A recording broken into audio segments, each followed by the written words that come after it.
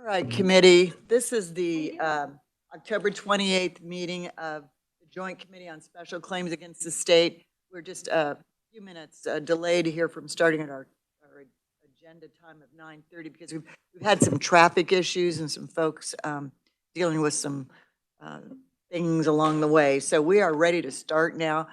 We do have a quorum. We're waiting on 2 members who will be here shortly.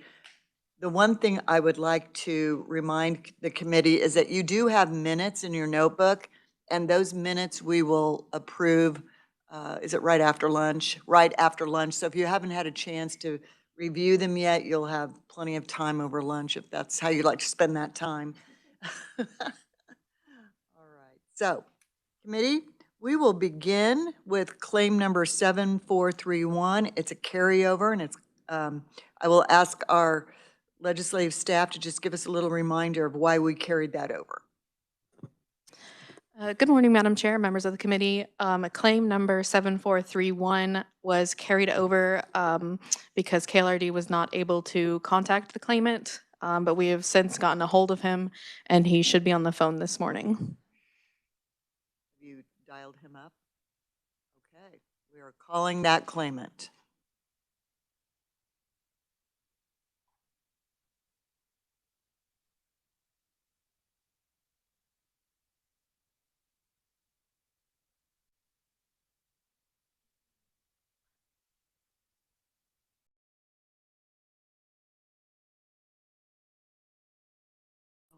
There's downstairs. Oh, committee, 1 second.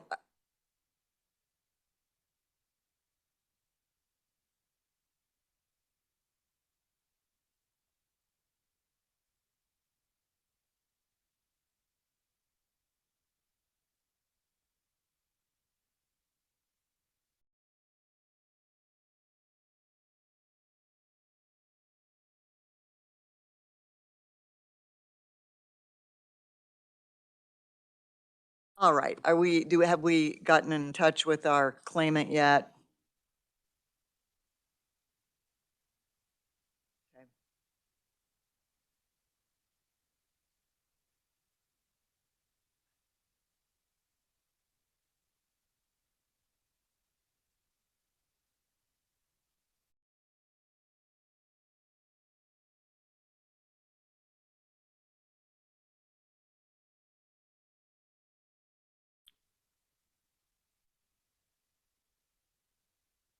Is it ringing?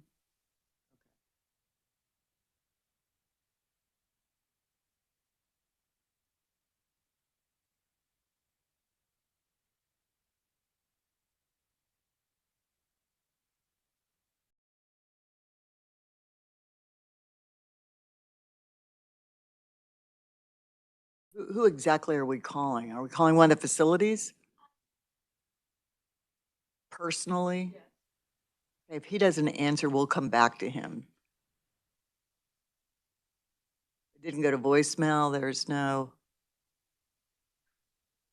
Okay, so let's come back to that one since that's a personal number. Okay, so we'll come back to 7431. We'll try intermittently, see if we can reach him. Okay, the next claim is claim number 7446, which was also a carryover. And Nicole, would you want to give us a little update, or Molly, on why, whoever's got that information, why we carried it over? Yes, so claim number 7446 was carried over because KLRD was not able to contact the claimant as he was no longer in KDOC's custody. Thus far, we have not been able to get a hold of him.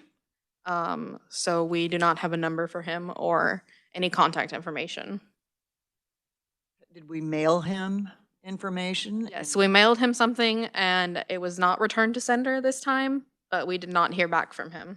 Okay, so I have a question for revisers. How many times do we give a claimant the opportunity to respond to us? Because we can't just carry it over forever. And we only have one more meeting in December. I'm not aware of a rule. I mean, you can. What do you think is practical, past practice? 2 or 3 times and then? That's plenty. Okay. Okay, all right. All right. So we don't have a number for Mr. Thomas. You've mailed him notifications. He hasn't responded. So committee, I would take a motion on that if you want to either carry it over for one last meeting or deny, whatever you would like to do. Representative Humphries? I move that we deny claim 7446 Is there a second? because we're not able to contact him. We've tried. Second. Representative Rogers, sorry, Representative Lewis. We have a motion and a second. Any discussion on claim number 7446? Senator Cluse? Thank you, Madam Chair. This seems odd that there's nothing like in statute that would safeguard this. What's to prevent him from throwing this back on us? Or just once we deny it, it's done? Revisers? Once a claim is denied, there has to be some unusual, extraordinary circumstance for it to come before the committee, the same claim. Representative Humphries? Can they make a new claim? Not using the same facts. Has to be, what you're saying. It has to be a unique, a separate claim for a different purpose or. Because more information has Right. come forward. Right, and it's happened before with some claims, but there's more information, so they are able to refile the claim even though it's been denied, but that's unusual. Representative Lewis? Thank you, Madam Chair. This is a more general question I had in going through some of the documents for today. In some instances, the KODC suggested that we deny. In other instances, they suggested we deny with prejudice, which of course is typical in courts. They'll make it clear whether you can come back. And I just wondered if that's the way we've been doing this, where we have to make it clear that we're denying with prejudice, or is a denial presumptively with prejudice? That's a good question. To me, deny means deny unless we say without prejudice, actually. Okay. All right. Thank you. Any other questions? Senator Cluse? So can we restate that motion again? Is it Up with to or the without prejudice? Maker of the Without. motion. The maker of the motion. I move that we deny claim number 7446, and I think inherently that means with prejudice. Second, are you, okay, Representative Lewis? Any further discussion? All those in favor say aye. Aye. Any opposed, no? Okay. Motion passes. Thank you.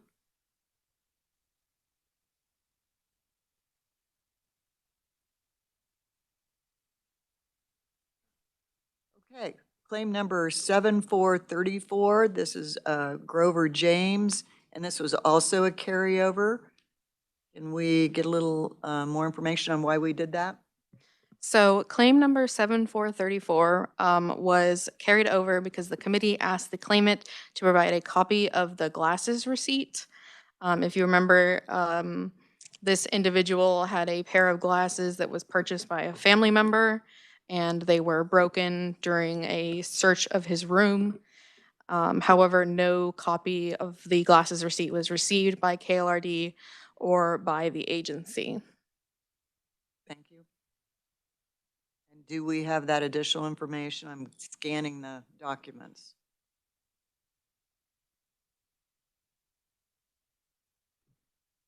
No, the glasses receipts was not provided.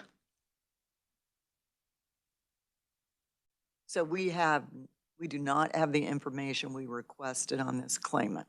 We Is that do what you're not. telling me? We do not. All right. Committee, do you have any thoughts on this claim?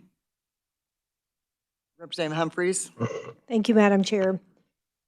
I move that we deny claim number 7434 because we did not receive the requested documentation. Is there a second? Representative Rogers seconds. Is there any discussion on this? Senator Cluse? Thank you, Madam Chair. So there's been no communication whatsoever with him since this. I'm going to ask staff to respond to that. We have not received any additional information from him He knew or though that- correspondence. But I think the question is, did he know we needed the receipt? Yes, in the letter that we sent to him that his claim, noticed that his claim was being carried over, we asked that he provide a copy of the receipt. Thank you. Senator Haley? And just to follow up, he did know that this was the date. I mean, he knew that the receipt, we were looking for that and that we would convene again today. Correct. He was sent a notice was the of the date. hearing that today was the date of his hearing. Okay, very good. Any other questions, discussion? Okay, we have a motion and a second to deny this claim based on the fact we didn't get the additional information. All those in favor say aye. Any opposed, no. Okay. Claim is denied. Okay, claim number 7435, we're just moving right along here. We may be a little early, but shall we try? This is another carryover, and this is calling Hutchinson Correctional Facility. Claimant Rudolph Wallace. Yeah, why don't you tell us why it was carried over, and we'll dial the facility. Thank you. So claim number 7435 was carried over because the committee was unable to reach the claimant before the committee adjourned. Thank you. Are you dialing?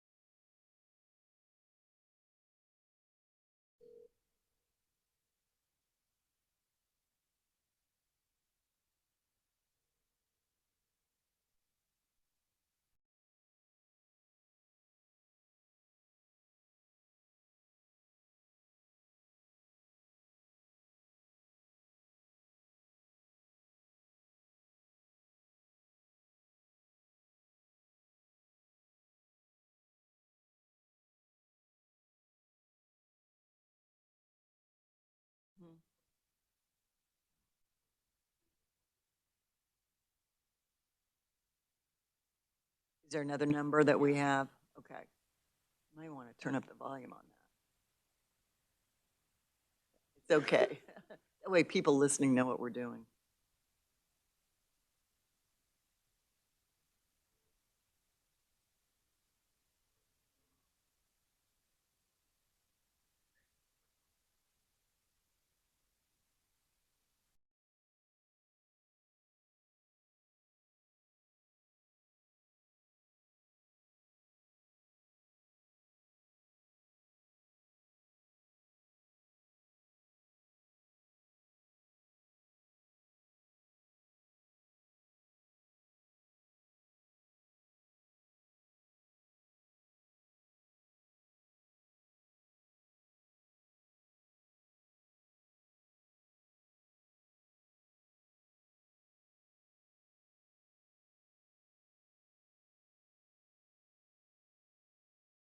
Hi, this is Nicole Rencher. I'm calling on behalf of the Joint Committee on Special Claims Against the State. Is Rudolph Wallace available?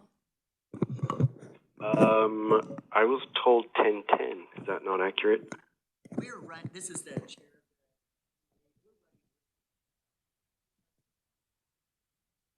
Well, hold on one second.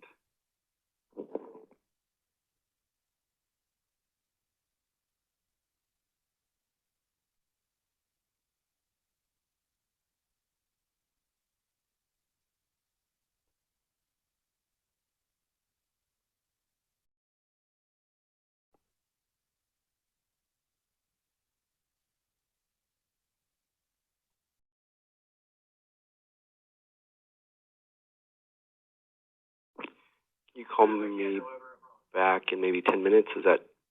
Will that be okay? Yes, we can do that. We'll call you back in 10 minutes. Okay. 2 minutes? Did you say 2 or 10? 10. 10, yes. We'll do that. Thank you. All right, thank you. Bye-bye. Okay, while we're waiting, can we run back to David Brooks, who didn't answer, and just give him one more opportunity here? That was our very first claim, and there was no answer.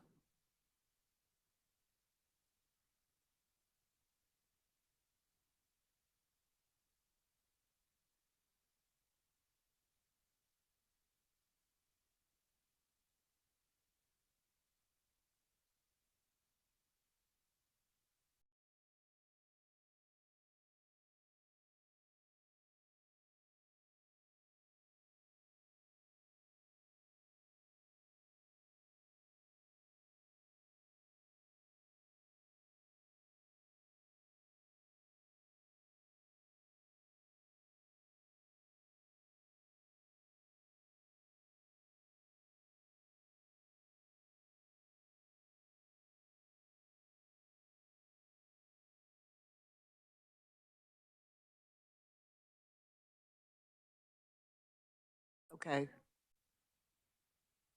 Ah. Oh, and he may be suspicious of the number? Sure. Do you want to try that? Let's try and call him from the committee room phone and see. I mean, I'd be suspicious too, right? Yeah, I didn't recognize the number.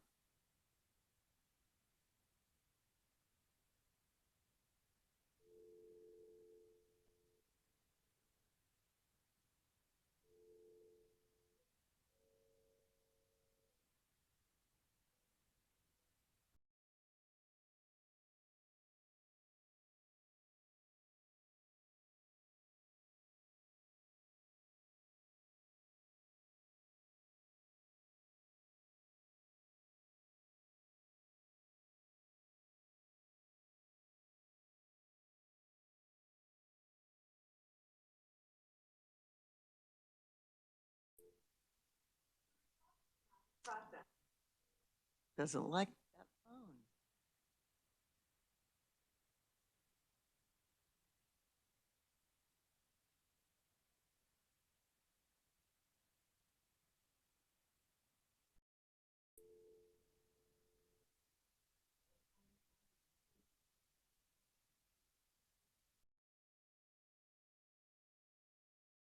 Let's try it one more time and then we'll stop.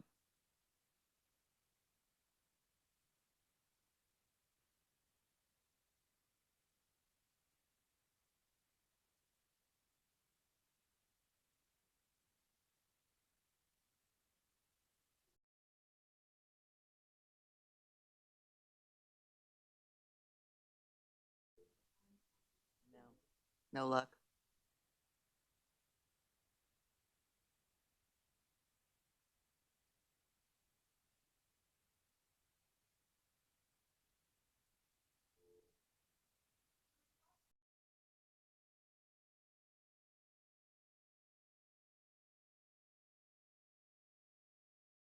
No, okay. Um, So we've got like 5 minutes until we can call, yes, Representative Humphreys? Yep, so just, thank you, Madam Chair. A question.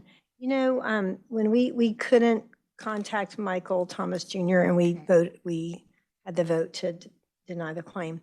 But I'm kind of looking back at the records, and he did have an attorney, Melinda Young Law LLC. I wonder if we tried contacting the attorney. So we had spoken to her before the first hearing to get an address for him, and she had not spoken to him in a while. So she couldn't provide. I don't Doesn't know help him. that she was working. With him Him, anymore yes. after the claim was filed. Okay, thank you. All right, so I feel if we try and call the El Dorado Correctional Facility, we're 20 minutes ahead, they may not be able to respond to us. Do you want to try? which is our 10:20. Maybe too soon. What do you think, Darcy? Is it too soon?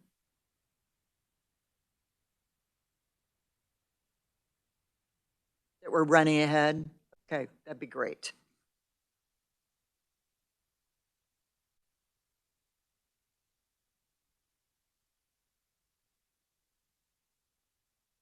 Seven, 4, 6, 3. How about we do that? Committee, I would like you to look at your agenda. It's at 11:25 and it's claim number 7463. We're going to give you a little bit of information. We cannot really hear that claim today. So as long as we've got like 5 minutes here, I'll ask the Department of Corrections to respond to that. You want to introduce yourself and welcome to committee. Thank you, Madam Chair. My name is Christine Tortorese. I represent the Department of Corrections. This claim is essentially a PREA complaint, which is the Prison Rape Elimination Act. It's a federal act that is strictly confidential. You can kind of think of it as like HIPAA plus in its confidentiality. So as a PREA complaint, we are completely unable to respond to this in this open forum. The idea has been brought up of doing this in an executive session, which could happen. But as it stands in a public forum, we cannot respond to this claim at this time. Did I hear that you need a little bit more information? You need to collect some more information? I would need to check about being able to speak about it in the executive session. I can get you that information by tomorrow, though. Well, we won't meet again till December, so you Yeah. don't have to rush Okay. it. But I guess my question is, what do we need to, how do we enter this into our minutes? Do we need to make a motion, Mike? That the committee decided to pass over this claim and hear it at a later meeting. Okay, so a motion to carry over. Could I get that motion so we can put it in our minutes? Because we have to collect some information. Senator Haley? Madam Chair, I'm just trying to understand the posture from the claimant standpoint. If this motion prevails, if he's suited up to discuss it today, he would just then be informed, certainly before his scheduled time. So will he be appearing at all? Will we hear anything at all? Not today. Okay, but he's ready now. Is he? Or, I mean, 11:25. Well, let's find out. Nicole, do you believe he believes that we're going to contact him at 11:25? So he was notified that that would be when his hearing was taking place. I have discussed with the agency and they said that they would notify the staff that they would not need to bring them. So I hope maybe the staff then would discuss with them. And then when the committee does whatever they decide to do, if they decide to carry it over, then he would be sent a notice that his claim was carried over and would be heard at a later date. So, thank you. Senator Haley, you've got a great point. How about at 11:25, we make sure that he is not waiting for us to call him? And if that's the case, then we'll make the motion to carry it over. Does that help? That would be fine. Thank you, Madam Chair. But also, is there anything by the additional delay that we're not privy to due to the confidentiality that is not being discussed, that a further delay might, are there other proceedings or any other action that may prejudice his claim if? Not that I'm aware of, Well, yeah, but well. we asked Department of Corrections or Mike.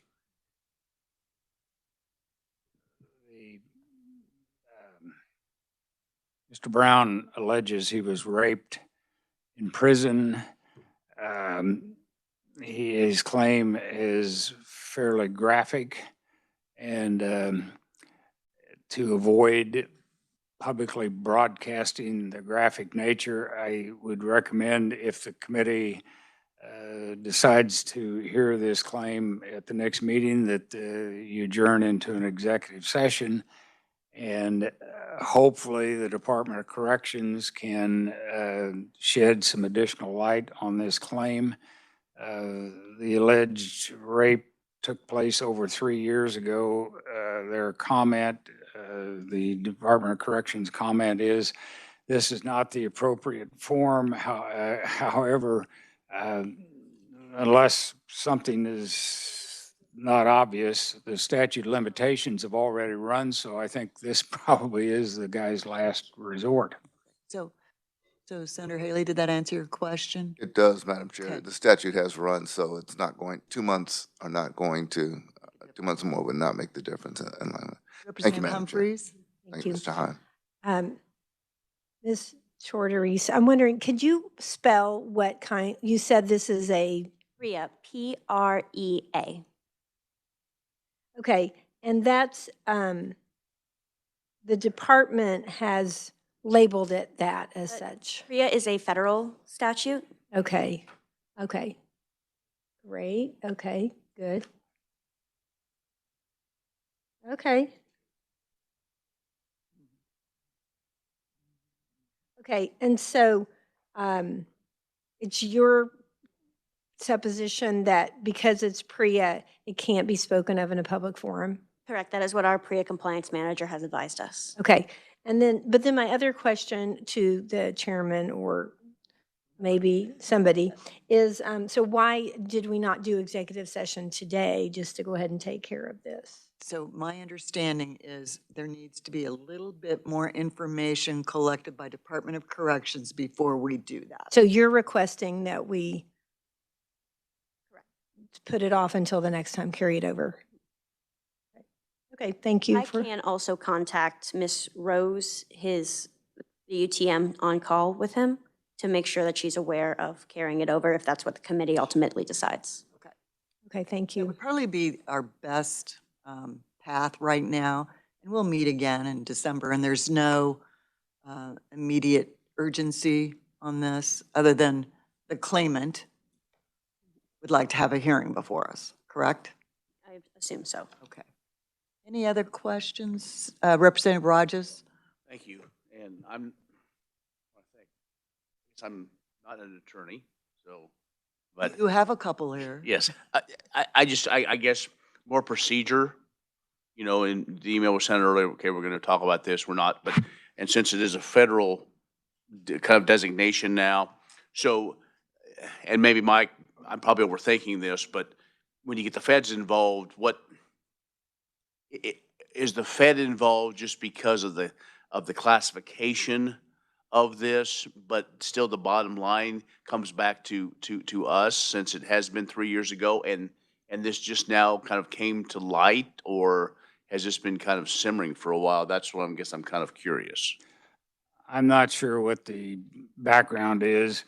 The federal law is more of a reporting and prevention type of act. It does not provide any type of cause of action for someone that alleges that they've been raped. So you would have to bring a Section 1942 U.S. Code, Section 1983 Civil Rights action alleging that the Department of Corrections was grossly negligent or something and allowed this to happen, or a state tort claims that there was negligence involved. It wouldn't be the same standard. But either way, it's been over 3 years and the statute of limitations has run. Unless there's some reason for the statute not to apply, the guy's out of luck in terms of bringing a lawsuit. I guess that my Madam Chair, I guess my question is, because the statute of limitations run out, he cannot file a lawsuit against the facility or against another, I assume it was an inmate, I assume, or whatever. Is that kind of where we are then? I believe that is correct. Okay. I mean, he could file a lawsuit, but it would be a motion to dismiss and he would be out. Okay. Thank you, Madam Chair. Thank you, committee. Okay, I think our questions have been answered. We'll deal with that when we get to it on our agenda. Great discussion. Should I let Ms. Rose know we're carrying it over, or will she be contacted as planned? Committee, my general impression is, and recommendation is that we carry it over when we get to that point. So yes, that would be our intent, to carry it over until December. I apologize. Will we be contacting Ms. Rose through Mr. Brown through the UTM, Miss Rose. Do you mean because Yeah, will we you be are calling? able, I get it. I think I get it. You are willing to contact his UTM and let them know we're going to carry it over, so he's not waiting for a call. Correct. That would be great. Okay. I apologize if I worded that poorly. Yes, not enough coffee yet this morning, but thank you. Very good. Okay. Be ready now to go back to claim number 7435, Mr. Wallace at Hutchinson Correctional Facility. Welcome, Lindsay.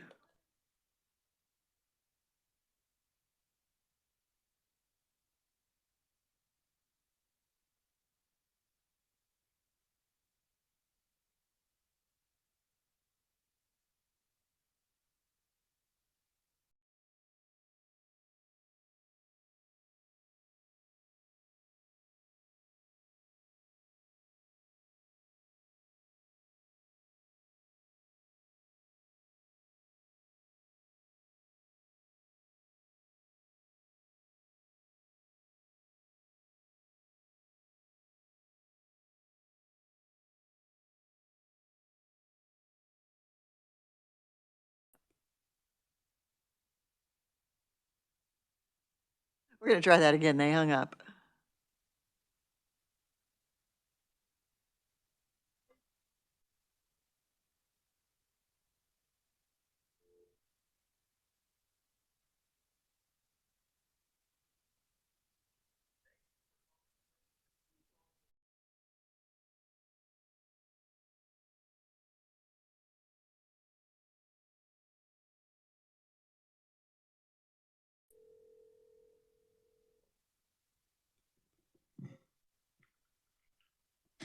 Hello?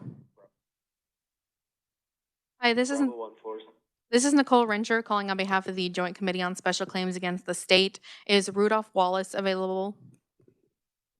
Here he is right here. Hello? Hi, Mr. Wallace. This is Senator Dietrich. I'm chair of the Joint Committee on Special Claims in the state legislature. We're hearing your claim number 7435 in the amount of $79.32.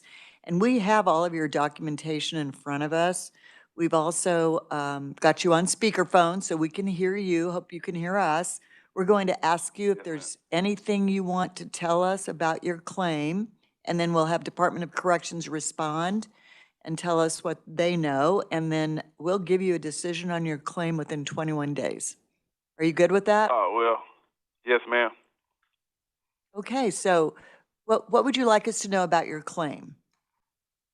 Nothing, that I left from C2 to the hole with some shoes. I didn't know I was supposed to ask for them because when I was here back in 9, 10, 11, and 12, we went right into the hole with our shoes. But the other dude said, man, tell them to get your shoes out that table. They're going to take the shoestrings out of them. So I told one guard, he was like, well, give me time. I got to do something. So I asked another one. They was like, then another shift came, and then by the next shift, the 3 o'clock shift, they was gone when dude went down there and looked for them. I guess one of the porters or something. I don't know. They came up missing. Then they said, well, they going to check the camera. I said, check the camera. I had to come down from downstairs from C2 to the hole with some shoes on. You going to see it. And I left with some Crocs. That's what happened. Okay, thank you. Committee, do you have any questions for Mr. Wallace? Okay, thank you. Now we're going to hear from Department of Corrections, so you could just listen for a minute, okay? Uh-huh. Go ahead. Thank you, Madam Chair. My name is Christine Tortor-Reese. So on the date in question, Mr. Wallace was sent to the RHU for being in an altered state, meaning he has taken some kind of drug or other mind-altering substance that may have altered his memory of these events. This is shown by the fact that he's listed 2 separate dates for the loss, both April 9th and the 12th. Furthermore, there is no evidence that Mr. Wallace was wearing the shoes at the time. He has signed both his allowable and non-allowable property forms, saying that the lists that did not list the shoes were a complete and accurate list of his inventory.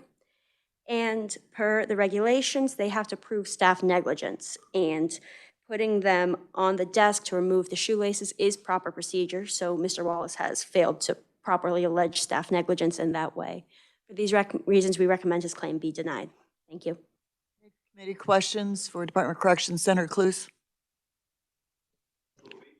No, we have a question from a committee member. You can just listen for a minute, okay? Yeah. Thank you, Madam Chair. The question would be, was there any other staff there present? Or was it just Mr. Wallace and one staff member? Thank you, Mr. Senator. I would assume there was other staff member. It's not often there's only one member on the unit at a time. However, the documentation does not say that for sure either way. But per normal operating procedure, yes, there would be more than one person. Senator Cluse, go ahead. Follow up, Madam Chair. So you're saying you assume, but you don't know? I'm saying that the documentation doesn't specifically say, yes, and there were 3 other officers there. However, that is the kind of thing that I believe would have been notated if it were only one. And then, Madam Chair, Go ahead. could you repeat just the portion on, you said you guys thought he was under influence of drugs? Yes, he was sent to the RHU on the relevant date for being in an altered state. He got a disciplinary report surrounding that. One moment, Mr. Wallace. 1 second. Madam Chair? Yes. So you're saying we do have documentation on that? Let me double check, because again, this has been carried over, so that might have been me misremembering, but let me double check on that. Mr. Wallace, did you have something you wanted to add? Yes, ma'am. I put it on the camera as a witness because the camera clearly showed that I went downstairs with my shoes. Now, nobody told me they take the shoestrings out and give you your shoes back later. They should have told me that. I thought they was gonna put them in my property. Okay, so I guess the question is there video evidence? I don't see anything listed. I was only here for like a month from Winfield. I didn't know nothing about how they redid it, the whole where they strip you out, take your shoestrings, Sure. give your shoes back. I'd have did that. Right. One moment, Mr. Wallace. I'm just asking a question of Department of Corrections. I don't see anything listed for video evidence. He seems to think there is. Does I have Darcy seen nothing about know? there being video evidence of the event. I don't recall. I haven't seen it at least, and when I requested all documentation about this, no video was mentioned. Could I ask Darcy a question? Darcy? Could you introduce yourself? Madam Good Chair. morning. Committee.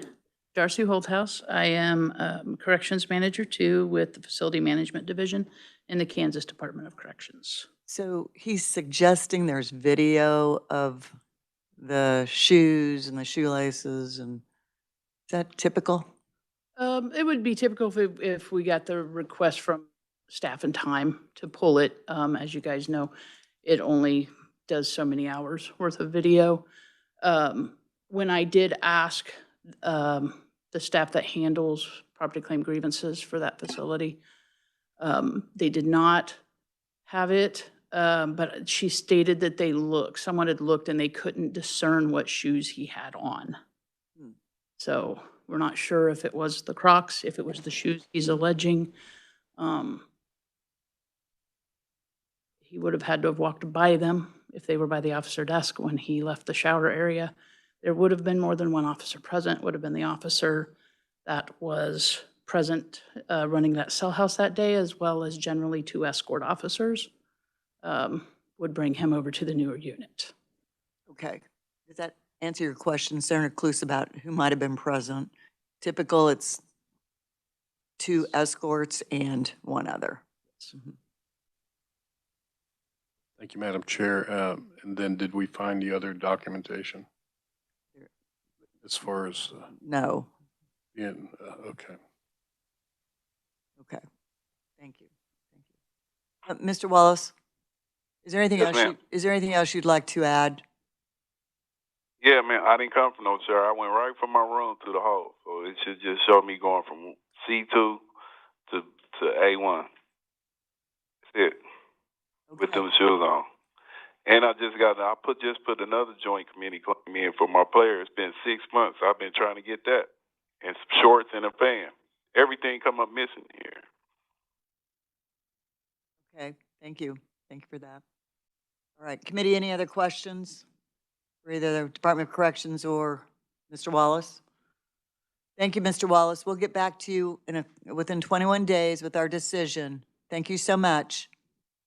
All right, thanks, man. Have a good day. Bye-bye. All right, committee. The next claim, 7478. This is Billy Elliott. I think that's a musical. El Dorado Correctional Facility. We try them, and we're back on schedule just here.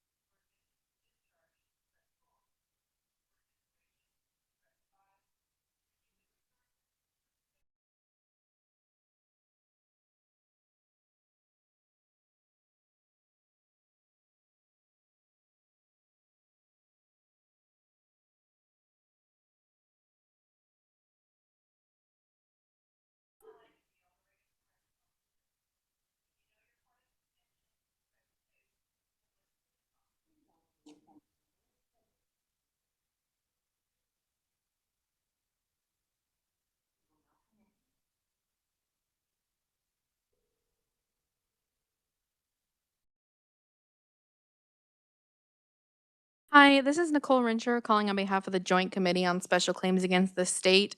Is Billy Elliott available? Hello? Hi, Mr. Elliott. This is Senator Dietrich. I'm chair of the Joint Committee on Special Claims in the state legislature. We've got your documentation for your claimant, for you, the claimant, and it's number 7478 in the amount of $76.74. So Right. we've got your documentation, and we'll ask you to tell us anything more you want us to know about that claim in just a minute. Then we'll ask Department of Corrections to give us their findings. Then we will make a decision, and we'll notify you in 21 days as to what we decided to do with your claim. Does that make sense to you? Yes. Okay. Could you tell me your name again? I'm Senator Dietrich. Hello? Hello, Senator Dietrich. That's my name. Could you spell that, please? Diet Rich. Could you spell it? Dietrich.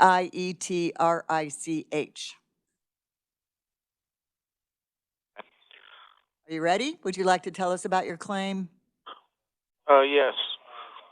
The DOC, especially here at the El Dorado Correctional Facility, they have a tendency to do mass shakedowns where they'll empty out the cell house of inmates and they'll put us all on the yard, and then they'll send in 30, 40 staff, and everybody goes through everybody's cell. They do not do what they're supposed to do. When they are taking our stuff, they are supposed to leave a shakedown with everything that they're taking. They're supposed to call us in if they have questions and say, hey, do you have a receipt for this? Because we are allowed to do hobby crafts, which includes threads, models, paints, etc.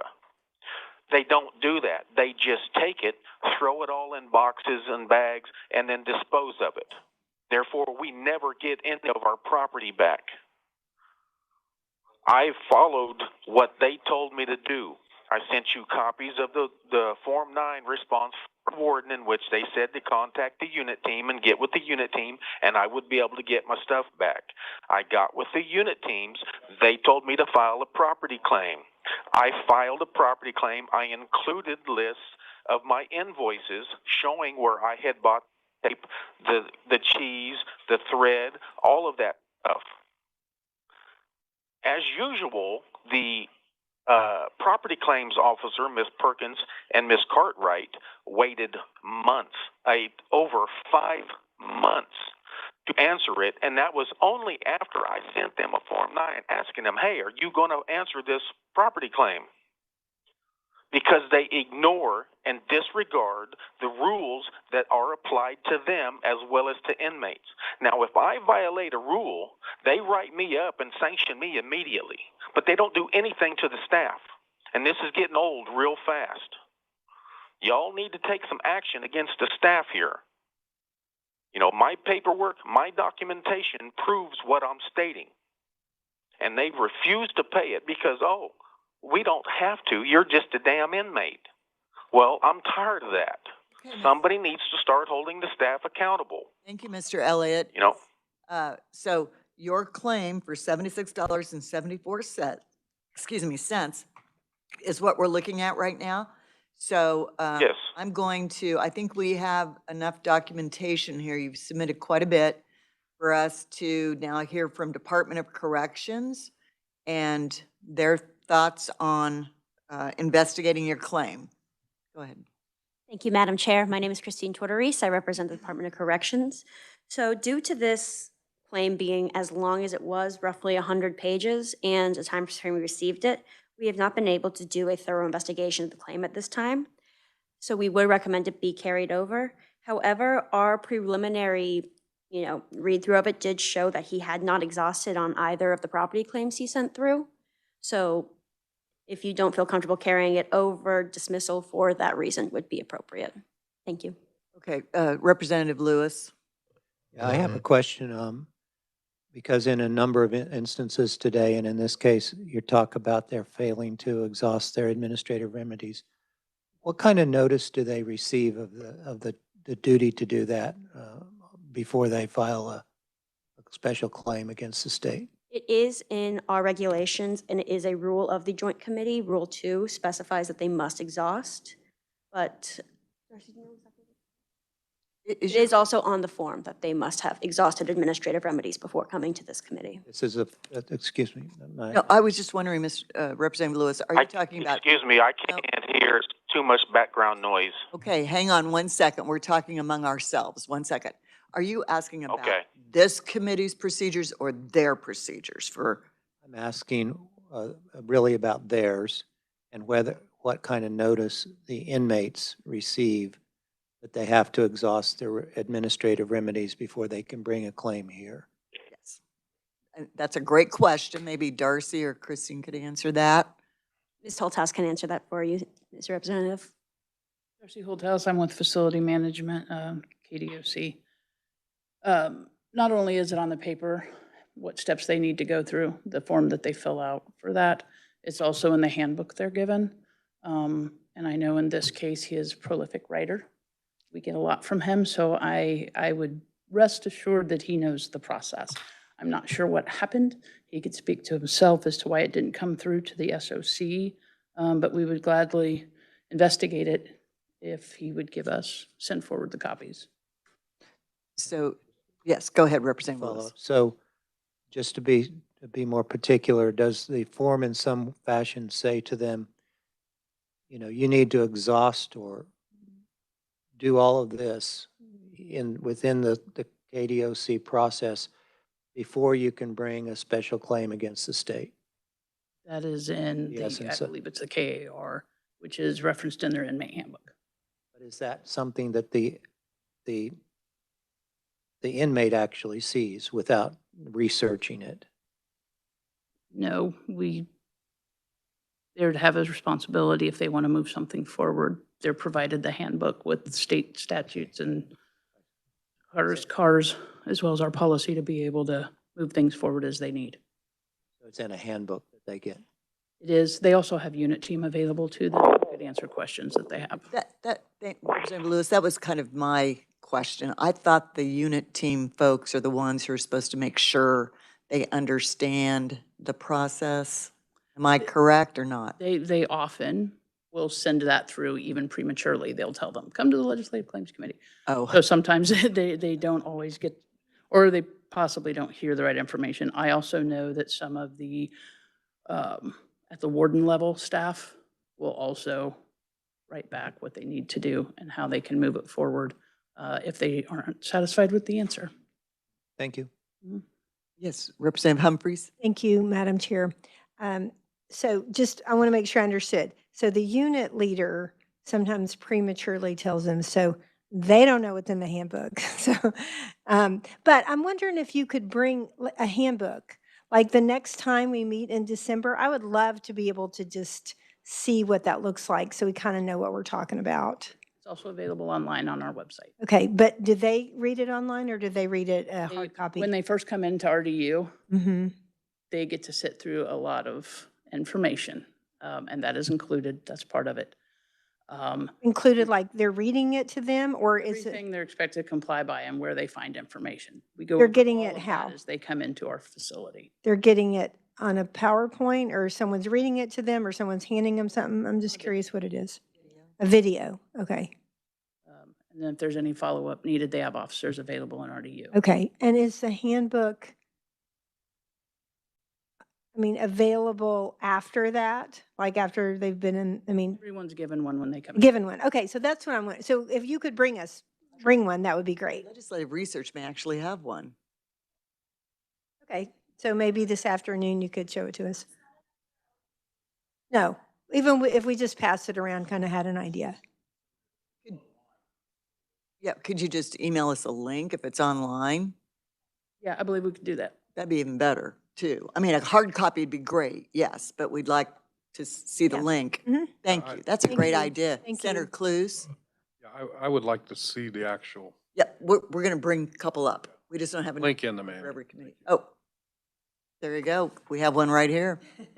We'll just pass it around. Thank you. Yes. All right. Mr. Elliott, Mr. Elliott, can you hear us now? Yes. Okay. All right.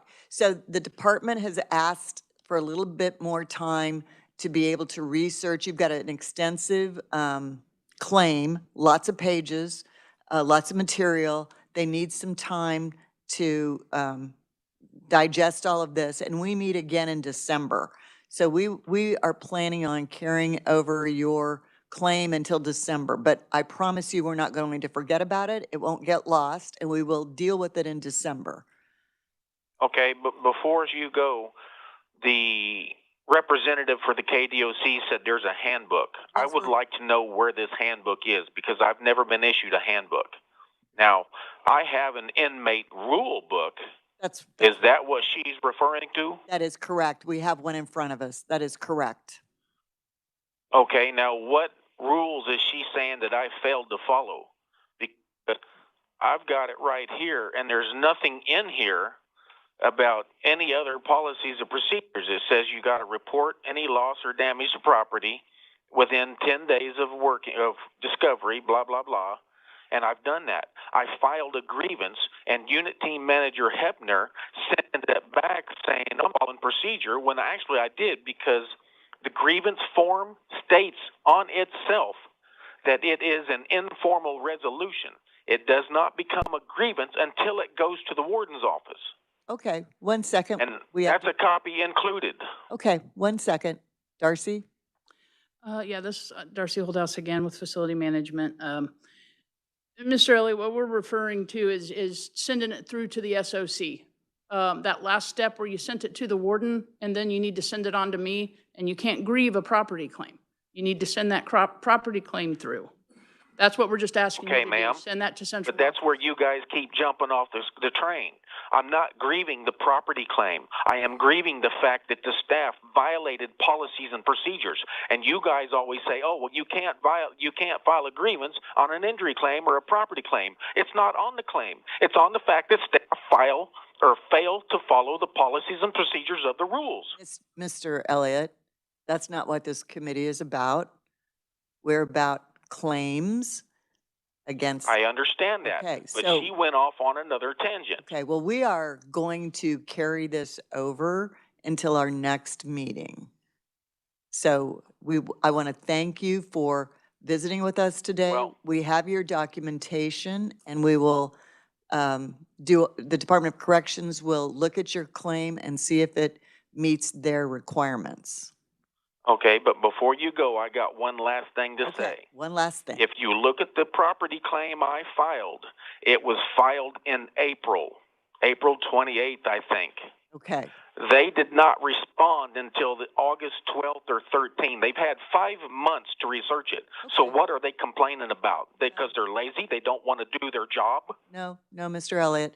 We will take a look at this. I can't answer your question, but you brought it to our attention. So thank you for that. And we'll talk to you in December. Thank you. Okay. Have a great day. I Bye-bye. will be requesting the transcripts of this court hearing. Okay, it's not a court.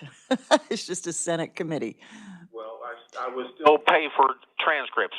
I want copies of this because I will be taking this to court if it's not reimbursed. Very good. Thank you so much. Bye-bye.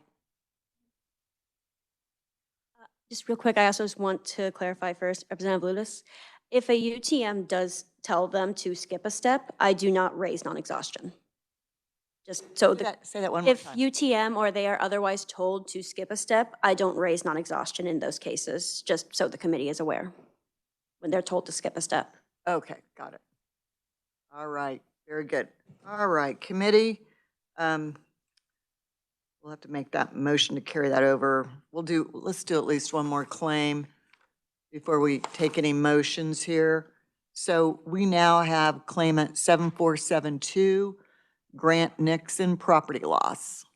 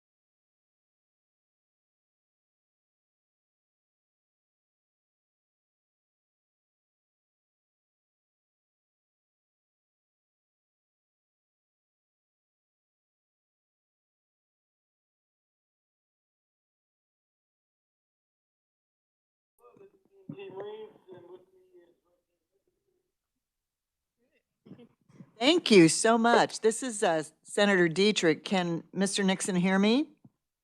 Yes. Hi. So I'm chair of the Special Joint Committee on Claims Against the State, and we have you on speakerphone with the committee. We have all your documentation in front of us, and this is the claim that you filed for, let me get the right amount, $309.10 for a property loss.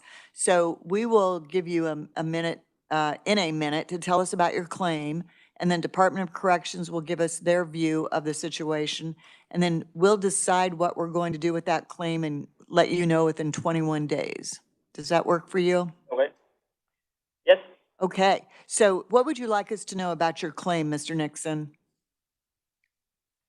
What do you want to tell us? Well, I filed it originally. It was denied. I appealed it last year with y'all. You dismissed it without prejudice, told me to refile it because somebody on the committee had said Larned should have done more. So I refiled it. It was denied again, and I'm back here. I don't know how I can be held responsible when I was on the top bunk watching TV. My bunkie let the door open, let the 3 inmates in that stole my stuff. I just don't see how I can be held responsible for another inmate's actions. And that's really all I have. Okay, thank you, Mr. Nixon. Department of Corrections, you have a response? Thank you, Madam Chair. My name is Christine Tortor-Reese. I represent the Department of Corrections. So as Mr. Nixon said, he was in the cell when his stuff was stolen. And furthermore, this committee did dismiss this without prejudice for non-exhaustion with the instructions for Mr. Nixon to refile. And similar to claim 7434, he has not followed those instructions. He did not fully exhaust again. He has never brought it to the Secretary of Corrections for Ms. Holthouse to look through. Therefore, we recommend this claim be denied. Thank you. Did you hear that, Mr. Nixon? Yes. Why did you not take it forward within the facility to the warden The Secretary. or the Secretary of Corrections? That was your next step. Did you understand that? I was never told that. I refiled the property claim. It was denied by the warden. And then I was told my next step is to appeal it like I'm doing. Appeal it to us. There's one more step, and that's the Secretary, Department of Corrections.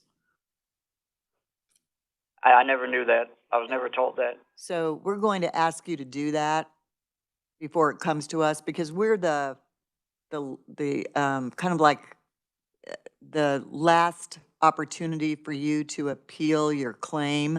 But you have to, we always use the term exhaust all remedies. And so one of those remedies is not only the warden, but then the Secretary of Corrections. And once that's either approved or denied, if it's denied, it comes back to us. You can file it with us. Okay.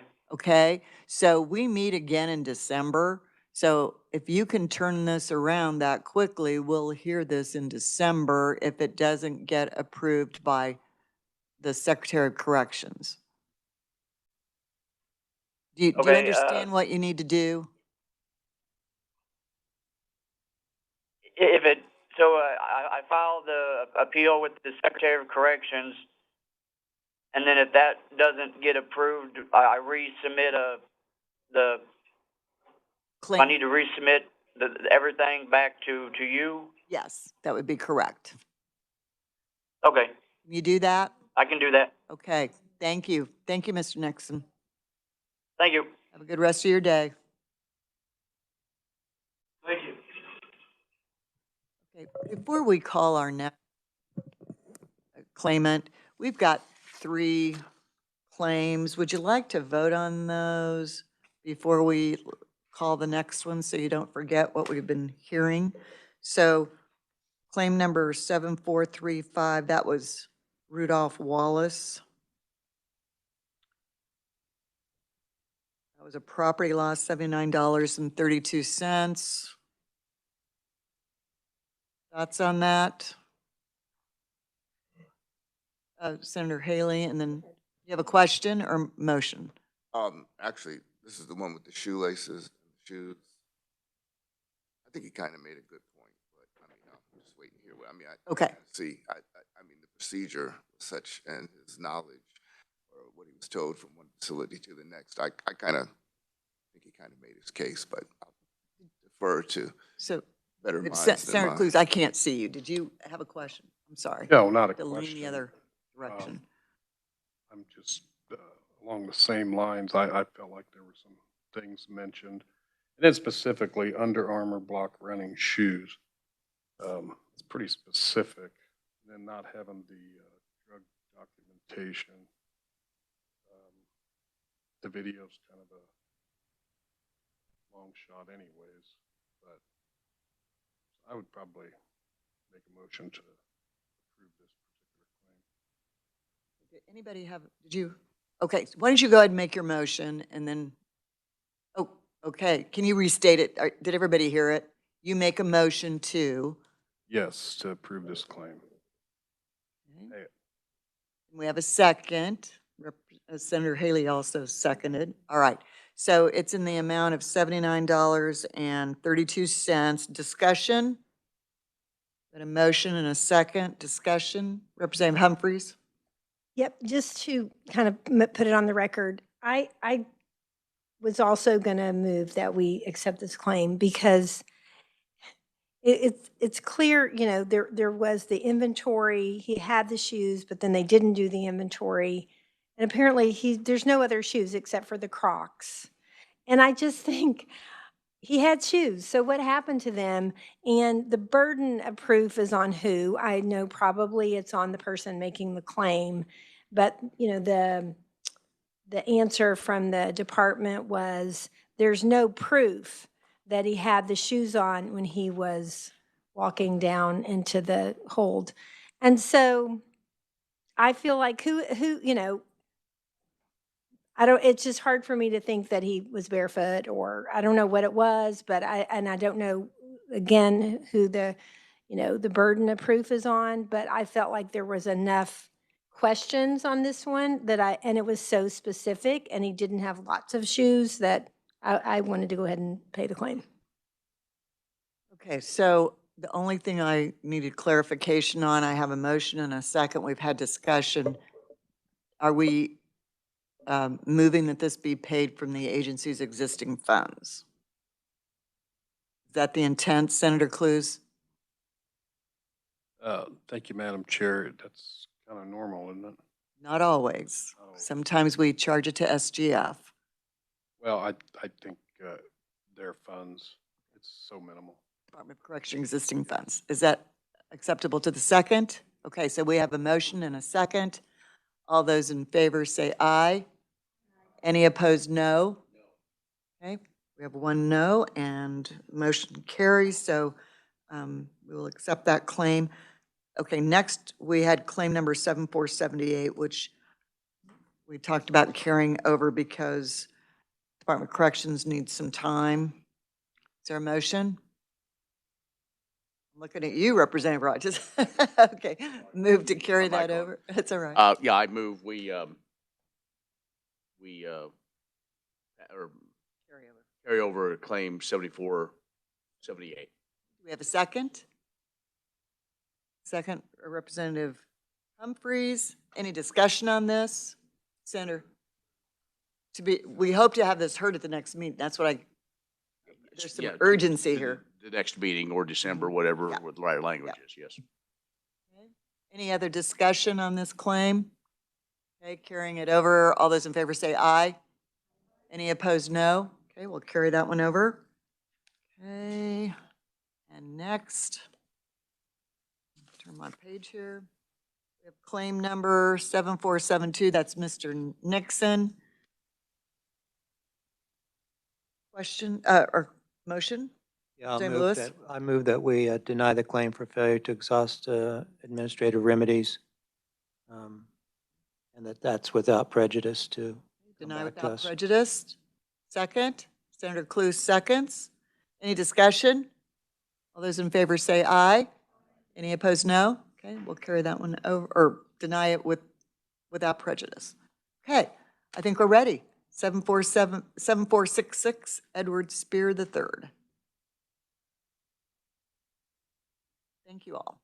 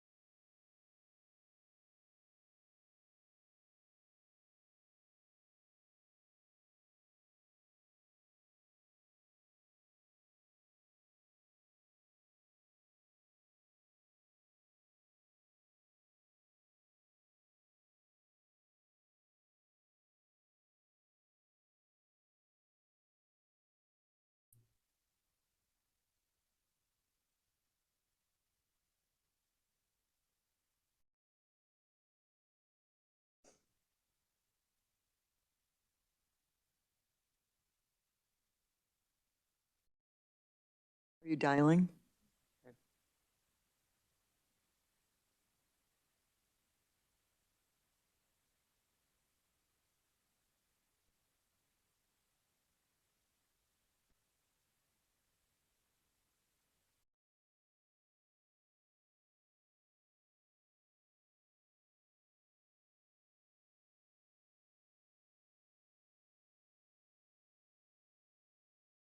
I do have an.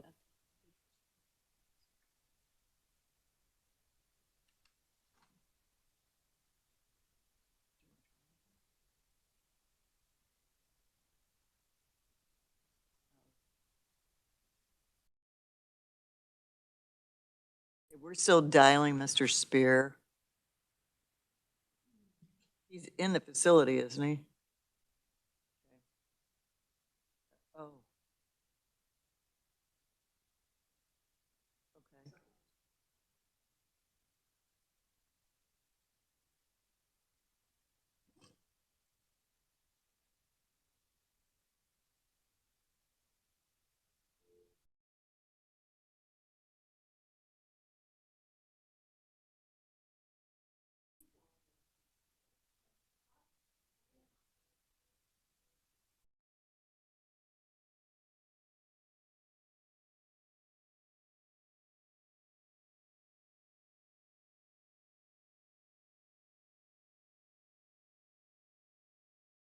Hi, this is Nicole Rincher. I'm calling on behalf of the Joint Committee on Special Claims Against the State. Is Edward Spear available?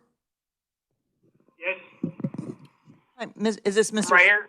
Hi, is this Mr. Spear? Yes, it is. Hi, Mr. Spear. This is Senator Dietrich. I'm chair of the Special Committee on Claims Against the State. We have your claim for $2,439.35 in front of us.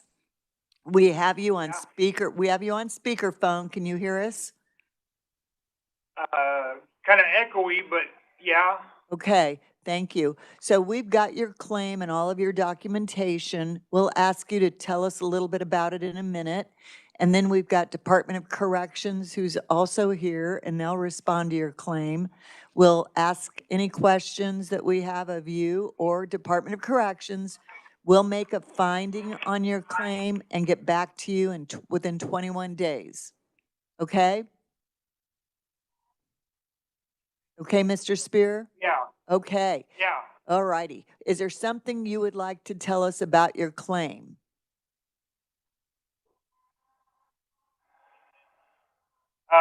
Just that, the TV, the TV was mine. They said it was stolen. The, property officer told me it was stolen, but it had, if they would have checked the serial number, it would have come back to me. I had receipts for it. I bought it myself. Nobody else had ever owned it, so I don't know why it even came up as stolen. My fan, I had two of them because I came from Lansing with two of them. One of them didn't work. They gave me the one that didn't work and would not trade it out for the one that did work. The property officers took it, but they wouldn't trade it back out for the one that was already broken. My player, my headphones, all that stuff was in the bottom of the box, my pack-out box, and when the officers dropped it in front of my door down here in segregation, it shattered the screen. So it was on the officers on that. Then my shorts, I had 3 witnesses as officers stating that the officer lost my shorts. He didn't keep them where they were supposed to be, and he laid them down, and they disappeared. So all of this is because of the officers. The fault is on the officers for not properly taking care of my property. Okay. Committee, do you have any questions for Mr. Spear right now? Okay. So I just want you to listen for a minute. We're going to hear from Department of Corrections. Thank you. Just hang on. Go ahead, Christine. Thank you, Madam Chair. My name is Christine Tortorese. I'm with the Kansas Department of Corrections. So Mr. Spear did list many items of property in his claim. However, the investigation that was done did show that the TV and headphones were properly removed as they had another resident's name and number on them. That is the investigation we've done. That is what we found. The fan was removed as excess. He has not mentioned in the documentation that they gave him a non-functioning fan and took the functioning one. That is the first time I'm hearing of that. And furthermore, he has a score player in property that he is able to exchange, no cost to him, and is then able to also re-download his songs, no cost to him. For these reasons, we recommend that his claim be denied. Thank you. A lot of her stuff I did not hear because I can't hardly hear her voice. Okay, we'll try and speak louder. Thank you. Committee questions for Department of Corrections for Christine? If I would have heard what she said, I might. Actually, it's for us to question. Sorry. Oh, okay. Okay, hang on. Committee, any questions? Okay. Mr. Spear, Yes. so we are going to look at all the information that we have in front of us, and we will get back to you within 21 days with our decision, okay? Well, I would just like to put back in that she's stating that the TV wasn't mine, that it had somebody else's number on it, but they have no proof or documentation of that. They're just saying that that's what happened. They can't prove or show me that they had any other person's name on it. They destroyed the TV before I could even put a property claim in on it, which is not procedure. Okay. Thank you. Appreciate that. Thanks so much. Mr. Spear, we will get back to you. Yes. Okay, in 21 days with our decision. All right, thank you. Thank you. All right, committee, we are going to move on to claim number 7470.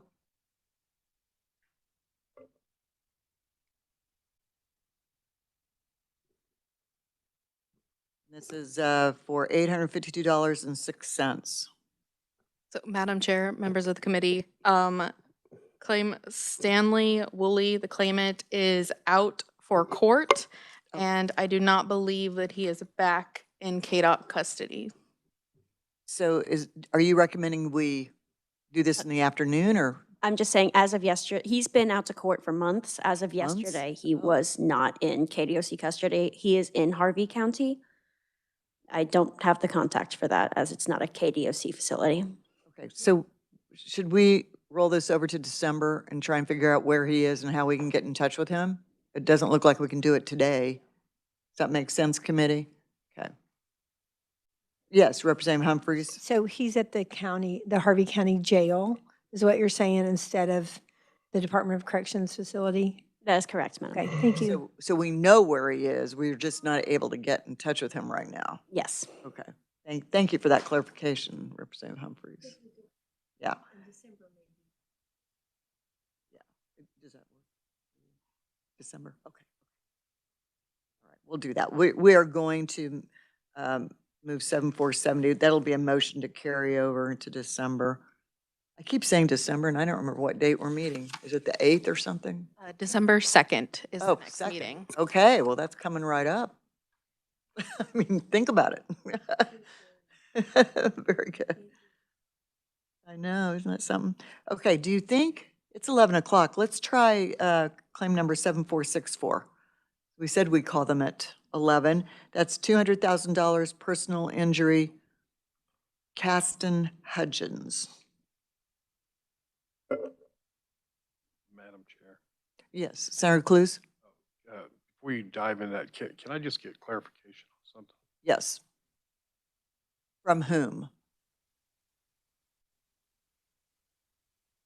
Whoever knows this book better than I do. Okay, or Darcy or something. Darcy left. Did she? Yeah, did Darcy leave? Oh, no, you're still here. Do you know that book? Rule book? Well, Can you come to the mic? okay, thank you, Madam Chair. Can you hear me all right? So I'm looking at this Article 16. I'm looking at the section that the reporting of the loss and damage to the property. 15 working days to let the facility warden to know. And then we were talking about on lost property, 10 days for the secretary to know. But I'm seeing that only under personal injury, not loss of property, unless I'm missing something. And then is that 10 days after the warden is notified? Is that consecutive? Or I just needed a little clarification. And then why the secretary is only listed under the injury part versus the loss of property part. That was my question. That makes sense.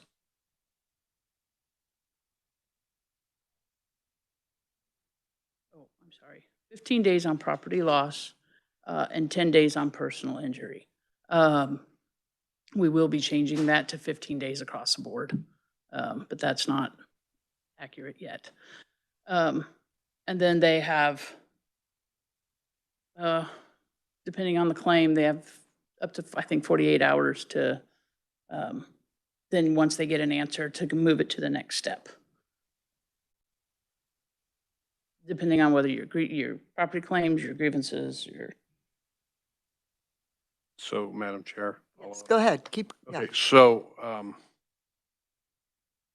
understand you're gonna change it, but we gotta go by what it says right now, correct? Yes. Okay, and so what it says right now, to my question is, because I thought it was brought up earlier, the 10 days to the secretary for that loss of property to fulfill everything, to exhaust things before it comes here. Was I following that correctly, Madam Chair? I believe so. Okay, so that's what I'm saying. So in the book, it brings a separation, if I'm reading this correctly, to the 15 days to the warden only under loss, and then 10 days under personal injury to the secretary. I just need clarification as moving forward that could come up. Thank you. So each step has a number of days which he needs to move.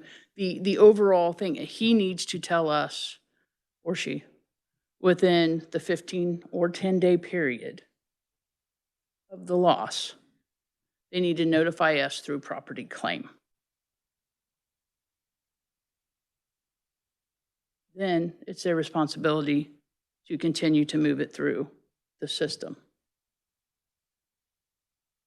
Representative Lewis also has a question, and Representative Vaughn. Just following up, and I don't have the rule book in front of me, but what Senator Clue seems to be saying is that there seems to be a different procedure for property claims and personal injury claims. And in one case, he's suggesting that it says you need to go to the secretary, and in the other you don't. Is that accurate?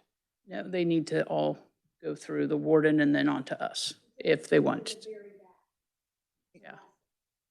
If they don't agree with the warden's decision. Sometimes they don't move it forward because they agree with the warden's I decision. think that's clear in the rules. I haven't looked at it. Yes, I mean, that's All right. that's well known, and the vast majority of our paperwork works that way. Representative Vaughn, and before you ask your question, it seems like maybe it would help us if we had a flow chart.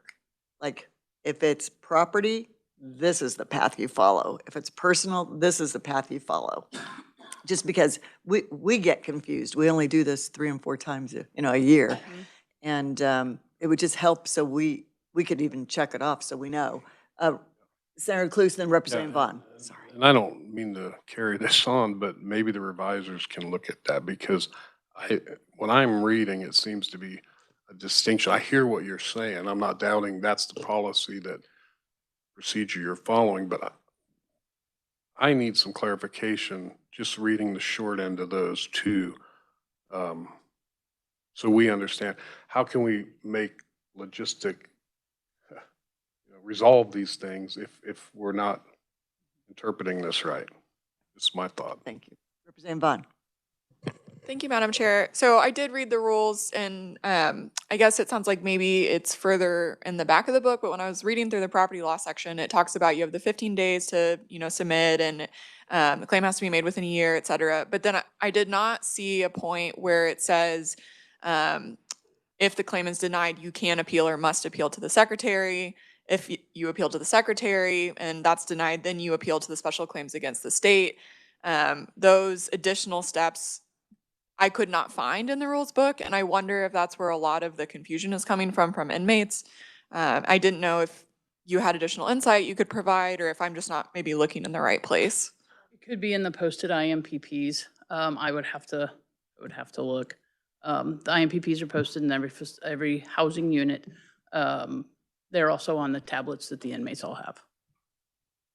Tablets that the inmates all have. They have tablets issued to them that have electronic forms of all this. Okay. Madam Chair, that just might be a suggestion or recommendation the committee could make, is if there seems to be continued lack of clarity, maybe it could be added to that particular section of the inmate handbook, because the claimants seem to know about the handbook, they seem to read the handbook, so maybe if it was all in one place, it would increase the correct following of that procedure. Okay, thank you. Molly? Hi, members of the committee. Just to clarify, like what we've been discussing, or what the committee has been discussing the past couple of minutes, I sent an email to the committee members with a link to the Kansas Department of Corrections policies page. That includes a link to the certain Kansas administrative rules as well, or KARs, as well as the IMPPs, which I believe stands for Internal Management Policy and Procedures. And that is quite a lengthy document online, but there are very detailed procedures in there that relate to a variety of issues, including property claim by inmates. Yes, Representative Humphries. Thank you, Molly. Thank you. That's super helpful.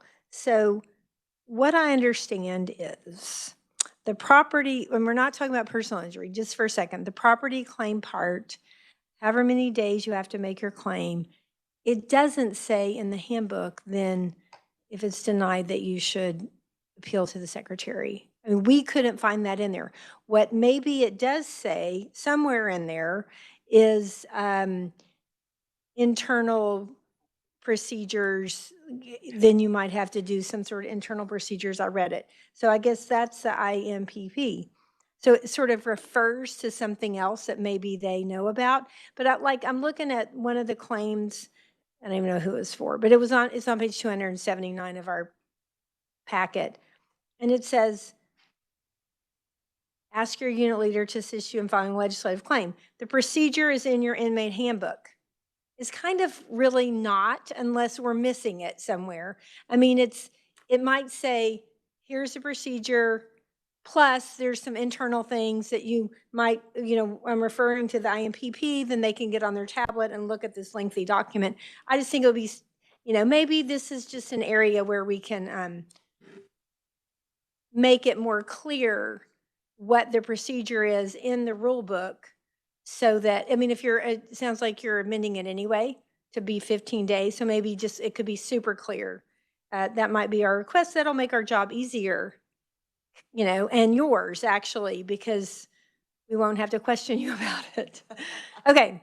So, and if anyone else who's looked at the book sees something different than I don't see, please say you. So I hope you see that feedback is your friend. And we're just trying to do our jobs as fairly as we can, and it just would be helpful because we're a little confused. Representative Lewis, is feedback your friend? Thank you, Chairwoman. So I agree with Representative Humphrey, the Vice Chair, about the lack of clarity, at least. And I'm looking at 4416-102, reporting loss or damage to property. But now I want to talk a little bit about the personal injury provision, which is 4416-104A. And what it says is, it starts A, each inmate claim for personal injury shall be submitted to the facility and the Secretary of Corrections within 10 calendar days of the claimed personal injury. Okay, so, and then it goes on and it gets confusing, quite frankly, but so if I'm an inmate and I read that, I'm thinking, okay, I have to file the claim with both of them and within 10 calendar days. So is that the thing they have to file? I mean, it's not sequential. They do it at the same time. No, they don't. And there's maybe more clarity in the IMPP portion, which is what a lot of them refer to. Like I said, that is also available to them. I just can't speak for their thought process. I don't mind bringing back feedback to my boss to look at implementing a change. To me, it's not clear, and I'd urge you to talk to your boss. Thank you. Thank you. Thank you very much. Good discussion. Yes, Senator Cluse. Just one follow-up then, Representative. So you see where I'm talking about on page 81, under the first section of loss, 15 days to the warden.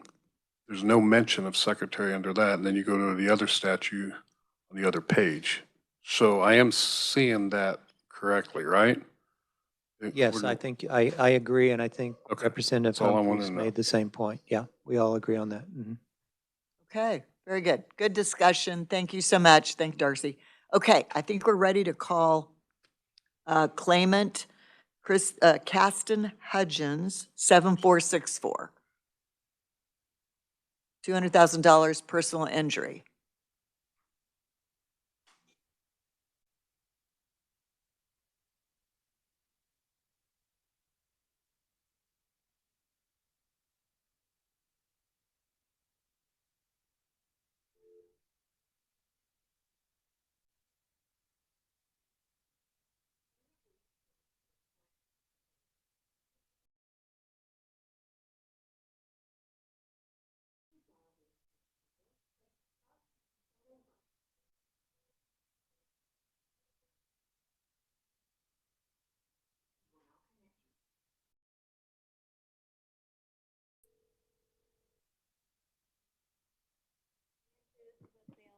Hi, this is Nicole Rensher. I'm calling on behalf of the Legislative Joint Committee on Special Claims Against the State. Is Caston Hudgens available? Yes, he's ready. Two claims. Mr. Hudgens? Mr. Hudgens, can you hear me? Hang on one moment. Sure. He stepped out. He's stepping back in That's now. quite all right. Committee, there are two claims from Mr. Hudgens. We're going to deal with both. They're both personal injury and they're both $200,000. It's going to be on speakerphone, sir.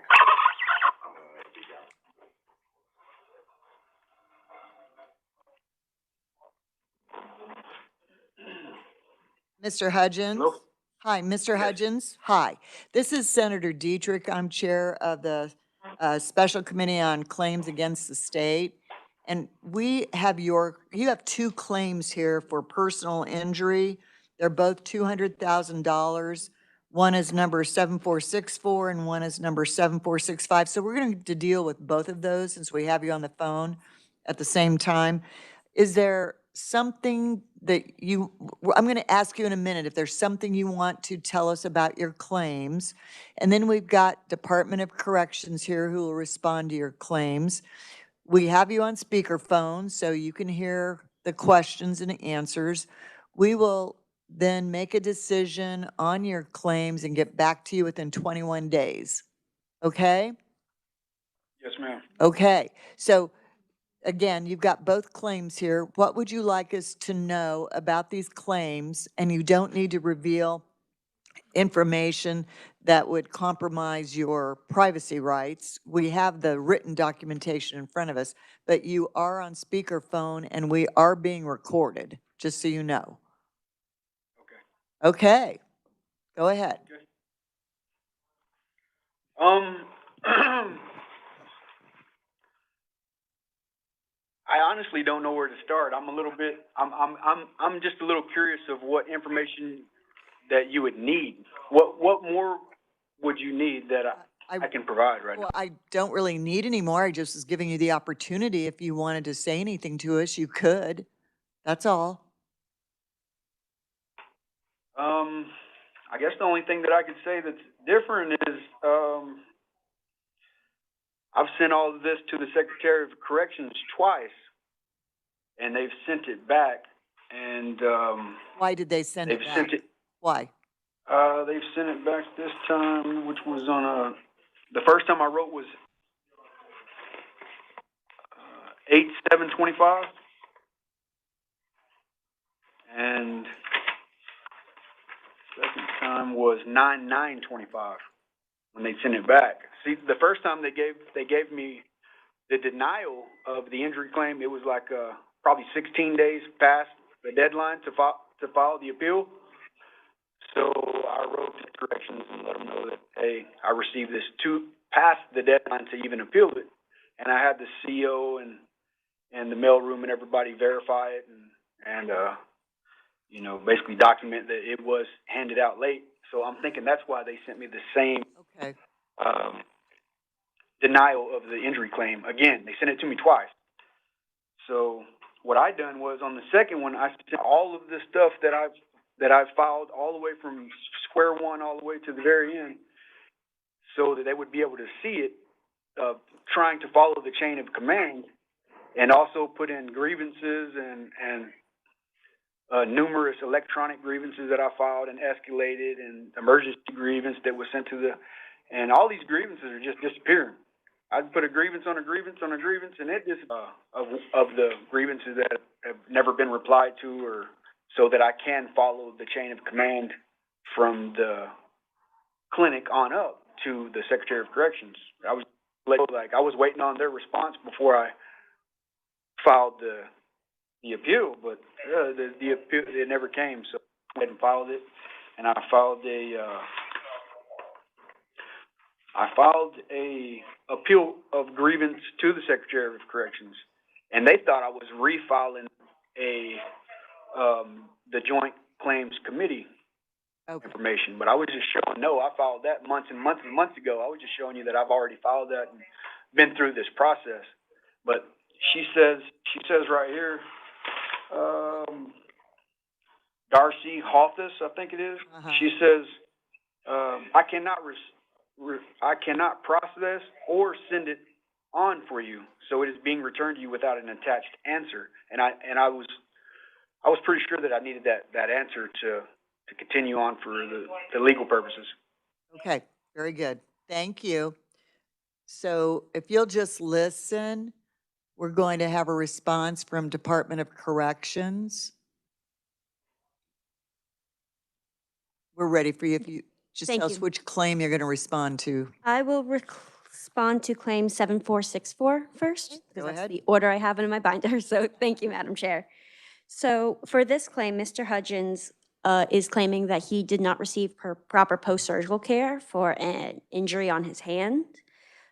The documentation we have shows that all care he received was in line with surgeon's recommendations. I cannot get further into what was done due to HIPAA constraints, but he also does not give reasoning for how he got to his $200,000 figure he's requesting. And furthermore, due to the complicated nature of personal injury claims, courts would be better suited for this, as they do not have the constraints and have more resources than this committee is able to provide to a single claim. So we recommend this claim be dismissed without prejudice. Thank you. Do you have any questions? Yes, Representative Lewis and then Senator Cluse. Thank you, Madam Chairman. So my understanding is the statute of limitations on personal injury claims in Kansas is generally 2 years. Is that yours? That is correct. Oh, you're cutting out on me. I can't hear you very good. Sir, we're just talking among ourselves right now. We'll try and speak up, okay? We'll do better. Okay, thank you.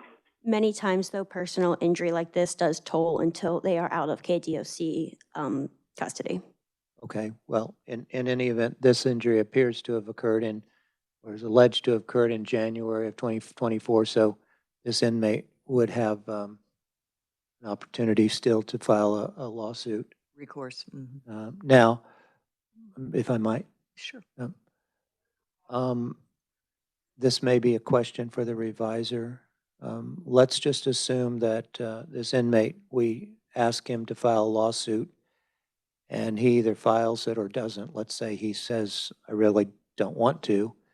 I would rather you take it up. And then he comes back to us a year from now. I assume we could still deal with it. It's not like, that's not an administrative remedy that he's compelled to exhaust. That's a choice of his. Am I right about that? You are correct. I mean, the committee has the ability to hear the claim if if he doesn't file the lawsuit, or if he does, then he gets thrown out of court. Okay, thank you. Senator Cluse. Thank you, Madam Chair. My question was kind of along the same, so I think I got the answer on that. So there is no breakdown on where he came up with that number. Not in the supplied documentation, sir, no. We can ask him. You want to ask him? Yeah, it would be nice. Mr. Hudgens, can you hear me? Yes, ma'am. Where did you come up with a $200,000 number to be reimbursed for your claim? Well, the tort claim, we've been at just a $200,000 mark on there, but not only that, but malpractice, intentional neglect. I mean, my hand's at 50% usage probably for the rest of my life. My career, I went to college. I specialized in carpentry. That was my career path. I probably won't be able to do that now. I'm pretty sure I sent the documentation on that. I mean, well, that's your hand. You only have one hand. So in the future, I may have to have, you know, some medical attention on the hand also. So, you know. Okay. So carries over. So, Mr. Hudgens, are you alleging like medical malpractice and you just landed on 200,000 because you thought that was a reasonable number? Oh, yes. Okay. Oh, yes. Okay. Does that answer your question, Senator Cluse? Okay. Very good. Yes, thank you. Can we now take a look at the second claim if there are no more questions? Oh, I'm sorry. Representative Humphreys has a question. I'm sorry. Yep, thank you, Madam Chair. So I'm just looking at your recommendations, Ms. Tortelise, and you say that he never sent the claim to the Secretary's office. Correct, not for this one. I tried to talk to Ms. Holthouse. She said that she did not receive it properly, but that might be a better question for her. Because Okay. from the documentation, I have an empty response from her. Okay. So he did seem to indicate that he had had communication, so. Darcy Holdhouse Facility Management, KDOC. Yes, there was one that I sent back because he didn't send all the other relevant information of who had looked at it before. That all needs to be sent as a packet. I sent him another one as well. I did have our medical review team look at the treatment plan, treatment he received, his follow-up care. That is an internal investigation, so I can't share that document. But they did find it all fell within practice, and so there were no recommendations from them. So would that, with what you just said, would that mean that he did not advance his claim to the Secretary of Corrections, or he did? He did not properly. He did not follow the process. He needed to provide the steps before it gets to the Secretary. And that The would be the information. documentation, that's what you're saying? Yeah, the unit team investigation, any medical team investigation besides what I initiated and what the warden found. Okay. Okay, and then the recommendation was to dismiss without prejudice because you would, I'm just making sure I understand what your recommendation is that if he does go the lawsuit route, then he could come back. Is that what your thought is, So why you said without prejudice? No, ma'am. The dismiss without prejudice is so the claim is not precluded from the courts as a prior final judgment on the facts. So when you deny a claim, that means that it is precluded from the courts. Dismissal without prejudice means they can bring it in a lawsuit. They can also bring it back here. However, dismiss without prejudice, in my mind, is so they can bring it back in either courts or here. Interesting.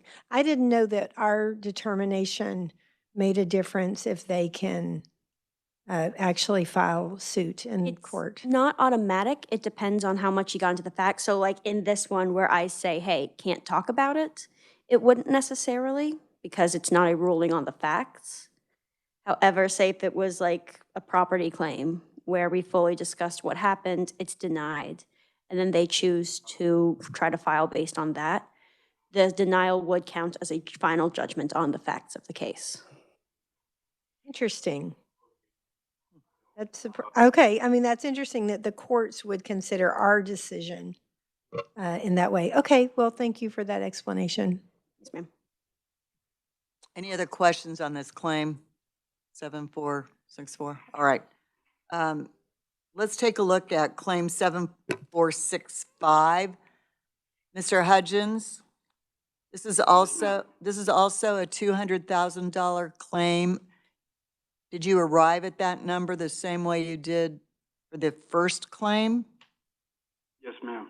Okay, very good. All right. Did you want to tell us anything about your second claim that we don't maybe know about? Okay, just the way it was investigated, the dates were wrong, the sick call descriptions were off. So I fell off my bunk and I thought I broke a rib, and I put in a sick call for that rib to get an x-ray. And I was waiting to be seen on that. And a few days later is when the incident happened with being cuffed, going to the shower, and he walks me through the water. Well, I guess some inmates were flooding the run or whatever, and there's water just draining down the thing, and I slip and he slams me, and that's what happened. This was really not an important issue. I filed it just because I know it's out of time, so it's going to get denied anyway, but I went ahead and just filed it because at the time I was in the hole, and no one explained to me how to do it, who to send it to, none of this stuff. You couldn't get proper paperwork that you needed to file it. So whenever I was filing another one, just went ahead and filed that one too, just because of the poor way it was investigated and Okay. just dismissed as if it was frivolous. Okay, appreciate that. So- Thank you. All right. We will hear from Department of Corrections now. Go ahead, Christine. Thank you, Madam Chair. So this was fully investigated. I have multiple strands of documentation that show that on the 28th, Mr. Hudgens claims he was slammed to the ground by a CO, did not complain of pain at that time, and then on January 31st of that year, he fell from his bunk and had a medical emergency claim for him. And then several days after that, he started complaining of pain in his shoulder.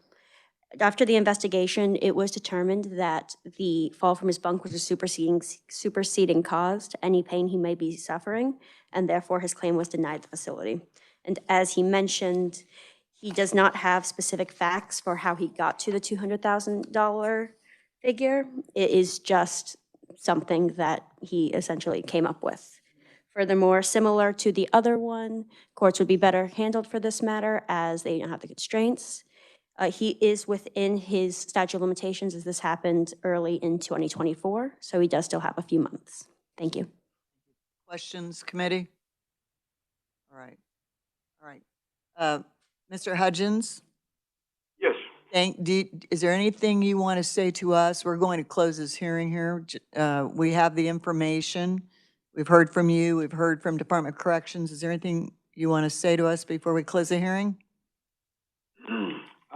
I just wanted to, was she saying they didn't follow the chain of command through that process? Like notification, the formal resolution, and the grievance, and then that whole process, was that not followed correctly, or did I hear that wrong? Is that what you said? It wasn't followed correctly?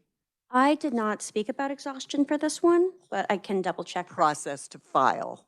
Process to file, as in to come here? For the facility. I definitely have all that information right here with me that was sent, so. One moment. One moment, please. Sure. You did probably file a personal injury claim for this one, yes. Mr. Hudgens, you did file everything properly. It was the prior one that he had not, but this one is. Yeah. So this one is fine on process. Okay? Okay. Well, thank you so much. I appreciate you. Thank you. You have a good day. We'll be back with our decision in 21 days, within 21 days. Bye-bye.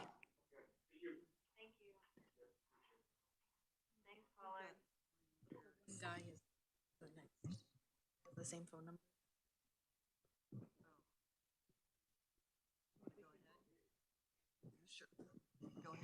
Hi, is Mackenzie Neal still there? Yes. Hi, so the next claimant, Christopher Hunt, has this same number. Is he available? Christopher Hunt is a different sex status resident,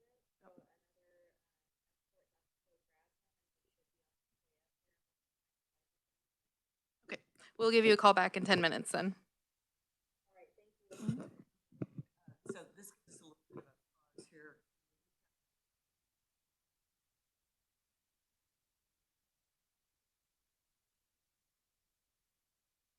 My mic wasn't on, sorry.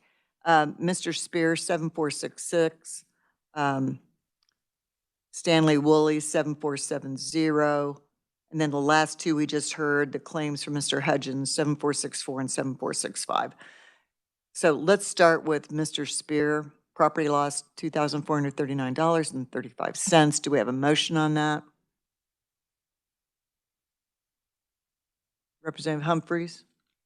Thank you, Madam Chair. I move that we deny claim number 7466. Is there a second? Second with Representative Rogers. Any discussion? All those in favor say aye. Any opposed, no. Okay, that claim is denied. Claim number 7470 is Stanley Woolley.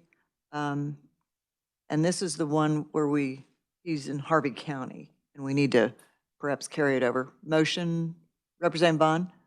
Thank you, Madam Chair. I'll make a motion that we carry over case 7470. Is there a second? Senator Clues seconds. Any discussion? All those in favor say aye. Aye. Any opposed, no. Okay, we will carry over 7470 and reach out to Harvey County, and hopefully we can get in touch with him, Nicole? Okay, and then the next two are Mr. Hudgens, 7464 and 7465. These are personal injuries. Motions, 7464. Madam Chair, I move we deny the claims of 7464 and 7465. Without prejudice or with prejudice? With prejudice, I guess. It's my better judgment. Without, you mean without. If you want to give him the chance. I would like to do without. That gives him the chance, though, to come back when you say without. That's fine, but this thing, we've dealt with this before. We've dealt with this for a while. No, without. Just no. Deny. Deny it. Deny with prejudice. Or just deny. Senator Clues, second. Okay.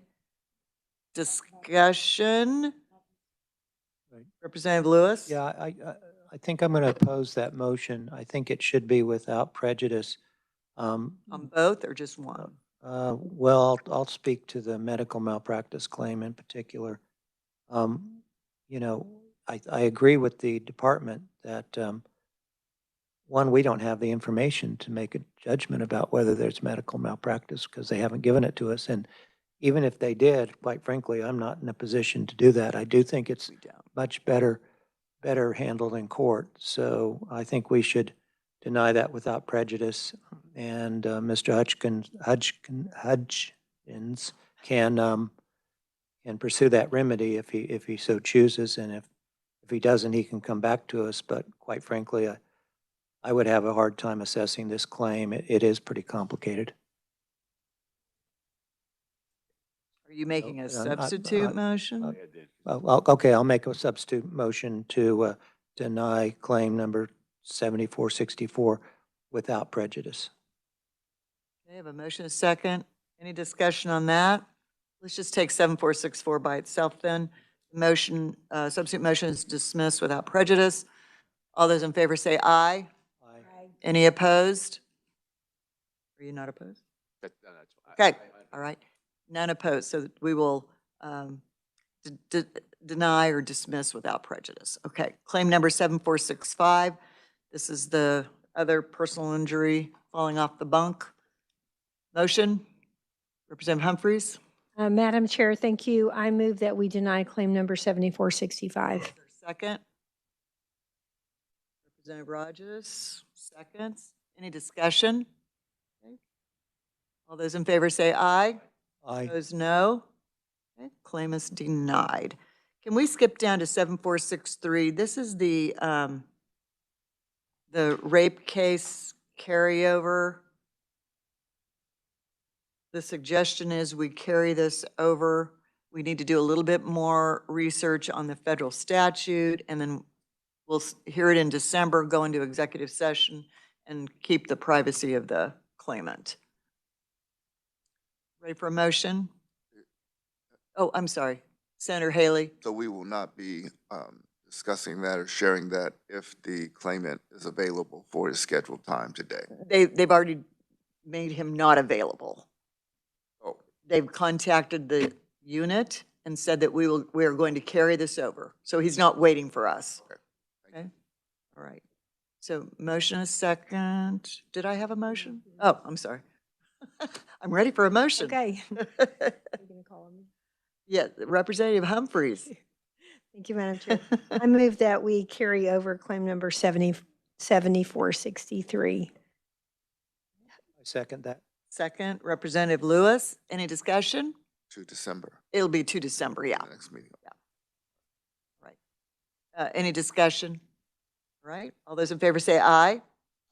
Any opposed, no? All right, we will carry that one over. All right. 7467, we're just a little behind. Mr. Hunt, personal injury, $600,000.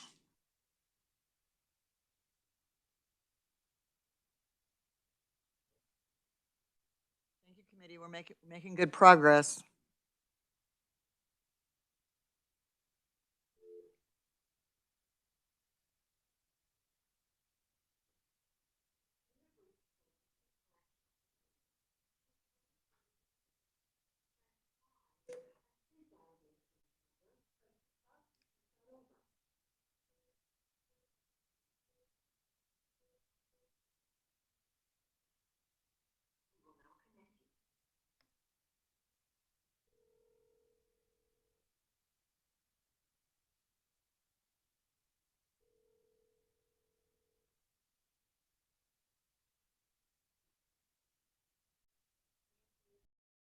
Hi, this is Nicole Rencher calling on behalf of the Joint Committee on Special Claims Against the State. Is Christopher Hunt available?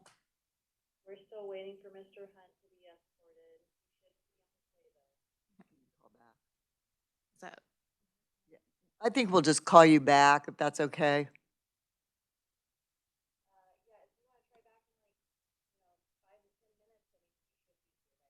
Okay, thank you. May I ask a quick question of the committee? Sure. Was Brooks officially carried over? The first one of the day? Oh, no, we're still trying to call him. Okay, Thank you for reminding us. thank you. Madam Chair and members of the Joint Committee, I have an update on that. We have determined that the phone number for him is no longer good as we cannot get through on any line. So So what are you suggesting? That we carry it over one more time to December? Or it is up to the committee what they would. how are we going to do. find the number? We have an address for him that we can still send stuff to. The hope would be that then he would call us and give us a new number. I do believe he has his aunt's number listed as well. So there is still a way to try to get a hold of him, All right. Committee, but what not would, right now. all right, committee, what would you like to do? Thank you. We can't reach him today, so do you want to try one more time? Give him the opportunity in December, and then after that, we're just gonna have to take that, action.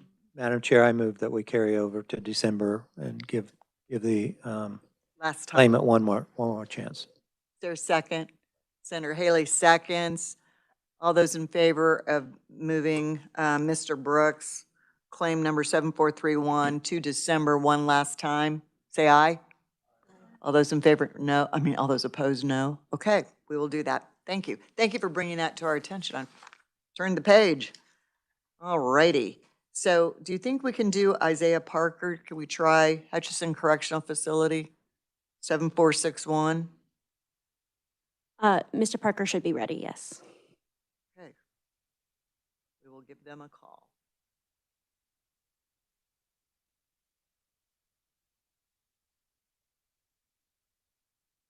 And we have Mr. Hunt and 7459. We have 2 left for our break.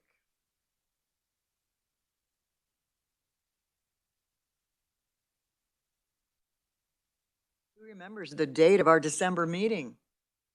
The second. December 2nd, yay. I totally, December 8th is a Shawnee County delegation. I just forgot. Did you remember that, Senator Clues? December 8th, Shawnee County delegation.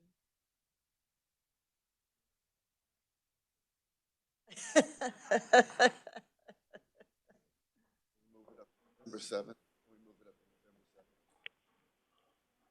Right now, that day's free for me. I tried not to. Good morning. Hello? My name is Pratt, and I'm calling on behalf of the Kansas Legislature's Joint Committee on Special Claims Against the State. Is Mr. Isaiah Parker available? He is. I'll put you on the phone with him right now. Here you go. Hi, Mr. Parker. Can you hear me?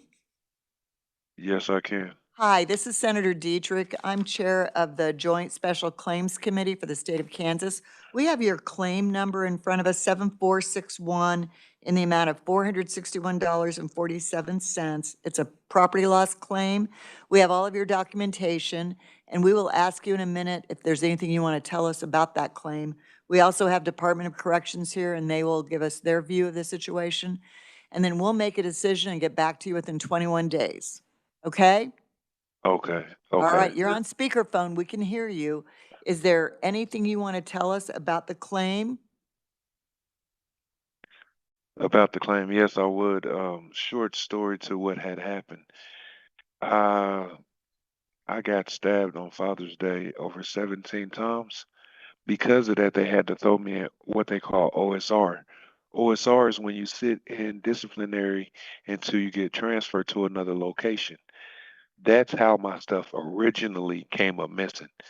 So I go into the segregation unit waiting to get transferred, and I asked about the property because most of the items that was there I don't get while I'm in the segregation unit.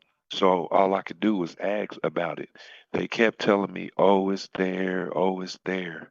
Or maybe someone to say, "Well, I don't know. Let me get back to you." So next thing you know, I get transferred. Once I get transferred, I get to the new facility. I keep asking them the same questions. They don't have any answers. Until a month later, after I arrived at the new facility, did it come up that I found out that I had the items were missing. Do do you guys get what I'm saying? Yes, yes. Thank you. We understand. We can hear you perfectly. Thank you so much. So Oh, go ahead. a little short time after that, I filed the property claim and I got denied for it. Since then, I was seeking all the information, all the documents, so I can reach out to you guys with it. And I got some paperwork. I have it actually with me right now. If you need it faxed over, let me know because the item that cost the most was the TV, and I have the um checklist, which they do once you receive the TV so that they can go over and make sure the item is found in good condition. I do have that. I don't have any sales receipts. I didn't receive any sales receipts. Well, actually, I did receive 2 sales receipts with it. One of them was in my box that never got returned to me, and the other one was in my property, and it somehow came up missing. So I believe that someone intentionally misplaced my items, well, at least the TV, the most expensive item. I still haven't had recovered any money to buy a new one, so I'm still in limbo right now with not having that item because it's so expensive. I don't have the funds to purchase anymore. So I was really wanting to come to a conclusion with this. Um, Okay. because it's been over a year. All It's right. been well over a year. All right. Thank you, Mr. Parker. Committee, do you have any questions? Senator Cluse? Thank you, Madam Chair. Me? do you have a question for Mr. Parker? Yes. Okay, Mr. Parker, we're going to ask you a question. My question Okay. is, Mr. Parker, can you hear me all right? I can hear you just fine. Okay, my question is, you had the amount 461.47, which included a sweatshirt, and then you said the sweatshirt was returned. So was that Yes, number 461? I'm sorry, 461. Did that include, still include the sweatshirt, or is there a new it number? did. It did include the sweatshirt, sir. It did include the sweatshirt. So now that the sweatshirt has been returned, what is the new number? Is that reflected? No, that's what I was thinking. Mr. Parker, this is Senator Yes, Dietrich. So we don't have any receipts. Did you not have any? I don't see any receipts. me. Receipts. That's what I'm saying. So to the TV was the only thing I had receipts for. I had two receipts. One was in that box that the TV goes in, and one was in my documents. I never I see. received the box back, so that was gone. The one that was in my documents came up missing.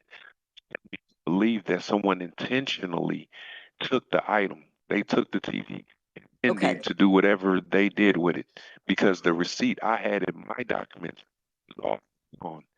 But I do got, it's not a receipt, but it's a proof of purchase that I have with me right now. I'm looking at it. It's called the ks.gov electronic checklist. And it notes that it is a TV, and it notes the condition that the TV was in when I originally received it. okay, I very have good. that with me. Okay, thank you. All right. We're going to hear from Department of, oh, I'm sorry, Representative Vaughn, I didn't turn far enough around. We have another question. Thank you, Madam Chair. Thank you, Mr. Okay. Parker. So I was reading through the claim and in the department's response, I think we'll hear this, but I think they're going to claim that you signed the inventories, indicating that you had all of your property, but then in your response, it looks like you're saying that you believe that your signature was forged. So I was just wondering if you could It clarify, was forged. okay, if you remember signing the forms, and if not, if just to clarify that you believe it was forged. No, no, I do not remember, because if I had received that form, I would have mentally took a note that my stuff was okay. Because remember, I went to disciplinary, said I don't receive that item while I'm there. So it was a length of a month and a half that I had to go sit back down and just wondering, do I have it? Is it there? What's going on with it? So um, they had never gave me the property claim sheet to sign, because if I would have got that sheet, I would have knew that my item was in storage and that it was okay. I never received that. So whenever some time came back when I put in the property claim, then I got the forged one back that had my name on it, but I didn't sign it. And I'm looking at it like, this isn't my signature. I never remember that. So what I did is I signed my signature at the bottom, and I put arrows to direct so you guys can look at and see the difference in the signatures. Okay, Thank you, that's helpful. thank you. We're going to hear from Department of Corrections now. Can you just listen for a minute? Yes. Okay, thank you. Go ahead, Christine. Thank you, Madam Chair. My name is Christine Tortorese. I represent the Kansas Department of Corrections. So as Representative Vaughn kind of already laid out, Mr. Parker did sign his inventory saying that they were all there. He had 5 opportunities of seeing his inventory sheet where he could have notated or told someone that something was missing, and he chose not to make that notation at any point. And regarding the signature, they aren't often signing something on a desk. Sometimes they're like holding it up on their leg. It makes perfect sense that their signatures would be inconsistent with each other just to the constraints of not having a table or sometimes a hard writing surface to sign things on. And considering that he did have multiple opportunities to address his items missing before now, and he did not do so, we recommend this claim be denied. Thank you. Okay, thank you. Questions, committee? Representative Vaughn? Thank you, Madam Chair. Do you have a copy of the inventory form? I know those are sometimes included. I think that would be helpful evidence. Yes, ma'am.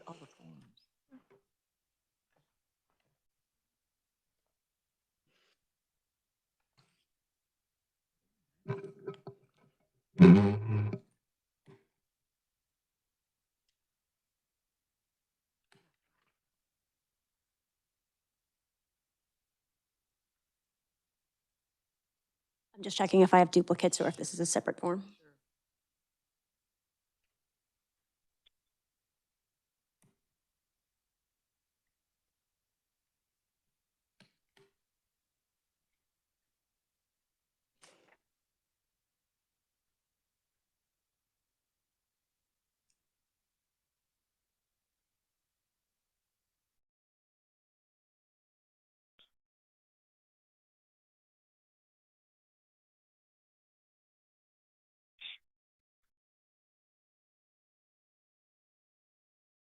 Okay.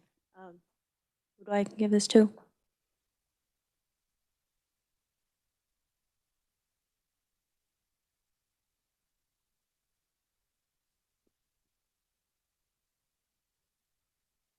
Forgive my little notations in there. I write in pink typically.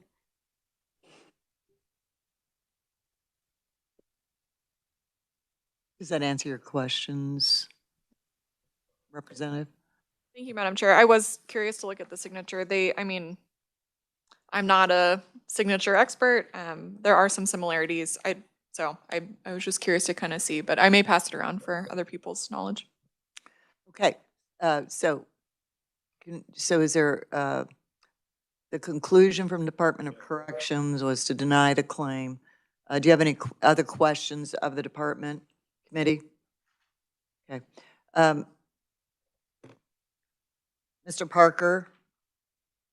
Yes. Okay, we are going to close your Yes. hearing and make a decision or a determination and get back to you within 21 days. Is there anything else Is you'd there like to any? say? There is. So the committee of DOC saying that my signature was signed, that it may have been a little inconsistency with how it was signed. But even if the signature was signed, let's just say the signature was signed because it wasn't. But let's say that still doesn't account for the item not being where it was supposed to be and me receiving it once I transferred, and I never got my TV back. I paid, I paid over $300 for that TV because I have so long to do that it helps me get by with my time. I've Sure. been going over a year without that because I cannot pay that back. So even if the signature was signed, which I'm disputing because I know I didn't sign that signature, but you guys don't. Let's say if it did, that still didn't give me my property back. I follow rules here. I stayed DR free for over a year and a half. I follow rules. I do what I'm supposed to do, and I feel entitled to the items that I purchased. I've read the prison litigation, and it states that I am allowed the items that are rightfully mine. I did not do anything to allow them to be able to take it away from me because of my actions.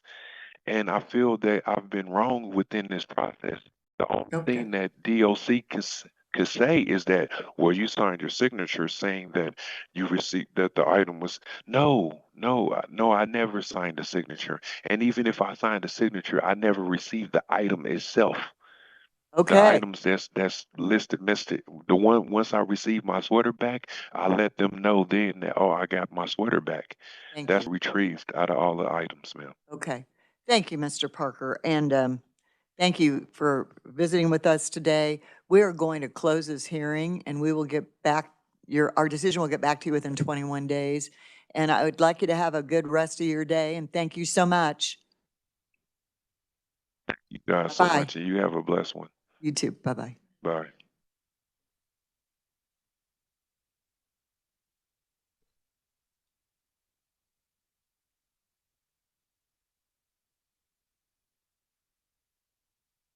Okay. Okay. All right. Our next claimant is, that we're going to call is Mr. Hunt. Can we get a hold of him now? not, we're going to have to pick him up after lunch because we have one other claim that we need to hear before.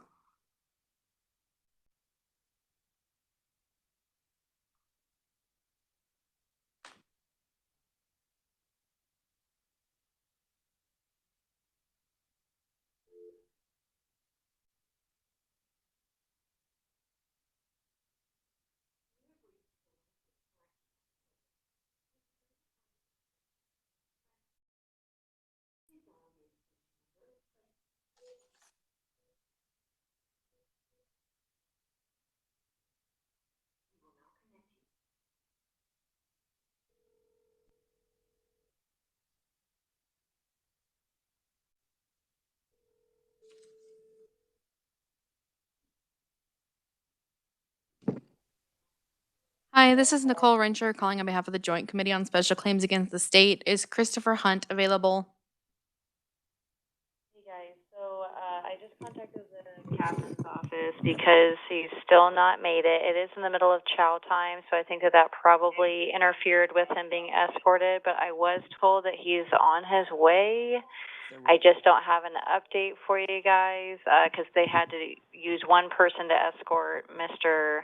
Haskins up here first, and then take him back, and then escort, or Huggins, and then take him back to escort the next guy.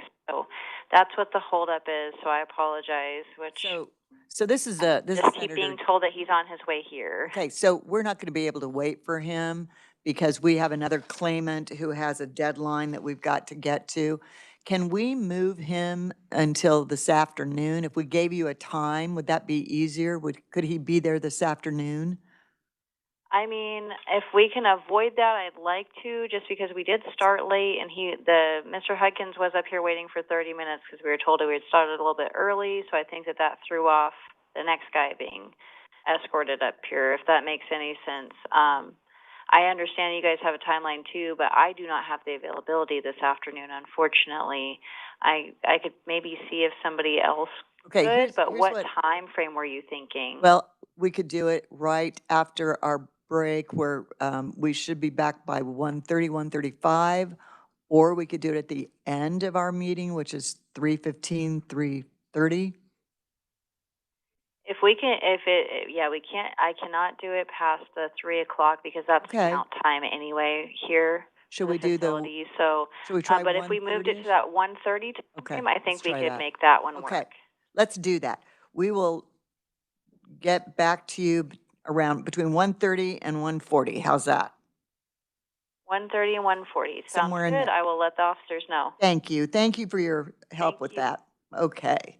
All right. No problem. Thank you, guys. All right, bye. So committee, we're going to, our last claim for this morning is 7459, window design and remodeling versus Kansas Historical Society. I see that Kansas Historical Society is here in person, but is it Mr. Roberson's going to be on the phone? Okay, you want to give him a call?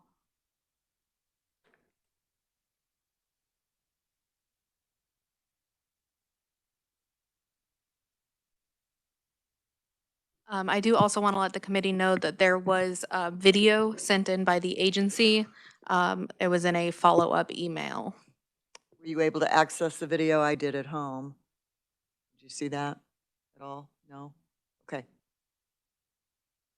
We won't take action on these until after lunch, so if you have time to look at it before we reconvene, that might help. Hi, good morning. This is Molly Pratt calling on behalf of the Kansas Legislature's Joint Committee on Special Claims Against the State. Is Mr. Rodney Robertson available?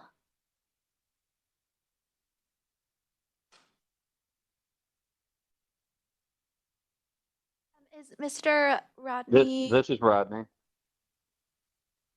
Mr. Robertson, this is Brenda Dietrich. I'm chair of the Joint Committee on Claims Against the State. We have you on speakerphone, and we are looking at claim number 7459 for $6,686.83 against the Kansas Historical Society for damage to your van.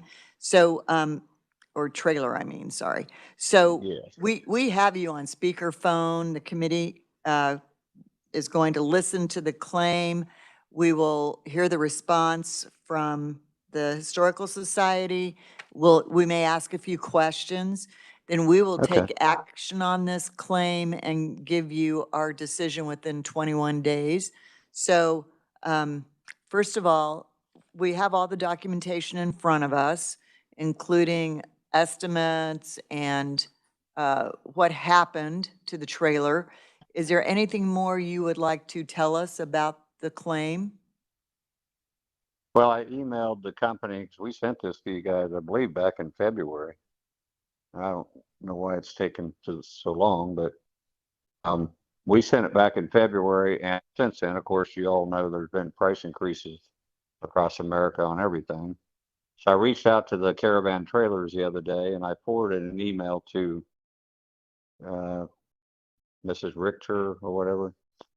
So they said the estimate didn't change, but the only thing they could not guarantee would be the freight on the materials at the time of repair. And I don't know if it breaks without me looking. Does it break out the freight on that estimate of theirs? Seems like it does. I would have to scroll through here. I see a trip charge. Does it break out the freight? I don't see freight. From See Caravan wrap? Trailers. I don't know. I don't think so. Well, regardless, we've got everything in front of us. Did you see freight? Yeah. Representative Humphreys? Oh, there it is. They said the freight could change. So all I would want is a gentleman's agreement, I guess, that if the freight did change, if it's $50, I'm not worried about it. But if Yeah, it's so 200, yeah. So we do have it says freight billed on final invoice 0. No money charged to that. Okay.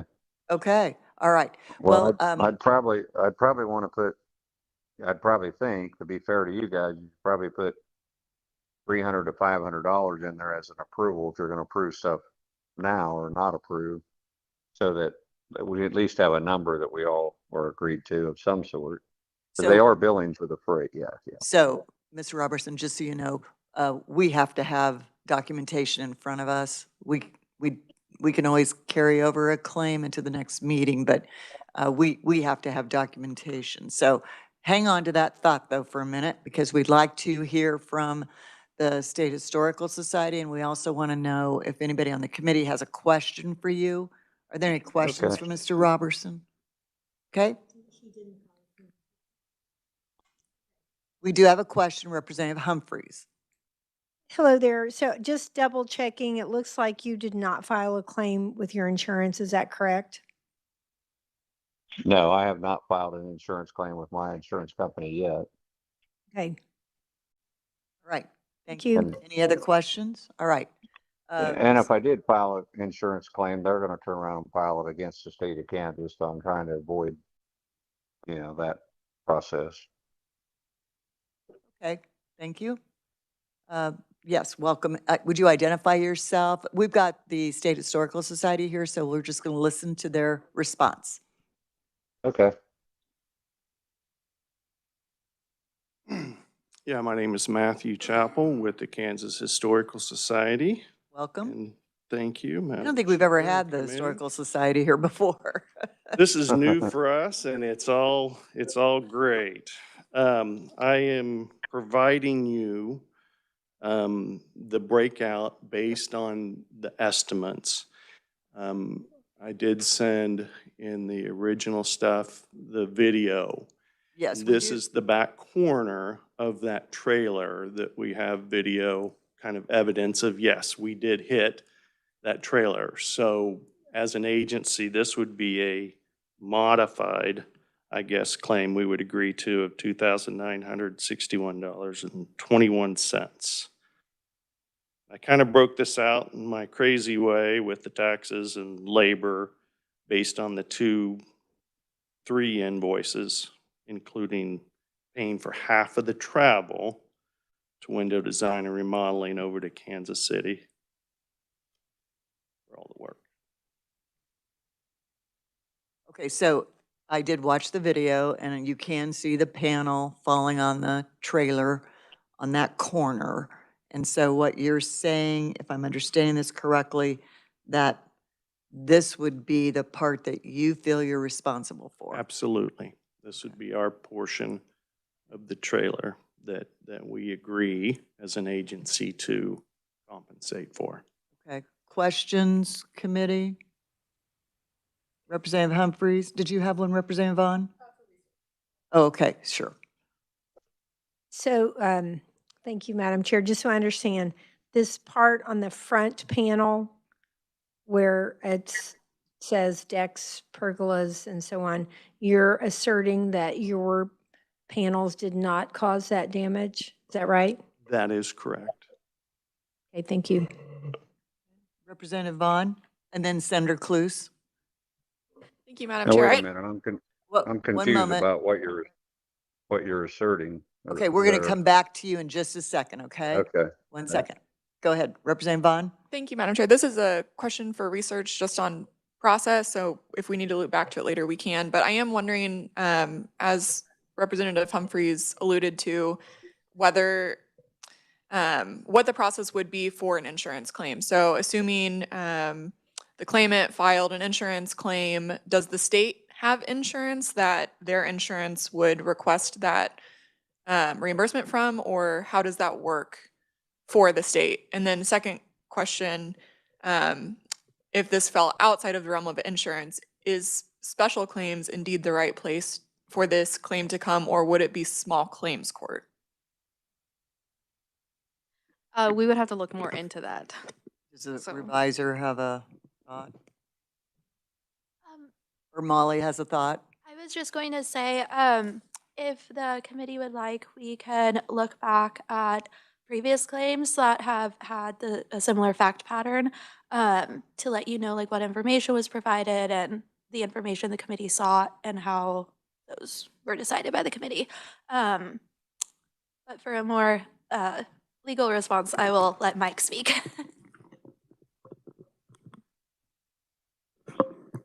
Mike? There is a rule that the committee will not hear subrogation claims from an insurer. So if an insurance company that pays cannot come to this committee and ask for reimbursement.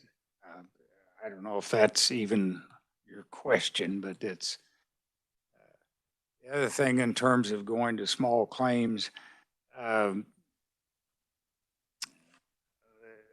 I assume it would be a tort claims, and tort claims does not allow for small claims procedure. So That's exactly right, for businesses, yeah. Okay. Thank you, Madam Chair. I'm just trying to verify that this is indeed the correct venue for this claim. So thank you. Very good. Any other questions? Representative Rajas? I guess I'll try to find the video. I have a trailer exactly like this, except it's not, except the, what's around it. It can happen. We had a situation like this a year ago when a tree over at Clinton Lake hit a guy, and we discussed did the pickup move 5 feet or 3 feet, whatever.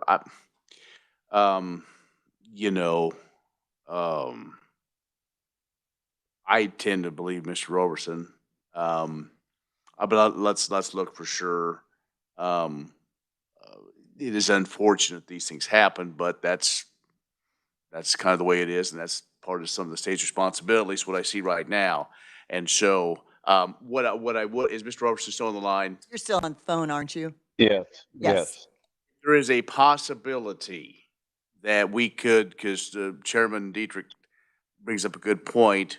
We cannot have, in a sense, wiggle room, but if there's a way to get a hold of them, and I hate to put that burden on you, but I guess it is to get fixed, to call them and to get a figure on what, that dollar amount would be for, what's the word I'm thinking of? The freight payment, so we know exactly what we're dealing with, instead of having to come back and monkey with it and have you wait another year for a couple of $100. If that's a possibility, and I know it's over the noon hour, so I don't know, but that's, or we wait till December to do this, because I think this is this goes back, and also the one we had with the situation where the forklift. Well, how about the gate that came down? Right, and the gate that came on the car, I mean, so we have somewhat precedence on this, and this is nothing against the agency, this is just what happens, and so, but I think it should be our responsibility unless something is really out there, so. Okay.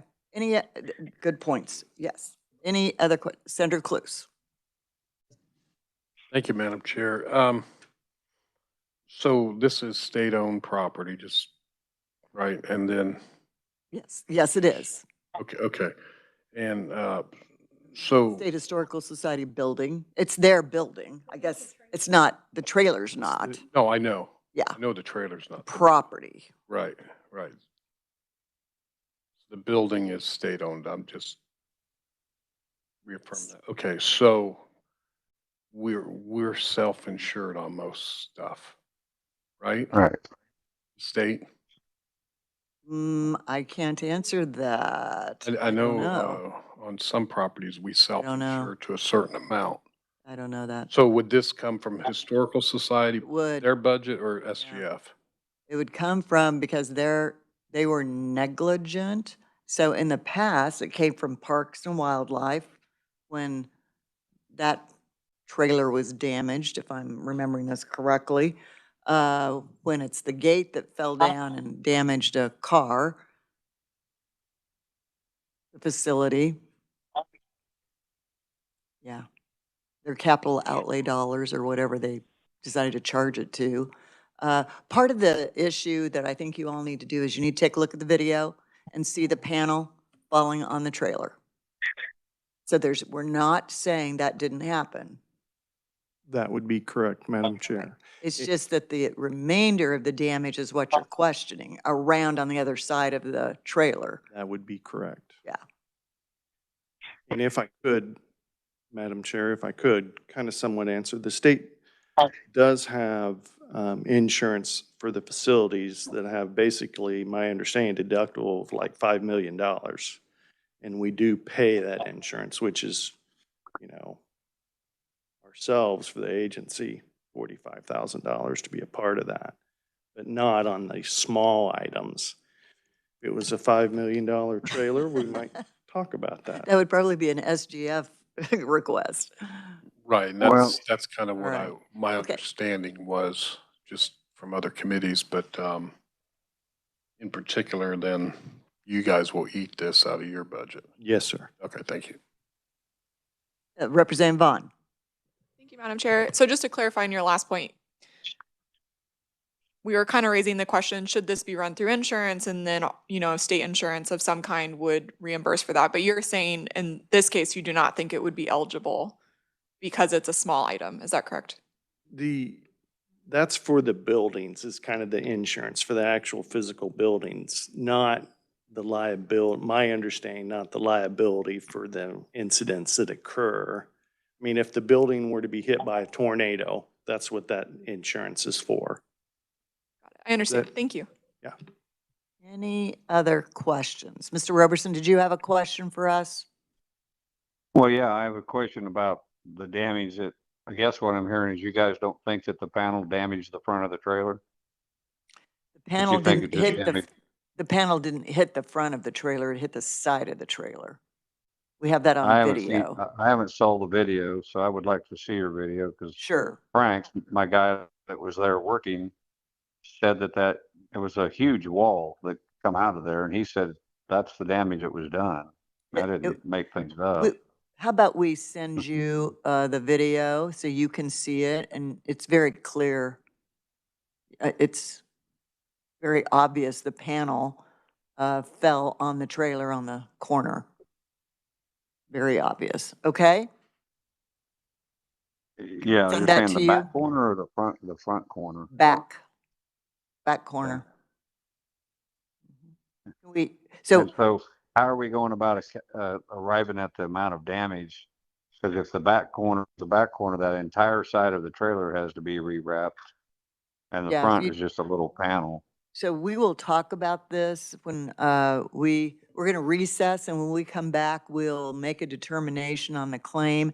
And it's possible, it's a committee decision, it's not mine, but it's possible that, we could request new estimates. It's possible. I don't know. We'll see. I think it's broken down on the estimate when I was looking at it, like the front panel and the side panel are separated. Maybe you could take those numbers and sort them out. I was just looking at it Maybe, briefly. Mhm. Sure. We'll take a look at that. Thank you. Yeah, if that is true, that the panel didn't create the damage, I don't know how else the hole would have got in the front of the trailer, because that's pretty high up for something to put a hole in a trailer, but if something's falling on a trailer.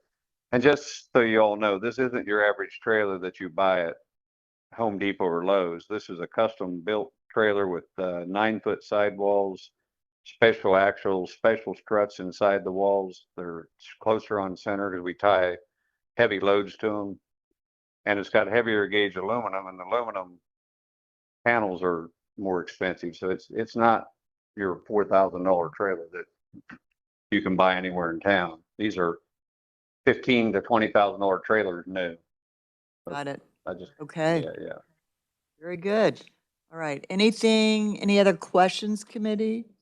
I'm sorry, Representative Humphries, yes. I just have a little lingering question about the insurance. I understand you have property insurance on the building, but surely you have some sort of umbrella policy or something about, outside of the building in the parking lot. I mean, there's other kinds of insurance. So I don't know that any of this is dispositive. I don't know that it makes any difference, but I have this lingering question that it seems like we didn't have exactly accurate information about it. I really should divert that question to the Department of Administration, because that's who we pay for our insurance as the kind of an umbrella, bigger policy for all state buildings. So I am not the insurance expert, shall I say, for the state of Kansas. So, I mean, Did we find out? I don't know. I don't even know if it's worth finding out, because I'm assuming if the window design place made a claim with their insurance is going to talk to your insurance. They're going to come to an amount. They're going to figure it out. You're going to end up paying the deductible, right? Anyway, so it's maybe this, or you're going to end up paying Well, something. I pay the deductible, but then I pay the deductible, but then my insurance company reimburses it for me and requests the state to pay the deductible. Yeah. Yeah, that's how it works. I've been down the road before. And well, I mean, I had somebody back into my wife's car, and they said, we filed with the insurance company first. Insurance company paid my wife's claim. They said, we're not going to pay your deductible until we segregate back against the insurance company for the cost of the deductible. And 2 months later, we got our deductible back. But my building had hit one of my vehicles. Of course, I'm insured on the vehicles in the building with the same company, but the building insurance would cover the liability of the vehicle, not the vehicle insurance, because the vehicle didn't do the damage. So I'd have to think you have liability coverage on your buildings. I'm just saying most commercial buildings do. Or, Okay. Thank somebody you. will. Thank you. Panel. Thanks. Thank you so much. Hey, thank you for visiting with us. I'm going to close this hearing, and we'll get back to you within 21 days, or probably sooner, what we're going to do with this claim. Okay, and we are sending you the video to your email so you can see it. Do you have the email address, Nicole? Okay, it's already sent. Okay, check your email. We sent you the video. Okay, so can I ask Oh. why it's taken another 21 days when it's been February since I submitted it? How has it taken so long to get to this point? I mean, can we speed this process up and have a special hearing or something? We're a joint committee that we are only allowed so many days to meet. This is our third out of the 4 days, and our fourth date will be December 2nd. And then that's all the time we have. I see. Yeah. We are going, though, to decide when we come back from recess what we're going to do with this claim. So we need, I don't know that yet. The committee hasn't made a decision. So you'll know pretty quickly. Okay. Right? And you sent the video to Rodney at wdremodel.com? Yes. Okay. I see it from Nicole. Okay. Nicole, yes. All right. Thank you so All much. right. Cluse, did you have a question for Rodney or for us? Well, just, I want to get clarity on, because Rodney brought up a good point about the trailer and how it's beefed up. So are these quotes that you given us, is it the same type of material? Is it for a heavy duty trailer like he's talking Yeah. about? That's why you can only find one or two people in the state of Kansas that will even work on these trailers. I found it Yeah, out the hard Rodney. way. I had a tree fall on another one.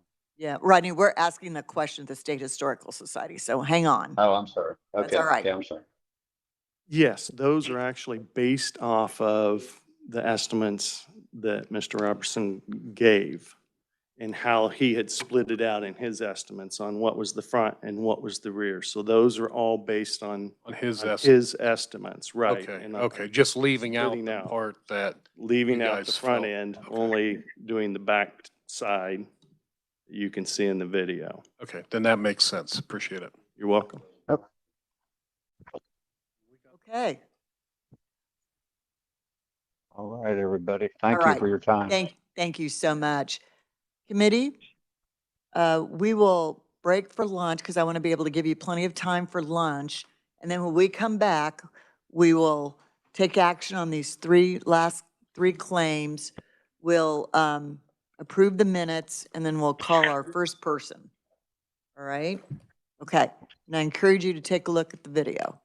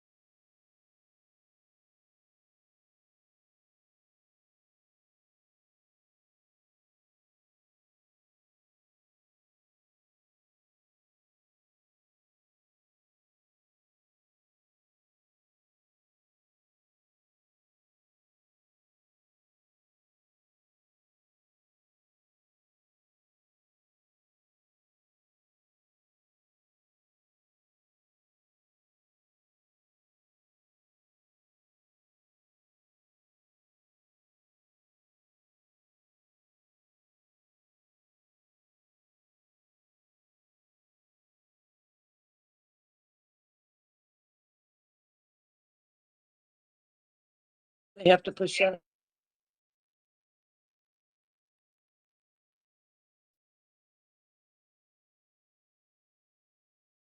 Walter Nelson, how do you unmute him? He's muted. Oh, he muted.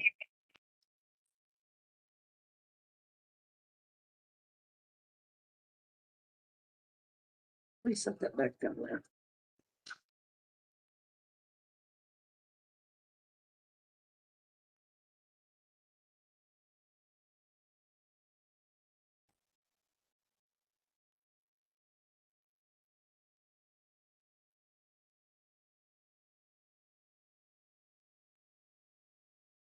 I don't know.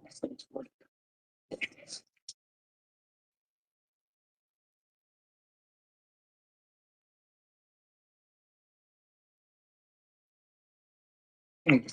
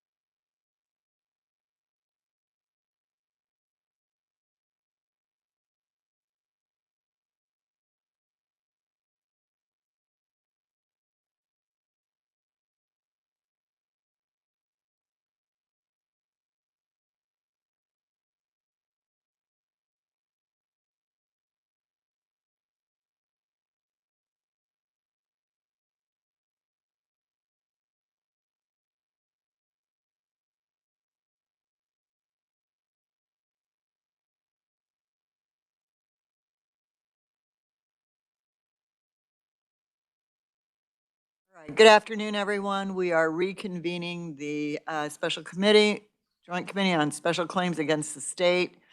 We are ready now to begin our afternoon agenda. And the first thing we need to do is approve the minutes from our August 12th, 2025 meeting. There is one correction in the minutes. We have a title change. You will notice that Christine, whose last name I always hesitate to pronounce, Torres, is an attorney, not a legal analyst, so we want to make that change, that correction. Is there a motion on those minutes from August 12th? Anyone? Motion to approve, Representative Humphries? Thank you, Madam Chair. I move that we approve the minutes as corrected. Thank you. Do we have a second? Okay, Representative Lewis, thank you. Seconded. Any discussion? All those in favor say aye. Any opposed, no. Okay, minutes are approved. So this morning, we had two claims that we were going to act on after our recess. And so that would be claim number 7461, Isaiah Parker. That was the property loss of $461.47. And the second one is 7459. So let's take a look at claim number 7461. Mr. Parker, is there a motion? Sure. Do you want to just have questions and discussion first? Yes, go ahead, Representative Humphries. Well, I'm not ready to make a motion, but because I just had a question. Sure. Was that TV ever found? Do we know anything about I mean, I think, you know, the inventory showed he had a TV and then just, it was never found. Any idea what happened to it? We do not know because he did not mention that he was missing it until he filed and never told us that it was missing, essentially, for a while. I mean, he told you it was missing when he filed the claim and said it was missing. Okay, I mean. Well, are you set? After investigation, it was not found, if that's what you're asking. Okay. And then, am I correct? I never saw a receipt for that. He did include in the claim documents, I believe, something showing he did have a TV at one point, but not a purchase receipt, no. We don't know the cost of that TV, just what he. Correct. What did he say? He said he had a proof of purchase or something, or was that somebody else? He said, I don't have a receipt, but I had a something, or was that someone else? Go ahead, It Senator. was a proof of purchase, but not a receipt. There was no amount on it. I keep looking for an No. amount. We had an amount for the, Darcy, you want to add to this conversation? Sure. Darcy Holdhouse, Facility Management, DOC. What he was talking about was he had a receipt stating he had an electronic item, and that was a TV, and they'll put a serial number with that. So there's no price, what he paid, but he did show that he had a TV in his possession at one time. At one time, no amount. Thank you. Representative Rogers? Excuse me. But if I remember right, TVs are a certain kind. I mean, TV's a TV, right? I mean, the same price or not? No. You can get different ones, bigger ones, better ones? There's smaller ones, bigger ones. Oh, okay. I don't know if any of them are better. They all have different prices, and we have some that still have TVs they ordered when they first came in when they were $135, and now they're up to like $324. Okay. So, But, excuse me, ma'am. No, go ahead. Ma'am. Chair. I missed last meeting, so I'm kind of getting back in that mode.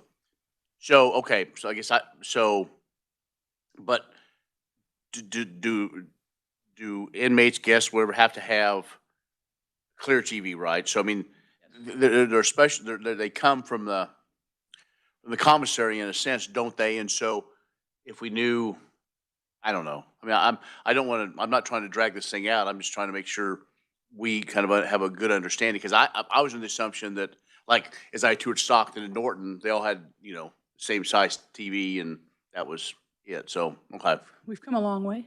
I guess so. And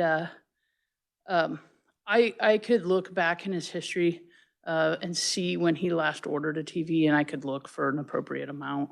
Well, and that's fine. I would, again, piecing all this together, so we don't have to rehash every, claim. We kind of have a basis, so thank you. Thank you. Committee, what's your desire on claim number 7461? Anybody want to make a motion? What are you thinking? We have several options. You can carry it over until we get more information on what an average cost of a TV would be if you want to reimburse for the TV. We can give a dollar amount and say, this is all you're going to get from the committee, buy a TV. We can deny. I think those are probably our three options.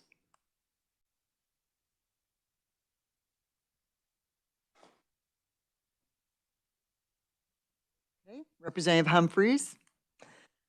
Thank you, Madam Chair. I move that we pay the claim 7461 in the amount of $100. And, well, if anyone's wondering, I just think it's iffy. I don't feel good about denying it. I don't feel good about paying it, so I'm kind of doing a middle thing. But I'm happy to hear other people's discussion about it too. Let's have a second first before we discuss. Is there a second?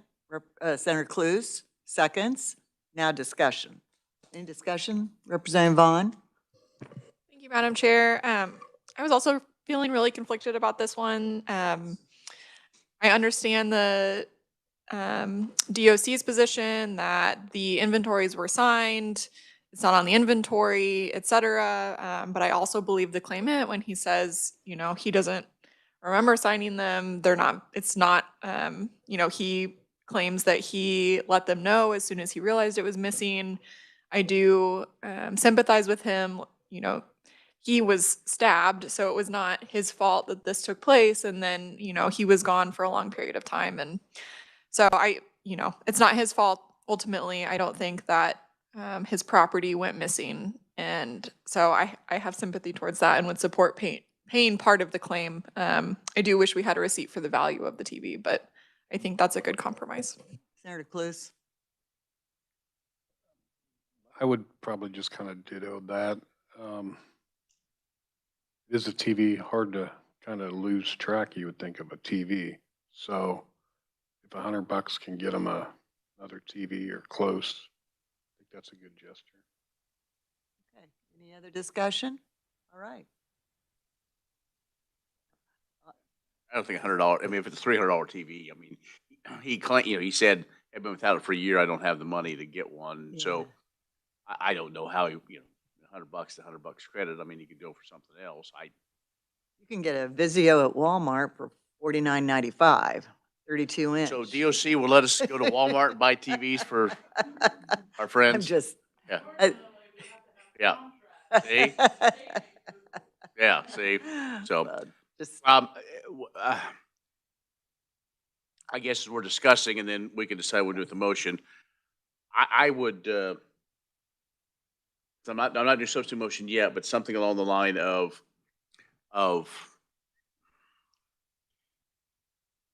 okay, I do have a small heart, so I'm going along here. I'm melting a little bit. If we would wait and do this in December, maybe make this item number 1 in December, once we kind of determine what size of it, not necessarily what he wants, but what he had, and half the cost.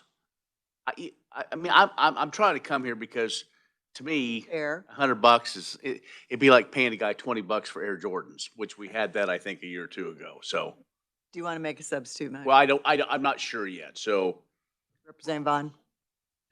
Thank you, Madam Chair. So I'm sorry if this was already said, but Darcy, just to confirm, what is like a very basic, like entry level TV cost? Is that the $324 I think that you mentioned, or It's like 134. 134? So maybe. Amend your motion. Okay, I'll amend my motion to. Thank you. Pay the claim 7461 in the amount of $175. Oh, my heart's getting bigger as we talk. Is there a second? Senator Haley seconds. Any other discussion on this? Okay. All those in favor say aye. Aye. Any opposed, no. Okay, so we'll pay that claim out of existing funds, agency funds, 175. Okay, the next one is the window design and remodeling, 7459 versus the Kansas Historical Society. Are we ready to take action, or do you need more time? Nicole, did you have a question? I have some additional information to add. Hopefully that's Molly. Yes. The agency emailed me and told me that there was an error in their calculations and the estimate needed to be changed. Molly should have the copies with the new estimate number. Based on the repairs to the section of the trailer they believe was Correct. damaged.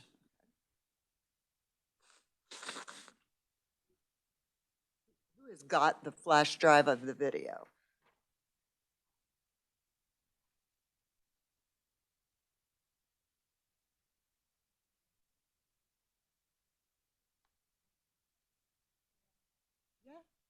Senator Cluse, were you able to run the video, the flash drive? Could Representative Humphreys view it?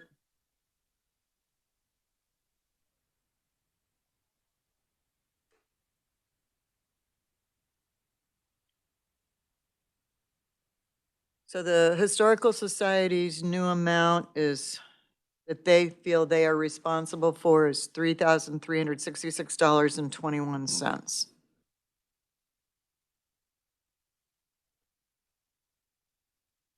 The first one of, yes, so it was 2,961. The new one is 3,000. And what is the adjustment?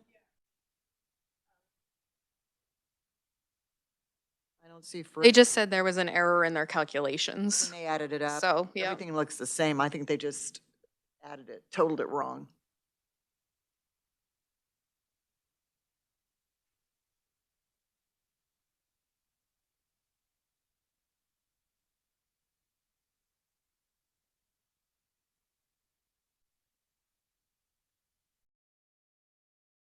I think it was just a total error, totaling.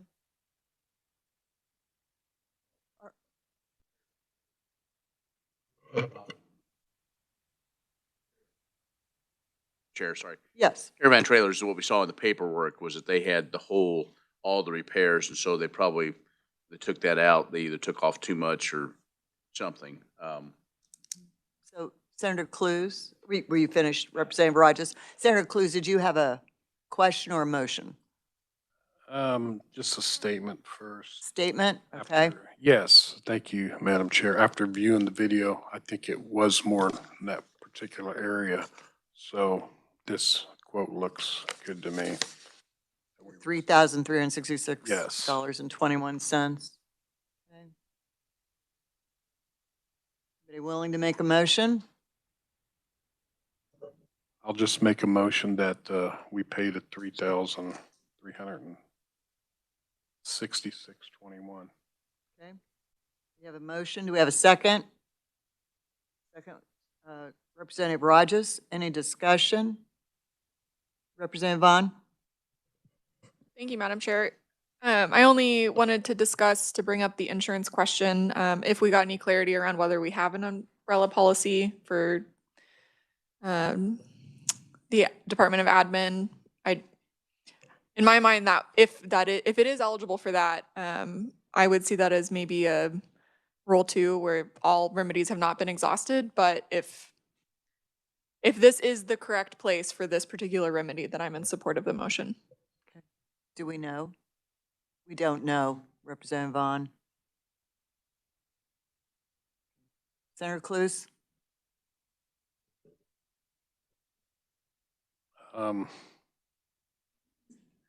Just in my knowledge of where we're at, there's more of an umbrella that this would be just way below.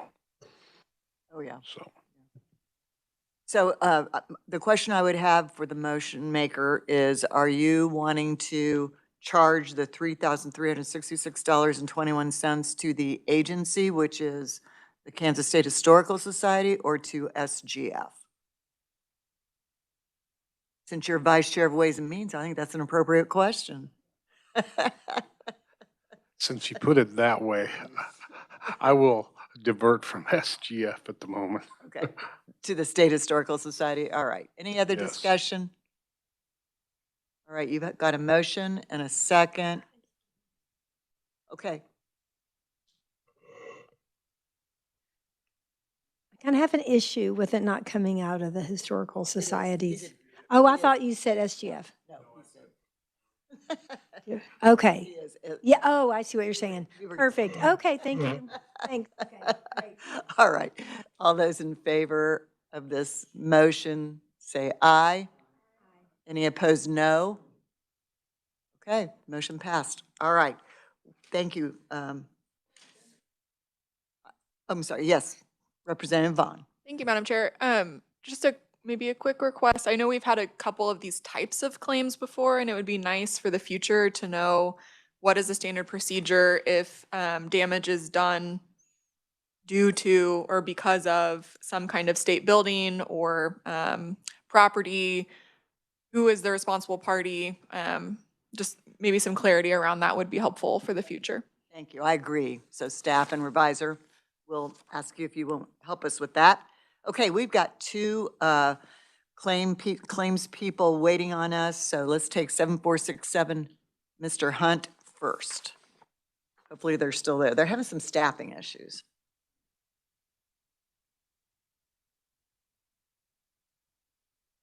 Do you have to call them, or were they on hold, or call them?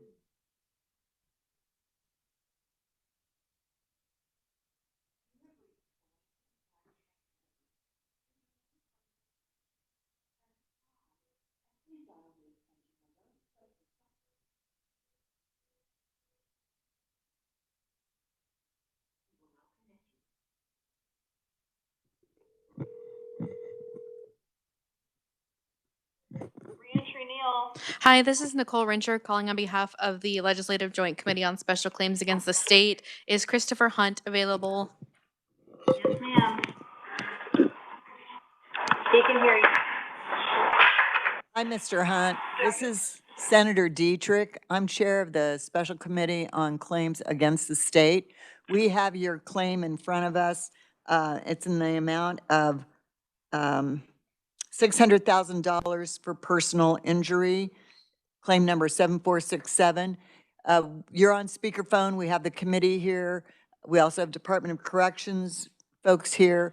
We have all of your documentation in front of us. So we will ask you in a minute if you want to tell us anything additional about your claim. We may ask you some questions and we'll hear from Department of Corrections.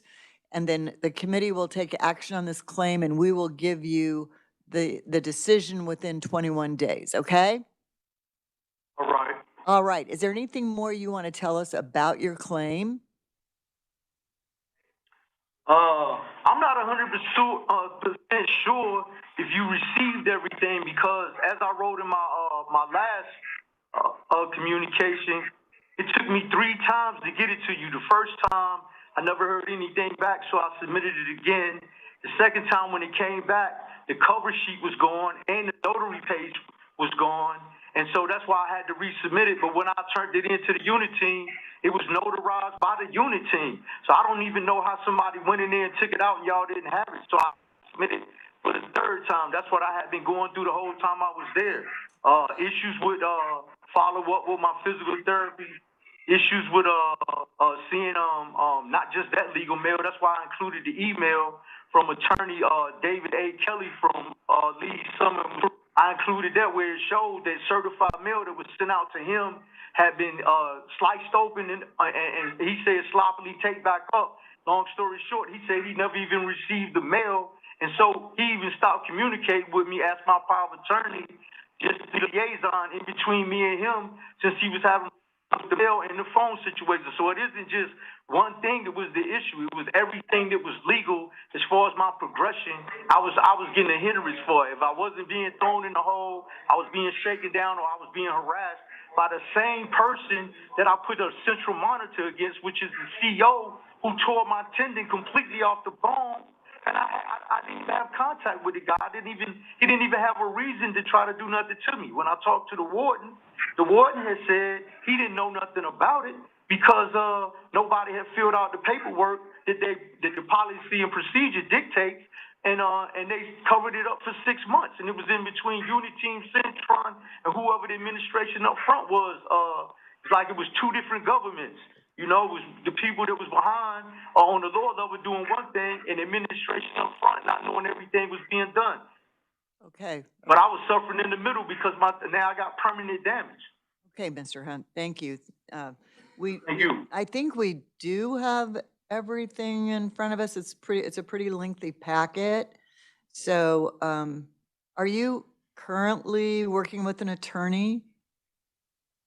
Am I currently doing what, ma'am? Do you currently have legal counsel? Are you working with an attorney now on this claim? No, David A. Kelly is counseled on a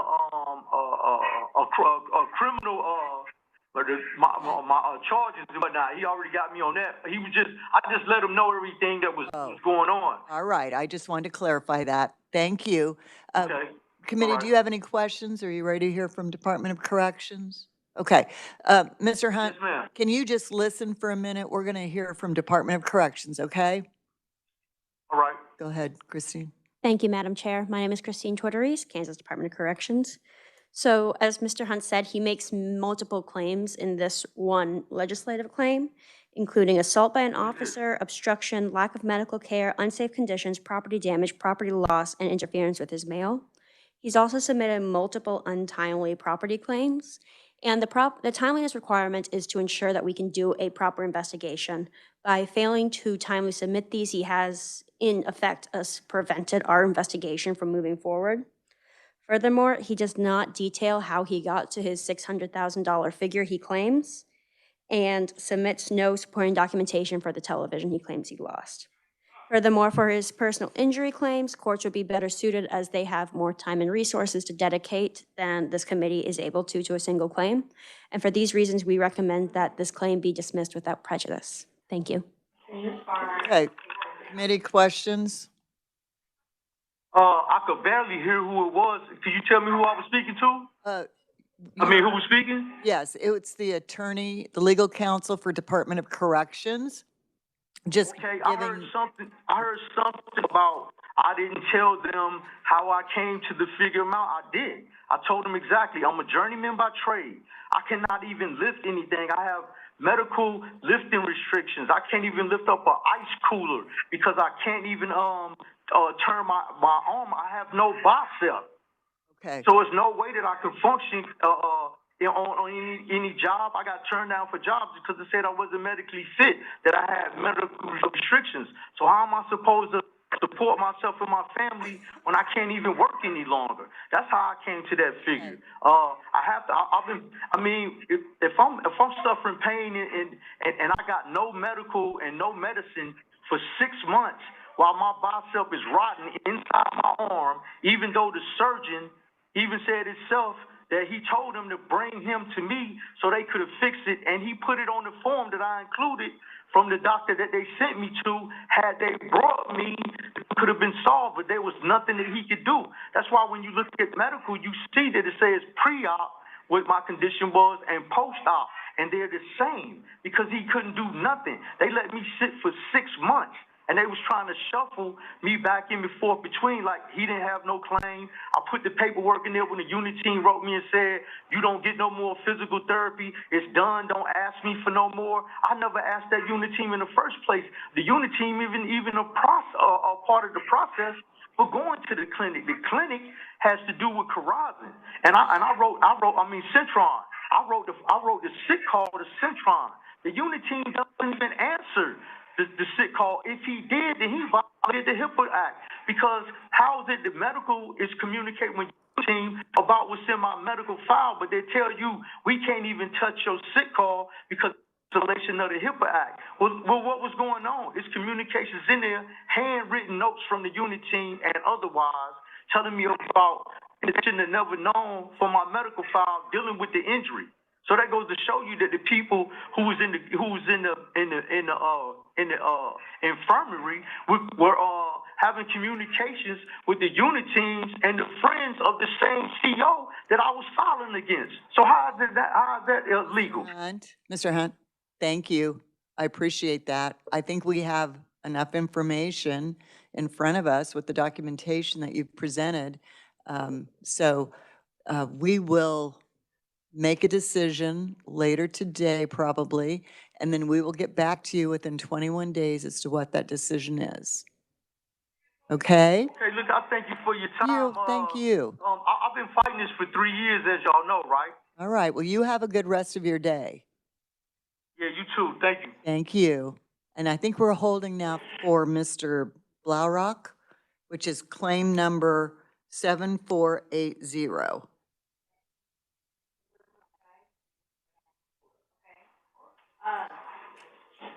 Hi, this is Miss Neal again. Guys, can I give you my my cell phone number to call for? I've got to go into the next pod to get the next gentleman ready. And it should only take me about 10 minutes, so you're expecting me over there, but I do have to go to a different pod. He's in a different location.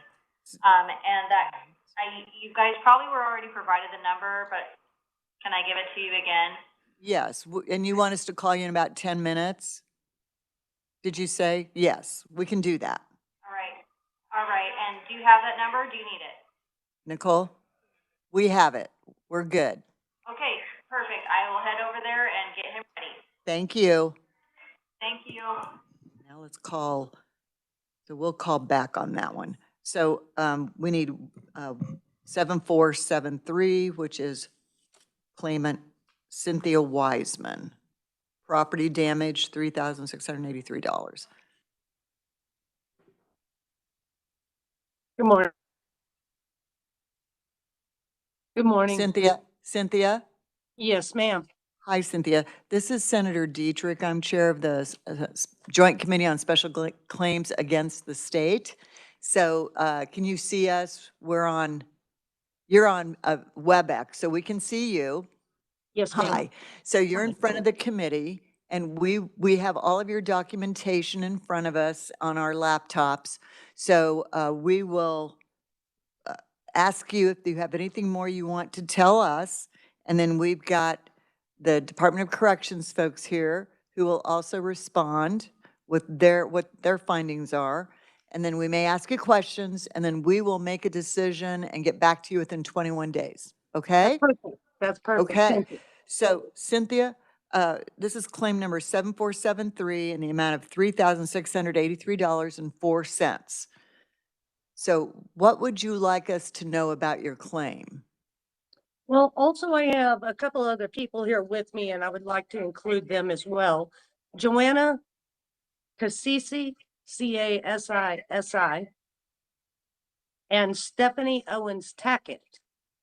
Joanna Cassisi is my operations manager, and Stephanie Owens Tackett is my dispatcher. They have the clarity of the information that you would want to receive. They're the ones who handled the driver and the insurance company. I'm the face of the company. And I write all the checks and pay all the bills, but these ladies, they know what's going on in more clarity than I myself do. Who I filed would the like for claim? them to- Who filed the claim? I did. Okay, that's who we need to hear from. Can you give us, is there anything more you want to tell us about your claim? Well, did you guys get the cameras and pull the video from the prison? Nicole, do we have video? We do not have video. That's too bad, because that would have told you everything you needed to know. Can you describe what happened?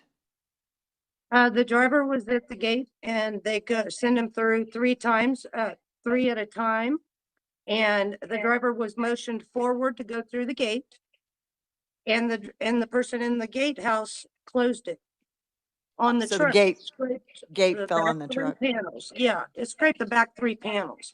Yes, It's we've got about those pictures. We do have pictures. Yes, ma'am. And it's about a 3-inch mark. This is primarily cosmetic. This is not a damaged vehicle so that it is not able to drive. This is a cosmetic issue. It scratched down 3 panels all the way down my truck.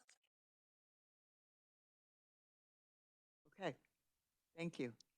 I don't know of anything else to add, ma'am. Okay, thank you. Okay. Committee, do you have any questions? Representative Lewis? Yes, this is Representative Lewis. I think there seems to be some issue. You said you were the 3rd truck to go through. Is that right? Yes, that is correct. And I think the department is going to take the position that they only typically allow 2 trucks through. Were you the driver of the truck? No, sir, that is not. Okay. No, I'm the owner. Okay.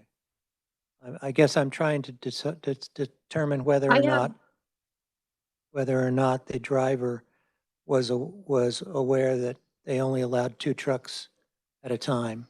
Okay, You just a don't know. moment, because my dispatcher goes and drives on Tuesdays and Fridays, and this is important. She drives through this gate as well. Okay, what I've known they have done is when they open the gate, you are correct on the 2. Usually they do put 2 through, but I have been through where they have put 3 through at one time. And I was the first one at that time, but my driver was caught at the 3rd one coming in, and he hesitated at first. And the guy says, "No, come on in. We got plenty of time." So he went on in, and that's when the gate shut halfway through on the truck. And because we go up there probably 3 or 4 times a week at that specific time frame to pick up freight from LPF, the painting company up there for Husqvarna Construction Products. Okay, any other questions, committee? Or Representative Lewis, yes. Just one follow-up. So if I'm understanding, the last speaker on the was actually present. You weren't the driver, but you were present on that day of the No, I incident? was not. No, sir, I was not No. present. I have been there previously. I just was up there the other day. But we Okay. go up there all Right. the time, probably about 2 or 3 times a week at that, at that facility. At that specific time, they were doing a lot of painting for our customer. And we were going up there a lot at that time. So yes, normally they have 2 trucks go in, but this time they told all 3 of them to go through at one time. I don't understand it, but they have done that to me prior to this as well. No, I was not there though. Thank you. Okay, thank you. Any other questions? Representative Vaughn? Thank you, Madam Chair. A quick follow-up. I think we're trying to get access to the video, but did you indicate that in the video it can be seen that the DOC staff is waving the driver forward? Is that correct? I'm not 100% sure, but they told him to continue driving through. That's what my driver said. Is that visible in the video, to your knowledge? We have no access to any video at the prison. But we do know that they are under surveillance, so I would assume that they do have videos of That's this. 100% under surveillance. If they've got surveillance in the shack, they've got surveillance on every gate that opens. Okay, well, yeah, we'll inquire with them about that. But thank you for that. I appreciate the information. Yes, Any other ma'am. questions? Okay, we'll hear from Department of Corrections now, ladies. Go ahead. Thank you, Madam Chair. Christine Tortorise, Kansas Department of Corrections. So I have viewed the video, and it does show this truck speeds up as they are coming in through the gate. I understand that none of you have seen the video. It cannot be viewed in this public forum, as we don't allow any information about what exactly our cameras show to be made public. We would be able to do that in an executive session, just not in this current public forum. However, it is policy that only 2 trucks get to go through at a time. Them being the 3rd truck means they were entering against policy. Furthermore, I do have an email from Dan East, who is one of our main EAI investigators, stating clearly that there are 2 trucks at a time. Them being the 3rd means they entered without permission. And I have a narrative from a guard who was on the ground at the time backing up that they sped up going through and that they did not have permission.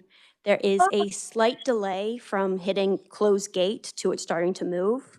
So by the time they had entered the gate, even if it had not been moving yet, it had already been set forward for the gate to close. For these reasons, we recommend the claim be denied. Thank you. Thank you. Okay, committee, any questions? Representative Vaughn? Thank you, Madam Chair. Have you seen the video so that you could describe to us kind of the interaction? I guess I'm also wondering, did DOC staff in any way encourage the vehicle to move forward? It does not show that. It okay. is, I'm trying to think of what I can say. It is a tight view that shows the gate. So there are no visible officers within the confines of the video. Okay, and then a follow-up question, if I may. So it sounds like allowing 2 trucks through at a time is the policy, but have DOC staff ever not followed that policy and allowed 3 trucks through previously? Or is there a consistent standard that it's only 2 trucks at a time? This is the first time I'm hearing of that policy being broken and allowing 3 trucks at a time. Ma'am, we're hearing from Department of Corrections, please. Quiet, please. Okay. However, I should note, Lansing is not my facility. Okay. Thank you for that information. Okay. All right. Committee, do you have any other questions? I do. I have Representative Humphreys, one moment. Representative Humphreys? I do. I am wondering, does the driver still work for you all, or could we hear from the driver? He is a very Yes, ma'am. outstanding driver. He's an upstanding man as well. Uh-huh. And I'm okay. going to say something for a fact. I have been put in there with 3 trucks at one time, more than once. Okay. Okay, so And just sending my statement. if we were to continue this, you think the driver could come back Yes. next time? Yes, absolutely. Okay. I'm not, I don't know that that's what we're going to do, but I just was Okay, curious if that was a I'm gonna possibility. explain to you. We have another question. Thank you. Senator Clues. So, are they saying they weren't aware of the policy, That or is they correct. were aware of the policy? We were not aware of that policy. I have been up there many times and they have put 3 vehicles in at one time. I've had a straight truck, I've had myself, and I've had a correction facility truck behind me at one time. And Go ahead, Senator Clues, yeah. so, and then how long have you been going to the facility, and have you ever received anything on the policy? No, I've never received anything on any kind of paperwork on the policy at all. I have The been company. going up there for over, I don't even know when LPF came up there, probably about 8 years, 5 to 8 years. Okay, The thank company you. has never received a policy. The company, I have never received a policy in which to, um, follow. At your organization, at the prison. I have never, at One more. good sense, received a policy. And this could be for any one of them. So there are no signs outside of the gate, like No, 2 trucks entering in at a time? nope. Is that correct? Yes, sir, that is Correct. correct. There's no signs out there that say 2 vehicles at one time. Okay. So we're going to go back to feedback is our friend. It might be good to have a sign that says 2 I think trucks that at a would be time. great. Yes, I mean, please. we're not questioning, we're just saying that sometimes it helps to have a sign, doesn't it? Absolutely. No, signs help. Mm-hmm. All right. Signs. Yes, Madam Chair, I'll make a note of Thank you. that. Thank you. You'll make note of that, right? Mhm. Thank you. Thank you, ladies. We appreciate, Thank you, Senate. We appreciate your well, legislation. oh, I'm sorry. Representative Rogers had a question. Don't hang up yet. Okay, and I'm not sure exactly who this is to go to. Is the gate, is it timed? Is that why there's 2? Is there, are there, is it somebody there that operates the gate? It's simply so. I'm sorry, let's talk to DOC right quick. It's Okay. simply so the gate doesn't stay open for too long. But There's Right. no Who time, does that? someone does manually open and close it. There The you policy go. is 2, so that the gate doesn't just stay I open just in understand. case something And happens. I understand Mhm. with Department of Corrections that, but I get that part. I'm just trying to figure out, Why would- that I'm sure this isn't the only probably operator that does this. There's probably times that there are 3 at a time. Does the one operating the gate aware? Do they jump out? Do they holler? Do they say quit? Do they right? Are you aware? Have other people been reported to you all, vendors that come in there and say, hey, Acme Truck Company, every dadgum day, they're the 3rd truck, and we almost, because not only could it do damage to, their truck, but also to DOC property, the arm or whatever. That's what I'm, again, trying to figure out. And I'm looking at these pictures, and so, I'm sorry, I'm doing both things. The picture,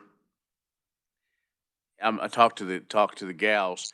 So the arm came down about halfway on your box and then scraped. Was that what happened? No, it's a gate. It is a gate that's over 20, probably about, I don't know, 15 foot tall. And it goes And backwards. it's just a So it's gate. not- It just shuts. It opens and it shuts. And there's a security guard usually standing in the very front of that, and he usually is waving us on through. I don't know if he's gonna be on video or not. Okay, that's fine. Hang on here. It's essentially a giant sliding door. That's Yes. okay. Yeah. Okay. So at the time, did the truck stop? The truck try to get through to minimize the damage? I mean, I'm trying to get to, because what I'm Right. seeing here, I'm not, Mhm.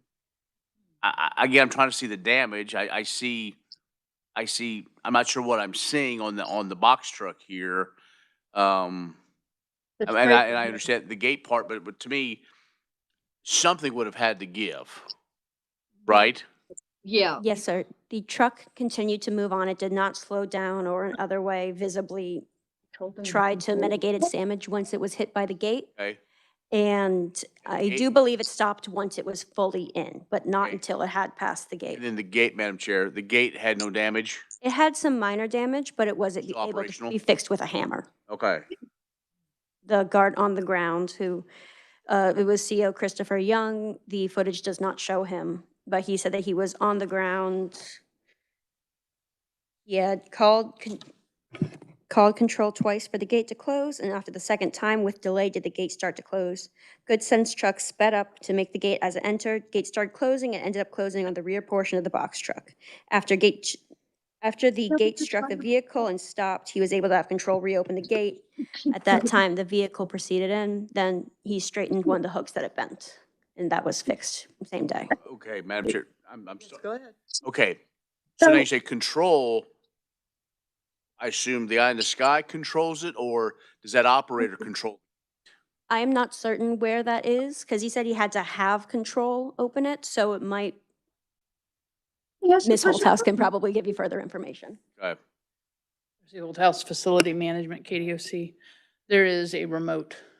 It's all run by computer to open the gates and the doors. Who does? So they would have had to have seen it. Who does? Person in the control unit, there's a control center which controls the opening Okay, then where's that at? within the facility. And that's good enough. That's good enough, the answer. I didn't know. I was trying to figure out if the person there, and I'm not trying to give out any sort of government secrets here. I'm just trying to figure out, in a sense, where the buck stops. I understand having somebody there, but who can determine, is it a time situation, like every 45 seconds the gate closes, or just as two trucks go? If you have a lineup of, okay, Madam Chair, if you have 4 trucks lined up, I assume you probably do, or 6, I don't know how many there are. So you do 2 at a time, you close the gate, then you open it back. I'm just help me understand why, or do you need it for control of within inside the facility to make sure that you know what I'm trying to get at? So we have a person that remotely opens that gate, right? They have a camera on it so they can also view it. They are waiting for the command by radio from the officer on the ground there to open and or close that entry. The reason they typically allow, the policy states 2, is because we have to manage the number of people that come in and out of our facility, that property, because there's always risk with inmates, and I mean, you can get that. And so then they would be out, and then we'd bring the others in. The person on the ground stated that they were trying to get the gate to close. The operator wasn't getting, there is a little bit of a time lag that they were trying to get it to close. They state they did not waive this truck in. They also stated that they've had trouble with the same company wanting to try to get in, and when they have not been waived in before, that this wasn't the first time they've dealt with that. Madam Chair. Are you finished? No, not quite. No, Sorry. not finished. Okay. Okay, so again, I'm sorry, I'm trying to piece this whole picture. So I guess that was my other question is it, even though, policy says 2 trucks, are there times when you can do 3? Are there I guess, was this the first time that this had happened where that 3rd truck came in and the gate shut?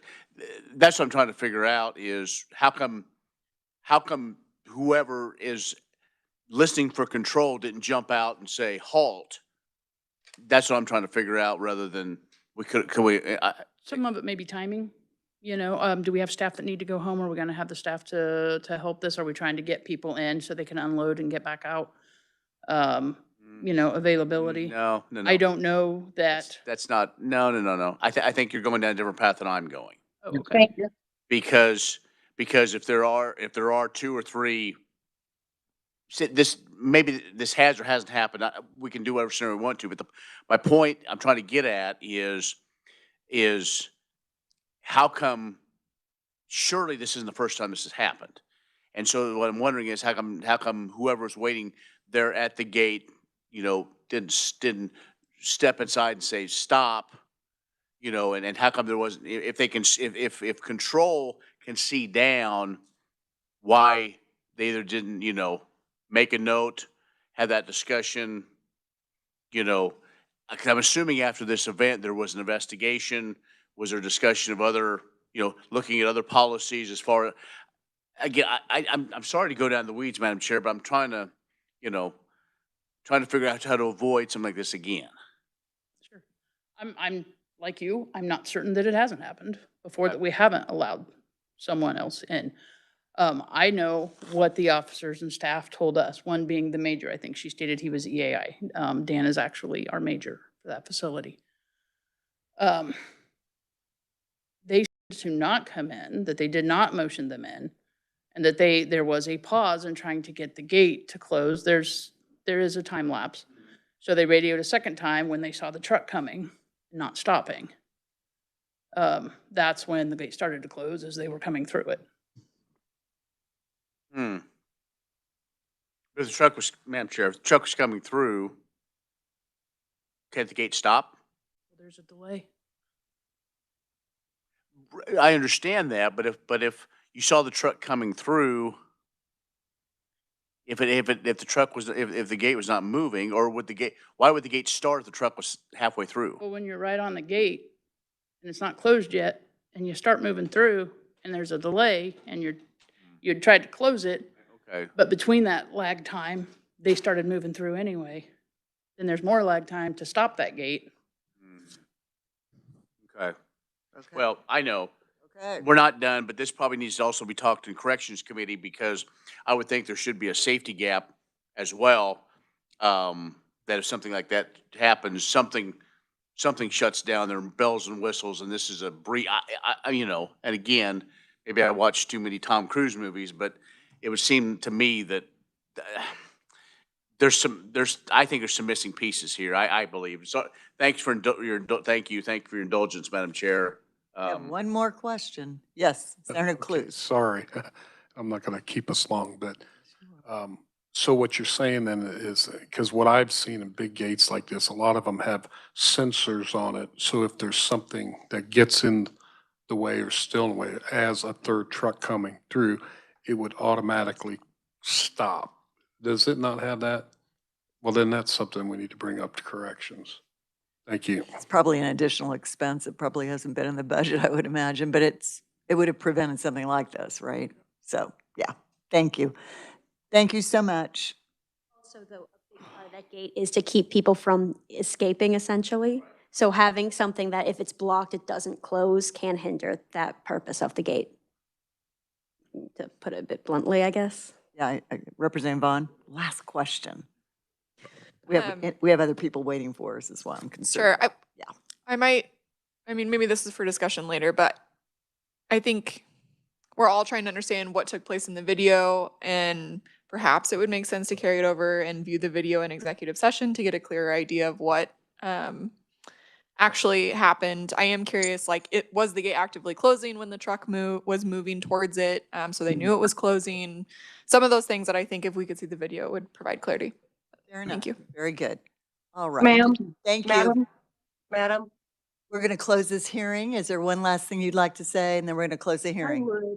I would like to say something, madam, on behalf of good sense. I will tell you this much. Out of all my drivers, this man is a very outstanding, upright, trustful individual. And I can't wait for you to meet him in your next hearing if you have one. But I will say this. I am not a storyteller here. And the truth has been spoken in this meeting.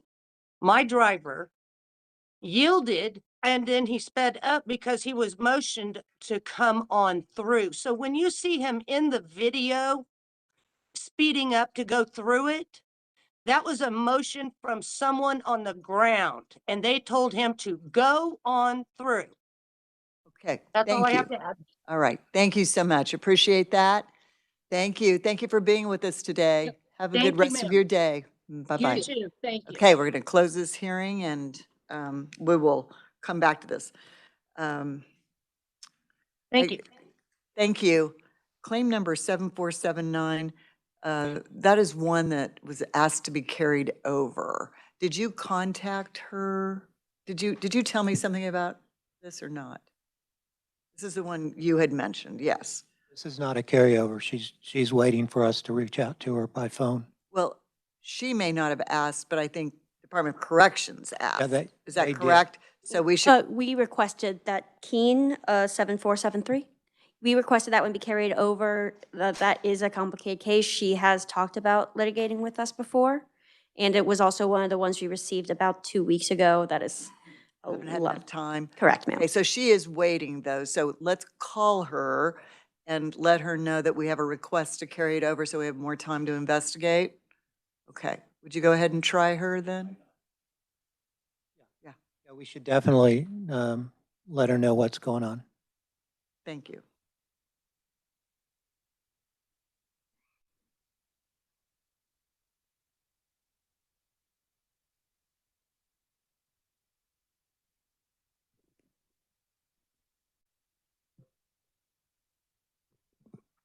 While we're calling her, we would like to, next meeting, go into executive session.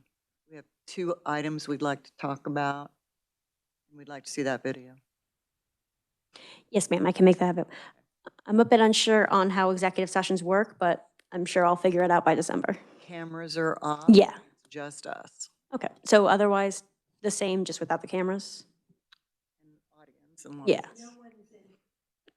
Okay, yes, that would be okay then. I wouldn't allow a recording to be kept, but it could be showed. Nope, we just, Wonderful, that would work, ma'am. Hello, my name is Walter Nelson, and I'm calling on behalf of the Kansas Legislature's Joint Committee on Special Claims Against the State. Is Patty Keene available? This is she. Patty? Yes. Patty, this is Senator Dietrich. I'm chair of the Joint Committee on Special Claims Against the State. We have your claim number 7479 and the documentation on that claim. We received it a couple of weeks ago, and it's pretty complicated. So Department of Corrections has asked if we can't give them a couple more weeks to do the investigation appropriately and bring that back to our next meeting on December 2nd. Would that be okay with you? That'd be acceptable? They've had 5 years. Well, I can't understand that because they've had over 5 years since this has started with us. And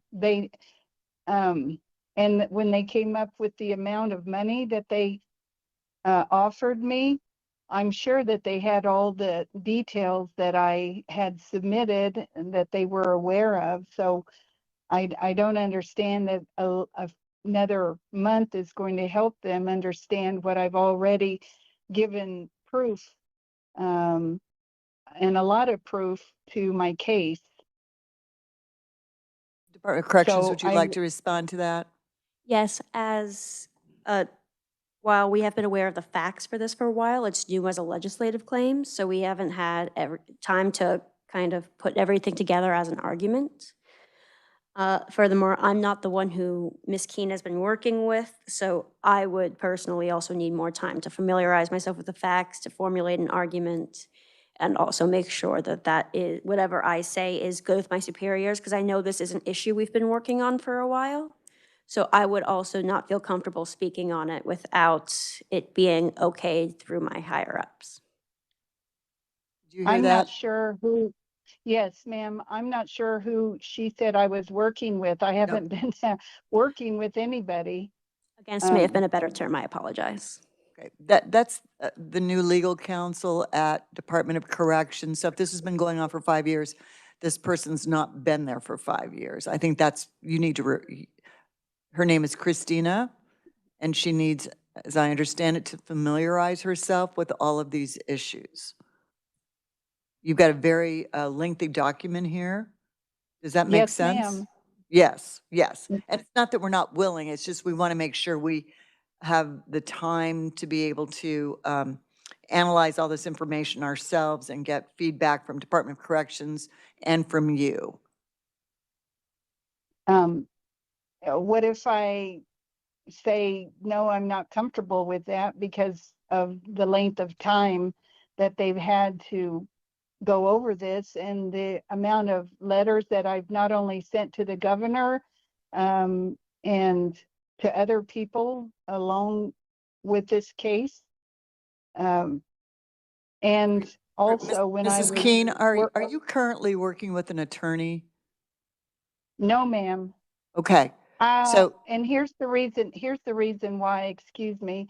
When I brought this case to people here in my town of Hutchinson, and Wichita, not only were some of them connected with the state DOC, but they were also telling me that it wasn't something that they were interested in taking on. So I basically went from about 4 or 5 different people. And finally, the last attorney that I went to in Wichita, he was the one who didn't state that I didn't have a case, but he was saying that he said after hearing everything that I had, and that people weren't willing to represent me, that he would just have me write the governor. And then maybe that was a silly thing for him to say, but and then that's when I did write the governor and had been ongoing with her with the same things since I actually sent her a letter on September 10th of 2023. So, yeah, and the only reason that I believe that I understand that this lady isn't maybe understanding my case specifically, but when the DOC offered me these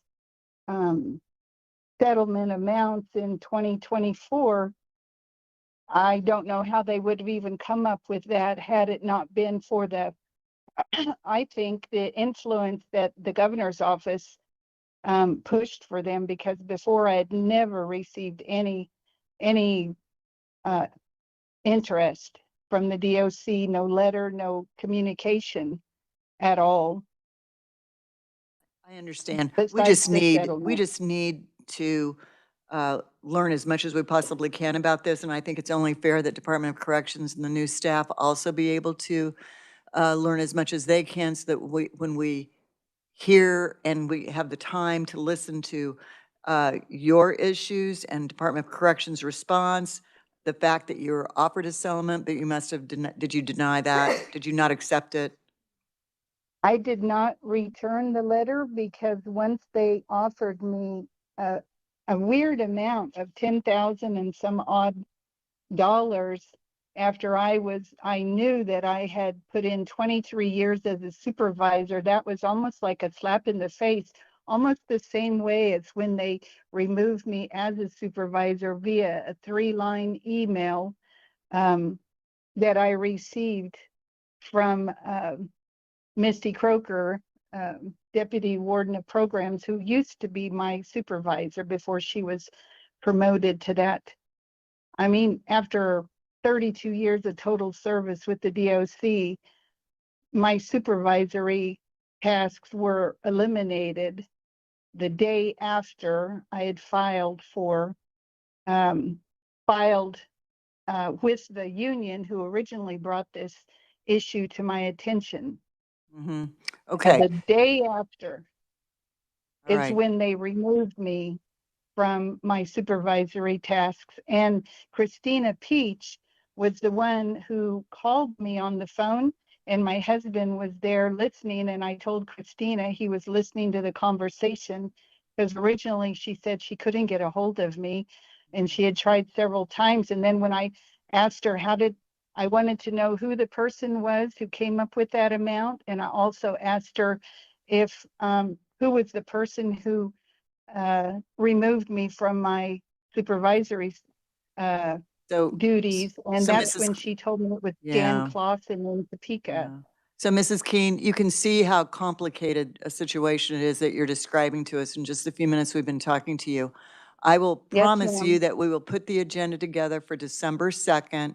And I'm going to task Department of Corrections with coming back on December 2nd with their findings, and I hope that they will have done their research, and we will take this up in the morning of December 2nd. That's the next time we meet. And Okay, ma'am, that would be all right with me. And okay, can you thank you. also do this phone call? Yes. This way, since it's very difficult for me to Yes. leave my husband with his Absolutely. needs. We are happy to do this by telephone. Absolutely. Awesome. Okay, I thank thank you so much. No, thank you. And Yeah. we will be back with you on December 2nd. Thank you so much. Thank you, ma'am. Bye-bye. Bye-bye. We'll add that to our agenda in the morning of December 2nd. We will take some action on that here, yeah.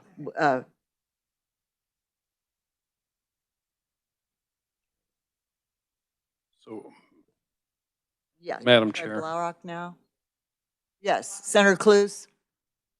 I apologize. Blaurock is waiting, and I don't know how much longer he can We're be. doing so it right if we now. could, yeah. I'm gonna call him right now. Not trying to rush you, but No, like no. he will be gone.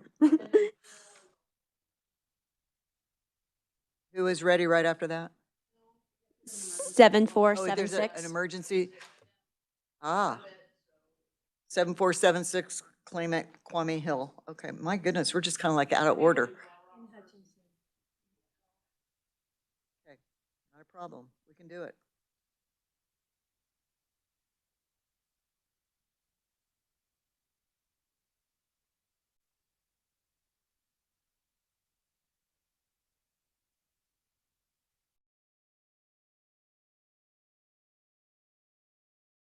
Hello, my name is Walter Nelson. I'm calling on behalf of the Kansas Legislature's Joint Committee on Special Claims Against the State. Is Robert Blaurock available?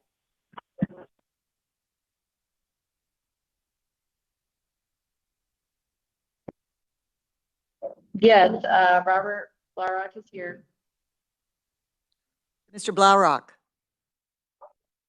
can you Yeah. hear me? Hi, this is Senator Dietrich. I'm chair of the Joint Committee on Special Claims Against the State. We have your claim in front of us.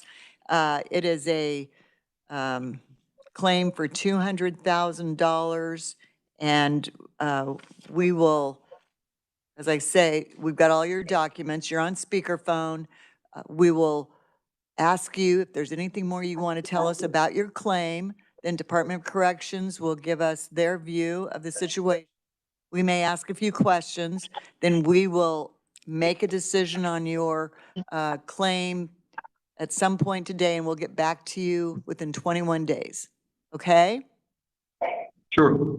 Okay. So is there anything more, is there anything you want to add to the claim? We have the information in front of us, all the documentation that you turned in. Is there something more you want to tell us about this claim? I have 3 pages sitting here that just recently typed. The young lady has it on her phone. She might be able to fax it to you or email it to you. And it's pretty self-explanatory. Is it additional information? Pardon? Did you say it's Yes, additional information? I cut you off. Could you say it again? Yes. Okay.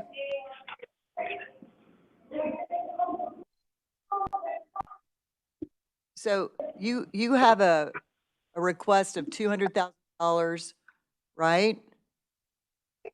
Right. And how did you derive that number? Because this is the potential for the outcome on the lawsuit that I have in the U.S. District Court of Ohio. It'd be considered a loss of income. Basically, I've had to chase a single operative report for 3.5 years. I did get a copy of this on September 29th, which made me late in being able to participate in basically a CR barred hernia mesh global settlement program, which. So Mr. Blaurock, are you saying that you're currently working with an attorney and you've got a case in the No, system? I'm my own attorney. But you have filed a court case. I have two different lawsuits, one in Texas, one in Ohio. And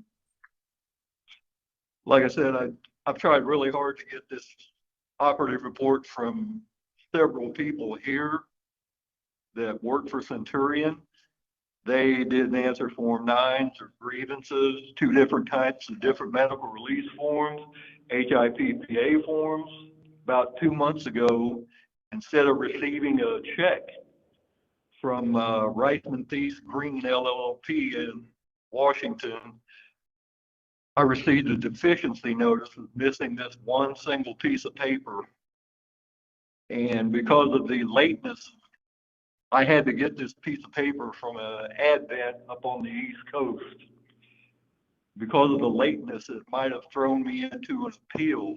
But there's a flip side of this, is it was sent to a review board, a review panel, and this thing might work itself out within the next 30 to 60 days all by itself. But I still have a problem with the Joshua Murtaugh, Bree Westhoff, and Ms. Peggy here that they even denied federal subpoenas. Yeah, Mr. Blaurock. So we have a rule in our committee about judicial remedies, and I'm going to ask our revisor read that to us, but because you're in court and have filed court cases, whether you're your own attorney or not, makes a difference as to what we can do. So I want you to listen to this for a second.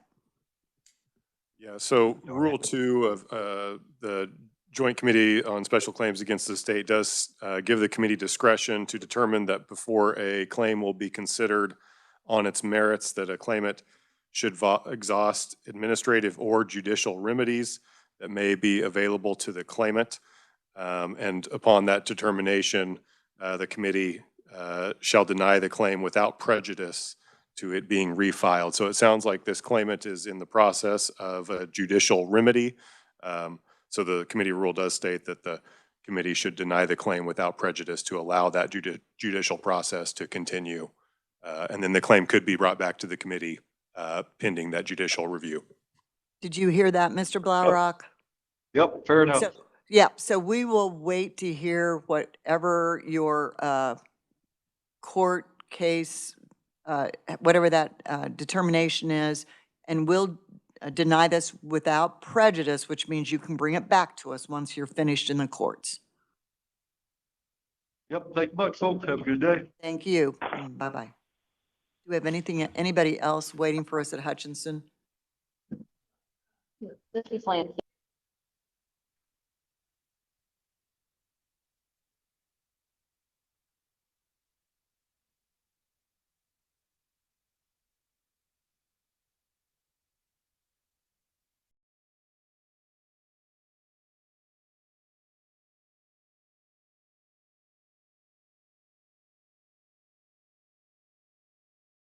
I really enjoy this. I really, yeah. Plus, I think we do good work, don't you? We do. Yeah. Okay, we are moving forward with claim number 7476. The claimant is Kwame Hill.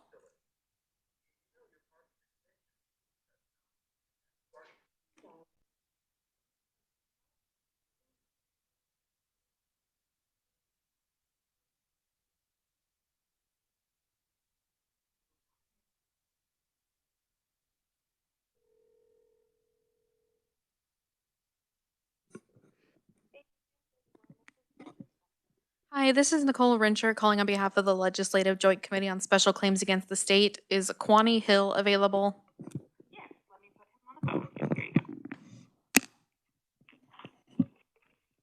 Hello. Hi, Mr. Hill, this is Senator Dietrich. I'm chair of the Joint Committee on Special Claims Against the State, and we are looking at your claim number 7476, and it's in the amount of $237.14. So we have all your documentation in front of us, and we have Department of Corrections here, and you are on speakerphone with the committee. So we will ask you if there's anything more you want to tell us about this claim, and we may ask you questions, then we'll ask Department of Corrections to give us their view of this situation. And then we will make a determination on your claim and get back to you within 21 days. Okay? Okay. Okay. Okay. Okay, so what do you want to tell us about this? Anything more? That I just put the wrong date, but everything else was correct on there. Okay, so it's primarily your TV and a Yes. property claim, and that 237.14 is the cost of your TV? Yes. Okay, very good. All right, Department of Correction, or Committee, do you have any questions, or do you want to hear from Department of Corrections next? Department of Corrections, yeah. Why don't you go ahead, Christine? Thank you, Madam Chair. Christine Tortorese, Department of Corrections. So while Mr. Hill does claim he put the wrong date and that he put, I believe he said November instead of September, it was also signed by a UTM that it was received in November. Furthermore, he does currently have a working television with no record of having purchased one between the claimed lost date and now, which shows that either it has been repaired or the facility has issued a new one. I do have that documentation that shows he had one. So the claimed loss was 9 or 11/2024. And as of 3/11/2025, he does have a functioning TV and has not purchased one in the interim. So for this reason, we recommend his claim be denied. Thank you. Did you hear that, Mr. Hill? Yes, I heard it. I don't have a functioning TV. If I did, I wouldn't be doing this call.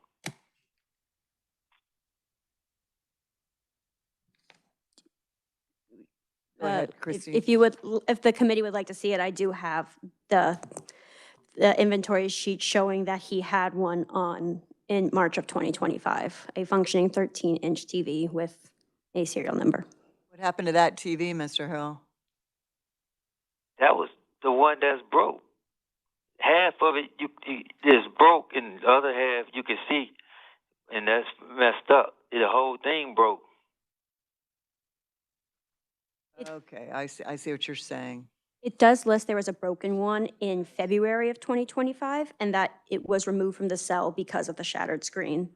And then there's documentation showing it was working as of March 2025. Okay. Committee, any questions? No. Thank you, Mr. Hill. Oh, I'm sorry. Senator Haley, I'm sorry, I didn't see you.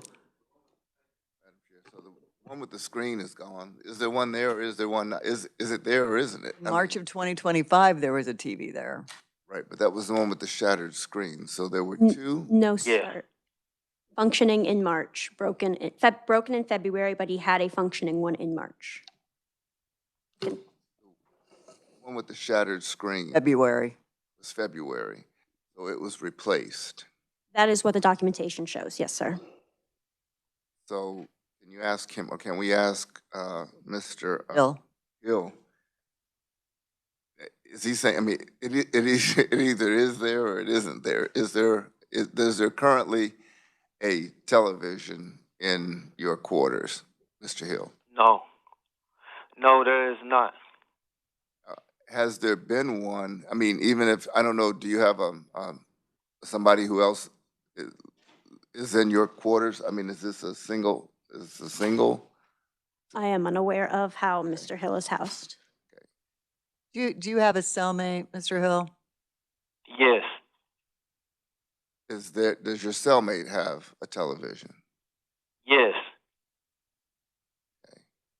Was that television there in March or April? And may that have been the one?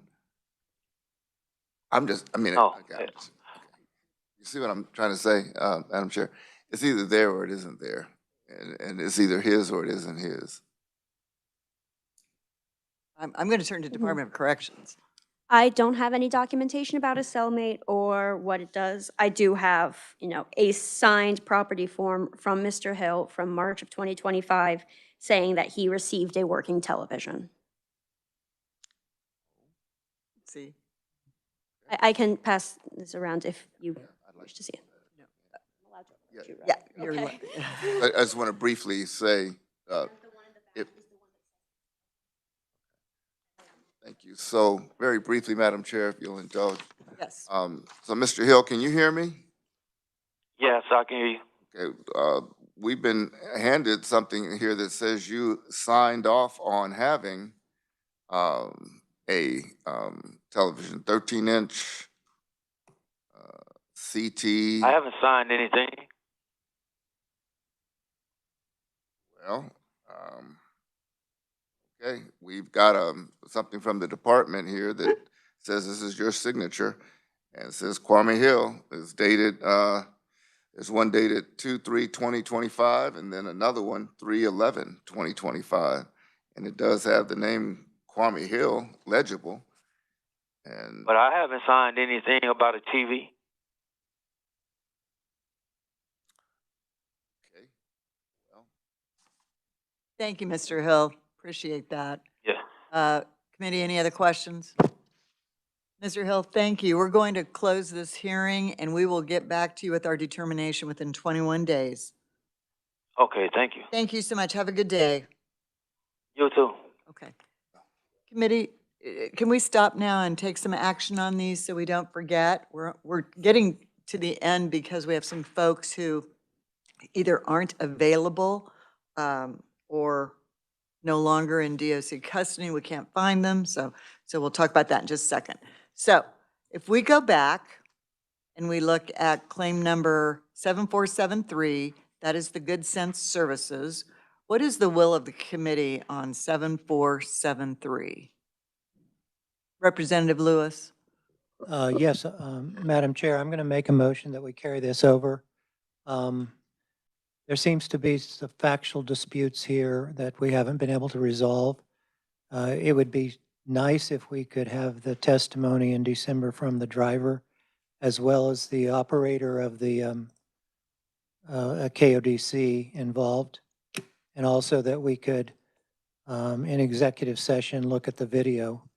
I think then we could resolve the factual disputes which underlie the case. Okay. So I carry it over to December. Second, Representative Humphreys. Any further discussion? Discuss.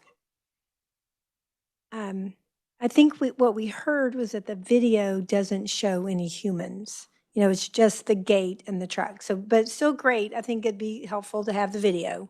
Don't know what it will, if it will actually settle anything. And then you said the gate operator, but I think another key person is the person on the ground waving people in or stopping people. It's two separate people, if I understand correctly. Yeah. So I don't know if they're available or we could just get a statement. Yeah, statements. Would that work? Yeah. Great. Thank you. Thank you. I think. And I guess, Madam Chair, if I might, should we notify the claimant that we would like the driver to put in a statement? Yes. Yeah. And staff, can you do that? I think they did understand, but we'll double check that. Okay, so we have a motion and a second to carry over claim number 7473 with some stipulations that will be in the minutes. Is there any other discussion? Not? All those in favor say aye. Aye. Any opposed, no? Okay, we will carry over 7473. Okay, the next one was Patty Keene 7479. We just do a motion to carry that over. I move that we carry over claim number 7479 till our December meeting. Okay, Representative Rogers seconds. Any discussion? All those in favor say aye. Aye. Any opposed? No. Okay, well, we'll carry that over. And Department of Corrections will follow through. Okay, thank you. Okay, now, we just heard claim number 7476, property loss, 23714. Do we have a motion on that? Representative Lewis? I move to deny the motion, or deny the claim. Deny the claim. Yeah. Second, Representative Humphreys. All those in favor say aye. Oh, I'm sorry. Was it discussion needed on that?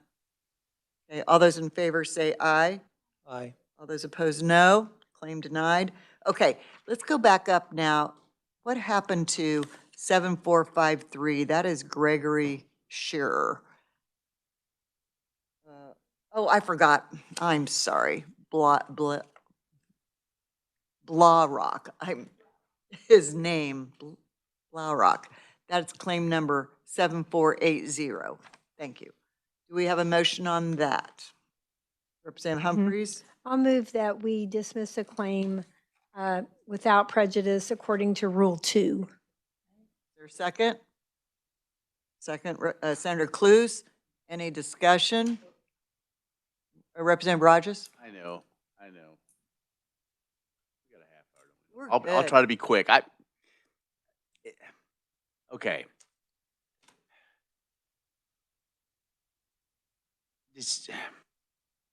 What he's looking to do is just release, the state to release his medical records in his lawsuit in Ohio. Correct? So, because I wasn't clear. That's what it's. Because what I'm reading is, he's saying lost income. Why should the state pay for his lost income for an injury in Ohio? So as I read that through, and again, I'm not like of counsel here. I'm not, I'm the one that would deny motions. So that's right. Again, I'm confused of going. It'd be like, it was 2 years ago we did one where we basically approved it with like $0. I mean, didn't we do one with like no money because it was, that's what it seems like to me, is that he's kind of hedging his bet on this deal. And so I'm not sure whether we, move forward. You see what I'm saying? I do, but I was unclear after reading all of that, what he needed from us, but regardless, we can't take it forward because he's got a case in another court per Rule 2. So that gives him a chance to at least finish out whatever it is he's doing there. And if he comes back to us, he comes back to us. Maybe then we get clarification on what it is that he really wants, besides the $200,000. So- That's what I was thinking. So if we dismiss his prejudice, he can let that play out. Yeah. Correct. Okay. And maybe come back to us or not. Representative Lewis? Yeah, I was confused too, but the most sense I could make of it is that for whatever reason in the Ohio lawsuit, this medical record is relevant and he needs it, and KDOC has it. And so if that be true, do they have it? Do you know, Christine? Yes, we do have it. He has not formally asked for it. He has not gotten a subpoena. He has not filled out the proper release of information forms. He has done multiple Form 9s and grievances, but that is not how you get your medical records sent out. Can someone give him some advice? If you need your medical records, this is what you need to do. We can have someone do that, yes. Fair enough? Yeah, okay. Yeah, and the $200,000, I think, is what was throwing me off too. Why do we need $200,000? Yeah. Okay, very good. So we have a motion and a second.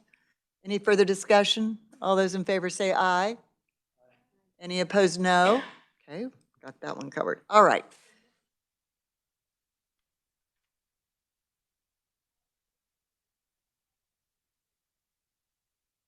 What does that mean? Okay, 7467. That was Christopher Hunt.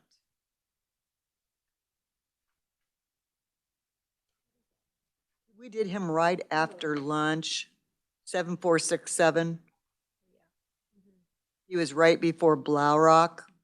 So I don't think we had a motion on that. I'm sorry. We got out of order and I was keeping a list and I crossed them off and I shouldn't have. So is there a motion on 7467? Representative Humphries?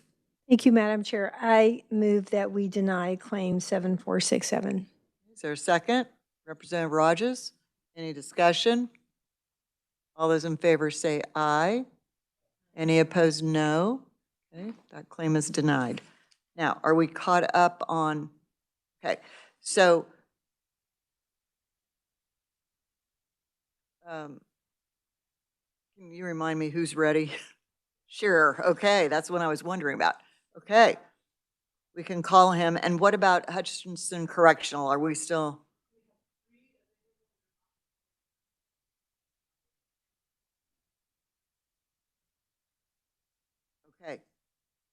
So you've got Tremaine Thompson, not Jake Thompson? Tremaine, okay. All right, so let's go with Shearer, and then we'll try and get Tremaine Thompson. And Sean Brown, yes.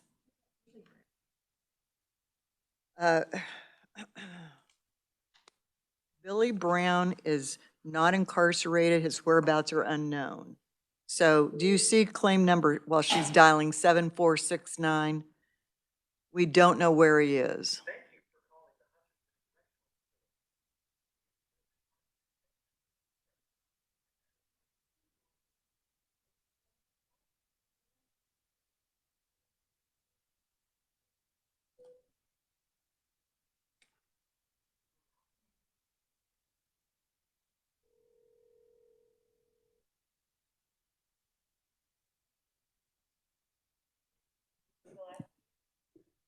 Hi, this is Nicole Rincher calling on behalf of the Joint Committee on Special Claims Against the State. Is Gregory Scherer available? Mr. Shearer? Hello. Hello, hi, this is Senator Dietrich. I'm Chair of the Joint Committee on Special Claims Against the State, and we have your claim number 7453 in the amount of $1,016.82. We've got you on phone with the committee, so we've got all your documentation that you submitted to us in front of us, and we will ask you in a minute if there's anything more you want to tell us. We've got Department of Corrections here, who will give the department's side of this situation. And then we may ask some questions of you, and then we'll make a decision and get back to you within 21 days. Okay? All right. Okay. Is there anything more you want to tell us about the property loss? It's a box of electronics? I have some witnesses that can testify that I had the stuff when they went for my surgery, but when I got back, I did not have it. One of them was my old bunkie. Okay. Okay. Did He you? was there when they were packing my stuff out. Okay. Did you have any inventories of what you were missing? I was missing my typewriter, my TV, my little radio, my big radio, and they finally found one box, but it didn't have those 4 items in it. Okay. All right. All right. Committee, do you have any questions of Mr. Shearer? Senator Cluse? So we have a receipt of that typewriter? 591, or did he just, We don't have the receipt. actual receipt. Somebody just put in that amount. where did he come up with that? Mr. Shearer, on the documentation that we have, you have a number for a typewriter and it's $591.20. We don't have a That's how much it, We don't have a receipt for that. We don't know that that's how much it costs. I don't have a copy of the receipt. Where did you purchase it? I purchased it through the canteen. Wouldn't there be a record then on the canteen? We've seen those in the past. Christine, would that be the case? Yes, we have independently verified that he did at a point purchase a typewriter, and that was the proper price. That is roughly the right price. I don't have the exact number on me, but around 600 is correct. Do we have evidence of any of the other items? We don't have that in our packet. That was one of my points I was going to make, that Okay. Mr. Shearer has submitted a wildly insufficient claim, that he has submitted no supporting documentation to support anything he says. And in my investigation that I kind of put together from what little he did give us, all of his property, he had either signed an inventory that didn't have it listed as correct or it had been accounted for. Okay, so Mr. Shearer, did you hear that? We just don't have evidence. The claim is not complete. Do you understand?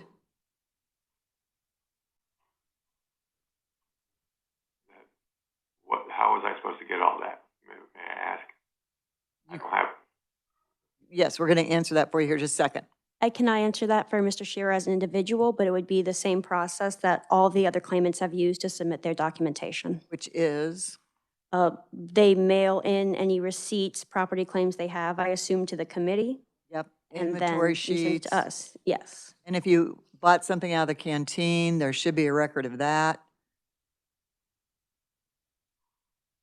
Which, we're actually looking at it on her computer right now on the banking, because I didn't. Yes, on your banking, that's right. Yes. I feel like I know this now. Darcy, yes.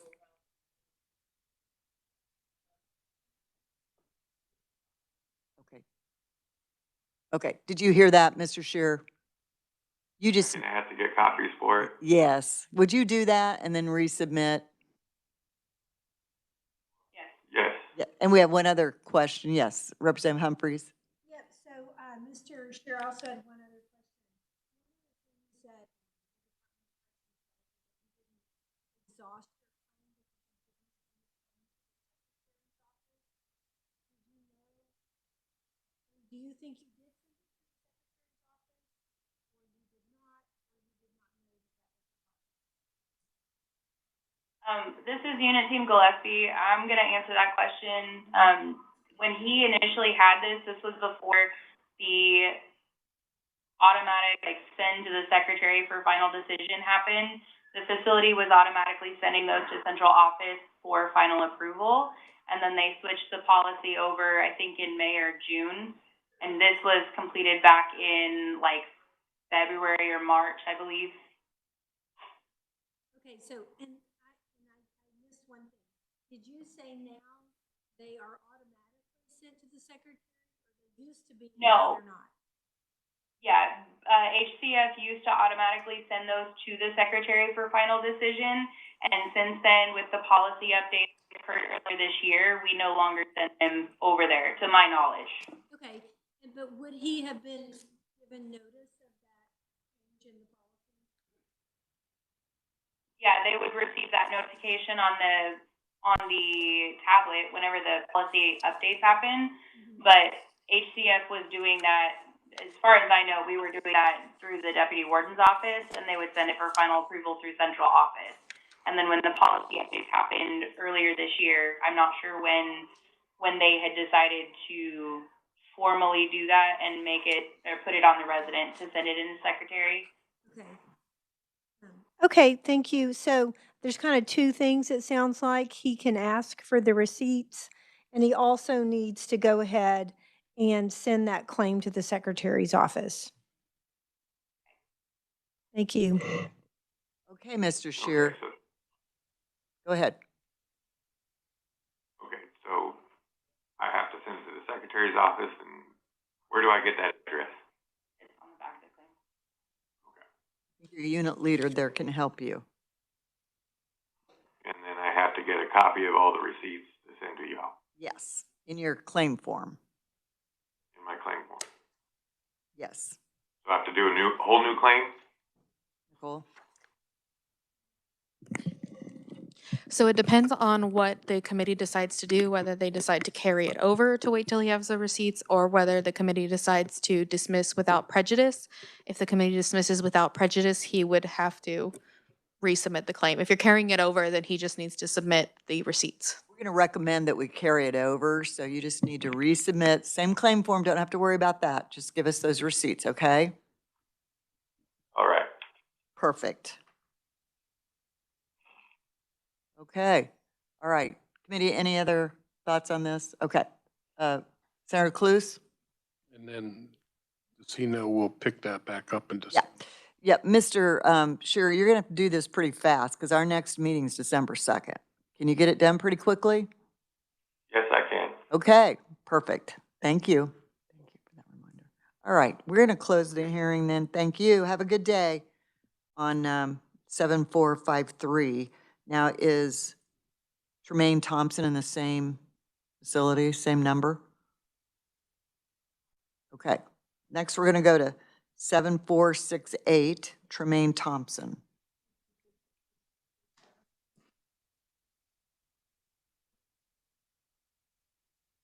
is it?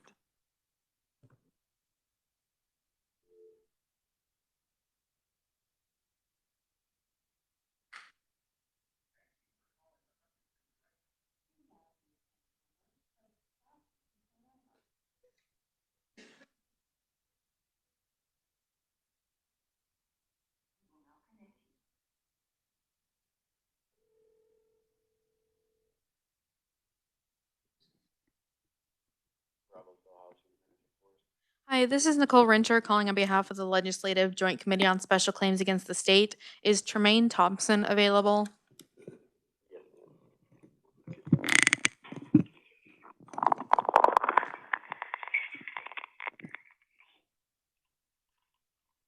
Yes, hello? Hi, Mr. Thompson. Yes. Hi, this is Senator Dietrich. I'm chair of the Joint Committee on Special Claims Against the State, and we've got your claim. It's number 7468 in the amount of $500 for personal injury in front of us. We have all your documentation. You will be given a chance in just a minute to tell us anything more you want us to know. We've also got Department of Corrections here, and they're going to give us their view of the situation. And then we may ask questions, and then the committee will make a decision and get back to you in 21 days. Okay? Okay. Okay. Is there anything you want to tell us about this claim that we need to know about? Yes.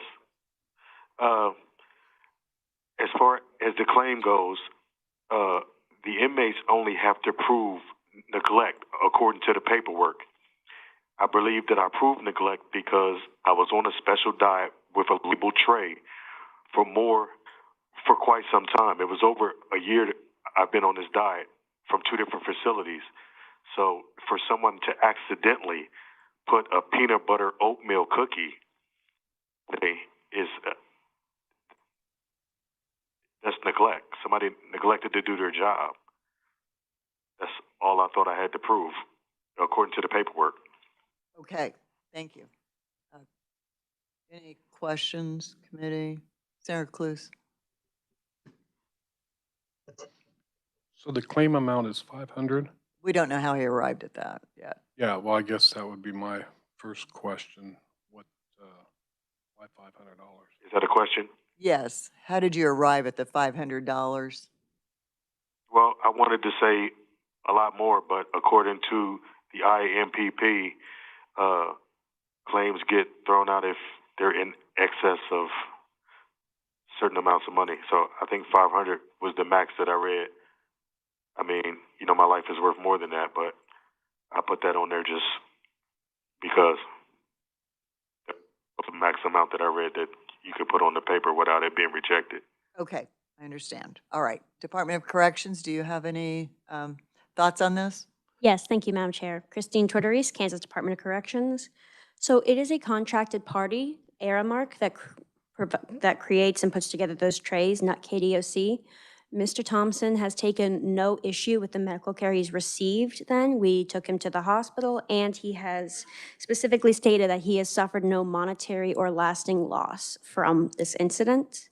And as he has no loss, there's nothing to be compensated at this point. Therefore, we recommend this claim be denied. Thank you. Okay. Committee, questions? Okay. Mr. Thompson, did you have anything you wanted to add before we close the hearing? Yes. I almost lost my life. They had to send me to the hospital because the facility here, their medical staff gave me every known treatment for allergies, steroids, epi, and my throat was still closing. They were unable to intubate me if my throat closed all the way up, so they had to send me to the hospital. So for it to be something as minor as I suffered no long-term effect, the effect of not being able to breathe at that time was quite enough, I believe. I mean, if you can't breathe, nothing else really matters. And it's pretty scary when you're gasping for your breath and you can't get it because somebody made a mistake and didn't double check the tray that was clearly labeled. So I understand the wording of I suffered no long-term effect. I was afraid to eat for days after that in case somebody else made a mistake which the officers were aware of, and I had to speak with mental health about. Okay, all right. Thank you. Thank you, Mr. Thompson. Any Yes, you're other welcome. thoughts? Representative Lewis? Yeah. Yes, thank you, Madam Chair. This is for KDOC. So you say that it was a contractor that provided the food that was problematic here, is that right? Yes, sir. So does the contractor fix the food on the premises of the prison and bring it in, or do they bring it in, or how does that work? We have the food delivered, and then we've contracted with a company called Aramark who staff the kitchens and serve the food and create the trays. So that really, you could say the KODC never had even possession of the food that was given to the man. That would not be inaccurate, sir. That would be. That is accurate. Yes. Yes. Okay, thank you. Anything else? All right. Thank you, Mr. Thompson. We appreciate you visiting with us. Have a good rest of your day, and we'll make a decision and get back to you in 21 days. Thank you. Can I say one more thing? Sure. Please? Absolutely. According to the IMPPs here, they state that any employee or contractor, it doesn't say if they are contracted or if they are a KDOC staff. It says and or contractor. And Airmark prepares the food here on site daily, all 3 meals. I'm currently a kitchen worker, so I'm in there and I'm doing the job that somebody should have done when I was served this food. I double and triple check the trays to make sure that someone who has an allergy doesn't accidentally get the wrong thing, because they may lose their life. But thank you. That's all I really. Thank you, That's all I really wanted to say. Thank you very much. I appreciate that. Thank you. You're welcome. Now close the hearing on 7468. So let's just track back here just a second to make sure we haven't forgotten anything. Billy Brown is the one who is no longer in custody, and we have no idea where he is. Correct. He was released and he did not provide KLRD with a follow-up address. So do you suggest we just carry that one over when it comes time to take action? That 2 is the pages of decision. carryovers next. That is the decision of the committee. Is that what we typically do? Give them one more chance to try and find them? I mean, This is the first time the claim has been heard. It Okay. would be carryover, so. carry that one over. Okay. And then we have Mr. Scheer, we've heard from. Okay. Malcolm Ganther, he's claim number 7471. Can we take a look at that one? Because I think the agency would like to carry that one over. Yes, ma'am. A key figure in that, CO Whitley, is currently out on medical leave. We anticipate her being back by November. However, we will let you know if that does not change. However, we do anticipate being able to better investigate this for December. So does Mr. Ganther know? He does not, but he is also unreachable right now because of the stuff at Hutch. Oh. I would like to mention to the committee that Mr. Ganther has contacted KLRD earlier to ask about that. And so we had a number for him and we were able to contact him and let him know. Yes, we were able to contact him. May I ask a quick administrative question?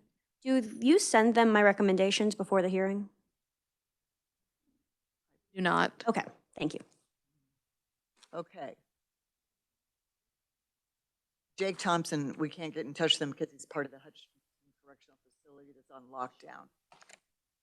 But we can Sean Brown if you turn the page. So we'll have to carry over Jake Thompson as well. Is that still the case, Darcy, that they're still on lockdown? Okay, well, can we move on to Sean while you're checking? Okay. Sean Brown is claim number 7477. Sorry, we're running.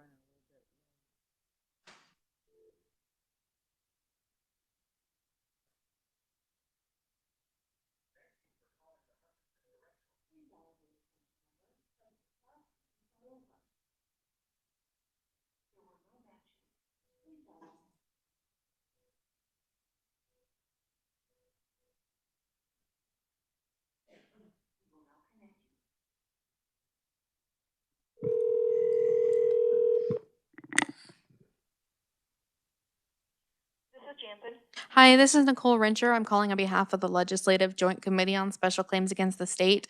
Is Sean Brown available? He sure is. I will hand the phone over. Hello? Hi, Mr. Brown, this is Senator Dietrich. I'm Chair of the Joint Committee on Special Claims Against the State. We have your claim in front of us. It's number 7477 in the amount of $750 for property damage. So you're on speakerphone with the committee, and we've got all your documentation and we're reviewing it. And then we may ask you some questions. We've also got Department of Corrections here who will give us their view of the situation. And then we may ask some additional questions, and we will make a decision and get back to you within 21 days, okay?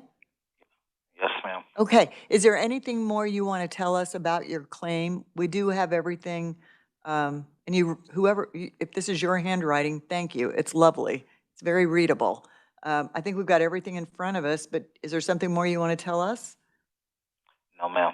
Okay. And thank you for the compliment. Well, you're welcome. All right. Is there, okay. Committee, do you have any questions or you just want to hear from Department of Corrections? Go ahead, Christine. Thank you, Madam Chair. My name is Christine Tortorese, Kansas Department of Corrections. So Mr. Brown is claiming 45 destroyed photos and a radio. His photos were never on previous inventories, and there's no record of them coming into the facility. And furthermore, he was given a radio to replace one that was lost, that he is currently in possession of, that is fully functional. For these reasons, we recommend his claim be denied. Okay. Questions, committee? I've got a quick one about the, it's an inmate request to staff member about mail. And the question, and the statement is, we don't hold your mail, especially from 5 years ago. And I don't know that we've ever had this conversation. When an inmate gets mail, is it delivered to them as it would be to my house? You know. So yes and no, and Darcy, please feel free to hop in if I say something wrong. Do you want us to take this? Darcy Holthouse, Facility Management, KDOC. They have mail delivered to our mailroom, who then sorts it by housing unit and then by unit team. It is put in a unit team's box, which they come up every day, get it, and then distribute the mail in their unit. Okay. And then let's say if somebody is in a lockdown or they're segregated, you just hold on to it until they come out of segregation? No, they still get their mail. Oh, they do? The only thing that would change is if they're on a watch list, like if there's been some criminal activity or something like that, then it would go to EAI. Okay, very good. All right. Mr. Brown, is there anything you'd like to say to us about this? Yes, ma'am. Well, when they do they supposed to do inventory of our pictures and everything. So I don't understand how there isn't no inventory of the photos when I have the receipt that was sent to me with the photos. Department of Corrections, do you have a response? He says he has a receipt of the photos, but I don't see a receipt here. Not in the documentation that I have. I do not have anything about that. Mr. Brown, we don't have that documentation. Furthermore, we typically do not reimburse for photos as there is no monetary value to them. Yeah. And just, yeah. Right. So, Mr. Brown, we just don't have a record of that. Okay. You see well, I sent the receipt along with the property claim. It's not visible, but it's legible enough to where it says Walgreen Photos with my father's name on there, who sent me the photos of my deceased sister. Okay. Okay. All right. I do have a question. Yes. So, you know, and I feel like, Ms. Tortorese, this, until this time, we always got those inventory sheets. And I've noticed they're not in our packet at all this time. Was that like on purpose or, because we've always gotten them before? Well, you get what the resident has sent over. I have no control over what ends up in your packets. You get what sent over? I get what, so I don't send anything to you guys aside from my recommendations. Everything you receive, I believe, is from what the resident sends over. Okay, but So I that know at would least be- one time today, we've asked you about something, and you've looked through your book, because we didn't have it, but you did. Um, I don't- I'm sorry, can you repeat the question, please? Yeah, I was just saying, it seemed like one time, maybe it was this morning, we asked about something, and you said, well, let me look through. You look through your book, and because we didn't have whatever it was, but it seemed like you did have something. Is that? Yes, I do further investigation that I have in here. I believe this is more than what's in your binders. Mm-hmm. However, I present the evidence that I feel is relevant. I kind of just put everything in here in case it comes up. Uh-huh. And so, in the past, would you say that maybe whoever was doing your job, they thought the inventory sheets were relevant, so we got them? If they sent it over, yes. Okay, I can begin doing that if that is what you would like, for me to send over more evidence with my claim. Okay. We would, don't you think? Yeah, I think We're it was used to always looking helpful at to be, those. yeah, Okay. we always had them, so. Apologies, I was not aware of that. Not a problem. That's why I was complimenting him on his handwriting, because we've seen some inventory sheets that are unreadable. So yes, thank you. All right, any other questions about Thank you. this? Okay, so we'll close the hearing on 7477. Did you think we can go back and pick up Jake Thompson or not? They're nodding yes. Let's go back to Jake Thompson. I'm so sorry, we're a little discombobulated today, committee, but it's claim number 7462 in the amount of $20,000 for personal injury. We're just about to the end. We have one more 7475 after this.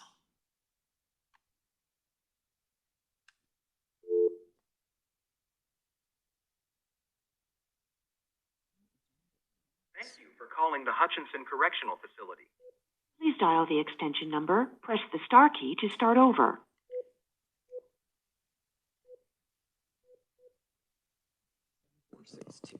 We will now connect you.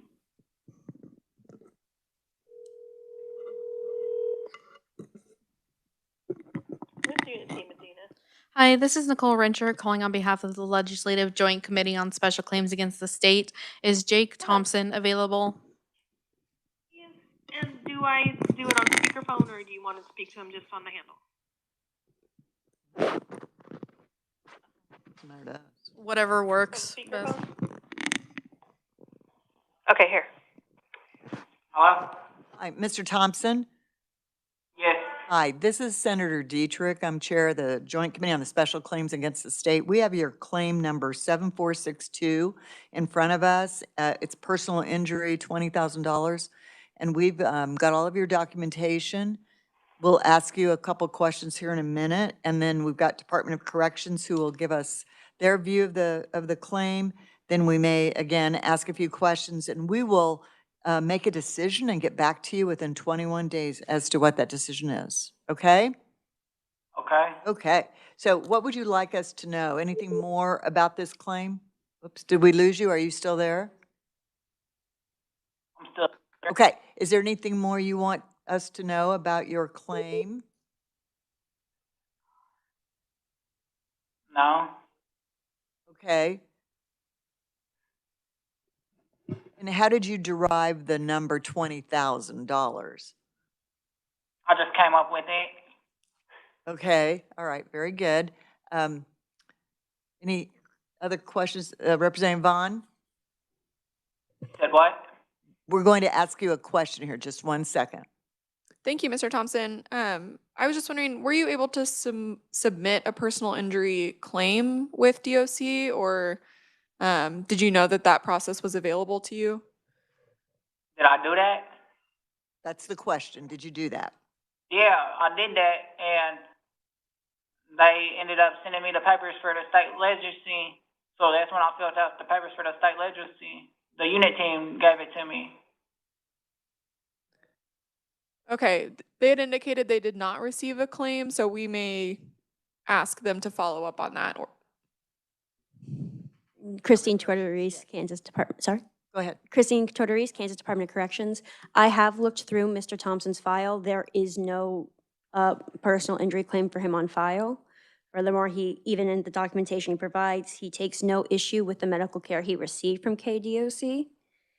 And, my normal personal injury spiel, HIPAA, I can't talk about the medical care he did receive. And as personal injury litigation is very complex, a court would be better suited as they have more time and resources than this committee does. So we recommend it be dismissed without prejudice. Thank you. Okay. Committee, any other questions? Mr. Thompson? Yes, sir. Thank you for talking to us and submitting this claim. We're going to make a determination and get back to you within a couple of weeks as to what we decided. Okay. Thank you. Have a good day. Yep. Okay, thank you. Bye-bye. Okay. Should we do our very last one before we take action on these? And that is 7475 Charles Smith. Larned State Hospital, $10,000. And is somebody on WebEx? We're a little behind, but is he waiting for us? Jared is? Okay. We've got WebEx, Jared Langford from KDADS. He's the legal counsel for KDADS on WebEx. Yeah. Oh, yeah. Call the claimant. Sure. Yeah.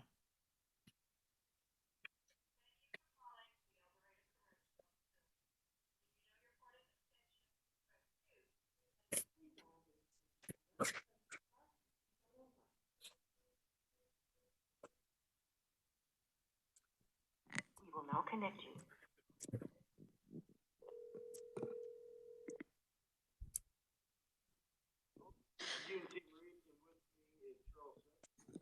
Hi, Mr. Smith. Can you hear me?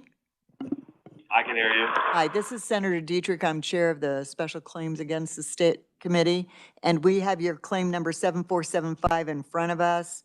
It's a personal injury for $10,000. We've got all of your documentation. We may ask a few questions of you.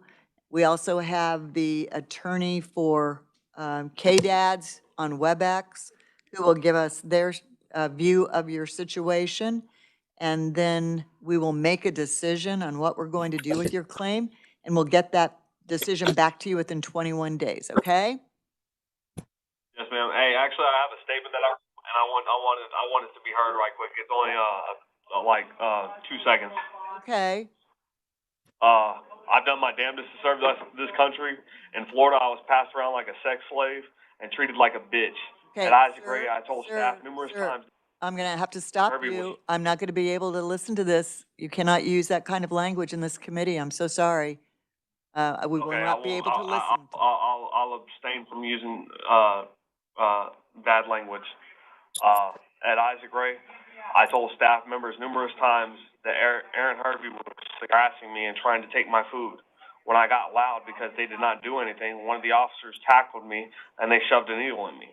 I continued to try to apply myself and avoid confrontation. They allowed this inmate to put his penis on my shoulder, his finger in my food, and continued to harass me. When I beat him up, they moved me. Then at the other building, because the intel I was providing, somebody in the parking lot said somebody should kill this guy. By the way, they continued to medicate me.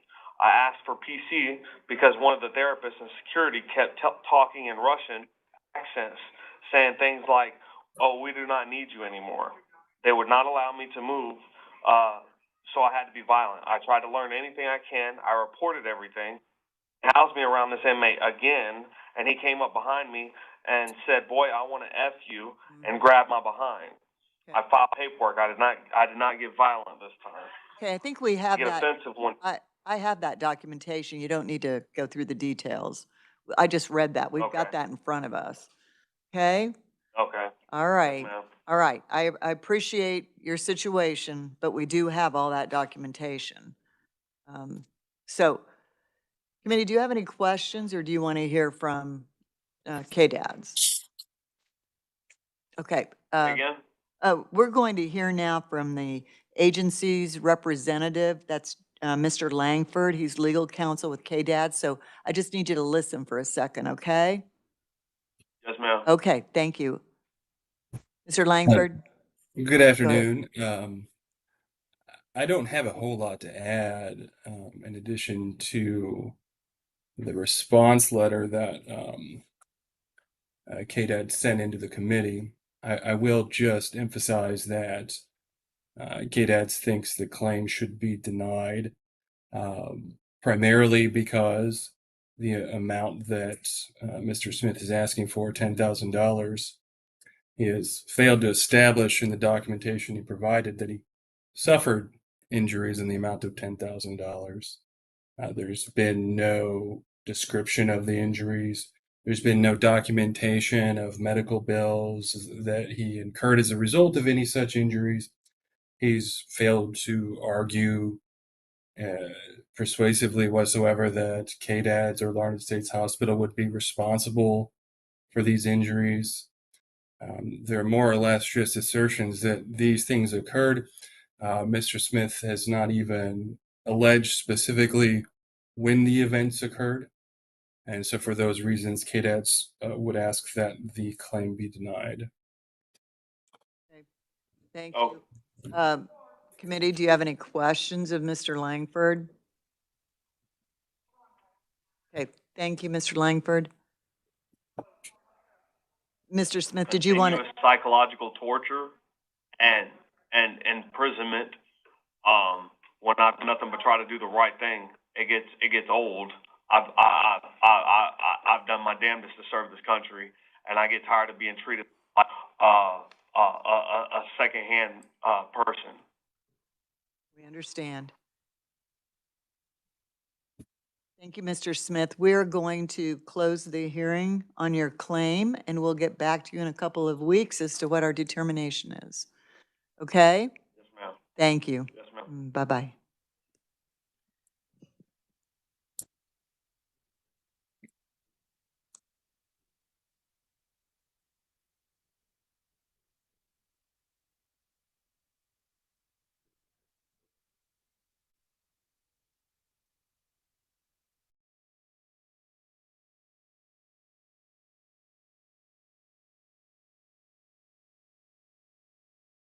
Sorry, thank you. I shut my mic off. 7499, no, 7469. That's, I wrote that down wrong. 7469, that's Billy Brown, and that's the claimant that we cannot find. We wanted to maybe carry it over one more time. I don't have a contact for him, but he is currently at the Larned State Hospital. He is? Mhm. How did we know that? How do you know that?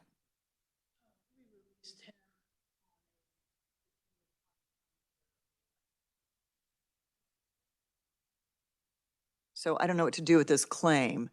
What do you suggest? I would suggest carrying it over, so that way, however you get the contact from the state hospital Okay. can do so he can go through it. So if you are in agreement, committee, now that we know where he is, can we have a motion to carry that over? Madam Chair, I move that we carry over claim number 7469. Okay. Second? Senator Clue seconds. Any discussion? All those in favor say aye. Opposed, no. All right, we'll carry that one over. 7453 is Mr. Shearer, and we talked to him about resubmitting his claims to us. Do we have a motion on 7453? Go ahead, Representative Humphries. Thank you, Madam Chair. I move that we carry over claim 7453. There's second. Second, Representative Lewis. Discussion? All those in favor say aye. Any opposed, no. Okay, we'll carry that one over. Seriously, we're gonna have a whole page of carryovers next meeting, but that's okay, because we had little flub ups here. Okay, claim number 7462, that was Mr. Thompson, Jake Thompson. Do we have a motion on that? $20,000 personal injury? Representative Lewis? I move that we deny without prejudice, allow him to pursue his legal remedies in court. Is there a second? Representative Vaughn seconds. Any discussion? All those in favor say aye. Aye. Any opposed, no. Okay, we will deny without prejudice. 7468 is Mr. Tremaine Thompson. This was the peanut issue. Personal injury, $500. Do we have a motion? Representative Rogers? Madam Chair, I move we deny the claim. Move to deny. Second. I second that. Representative Lewis. Any discussion? Yes. Okay, Thank you, Madam Chair. When I look at the Department of Corrections recommendations, one of the things it says is Rule 2 of the Joint Committee requires that a claimant should first exhaust any administrative remedies. Mr. Thompson never sent his claim to the Secretary's office, making his claim improper. He has not followed the committee rules. I would like to just bring up that we changed, we have some statutes that we changed, KSA 49-920. It's when we changed that amount from $500 to $750, if you all remember. But it also says, okay, an inmate shall provide notice to the Secretary of the nature, time, date, and place of any claim exceeding $750. This one was not over $750, so they didn't have to do notice, first of all.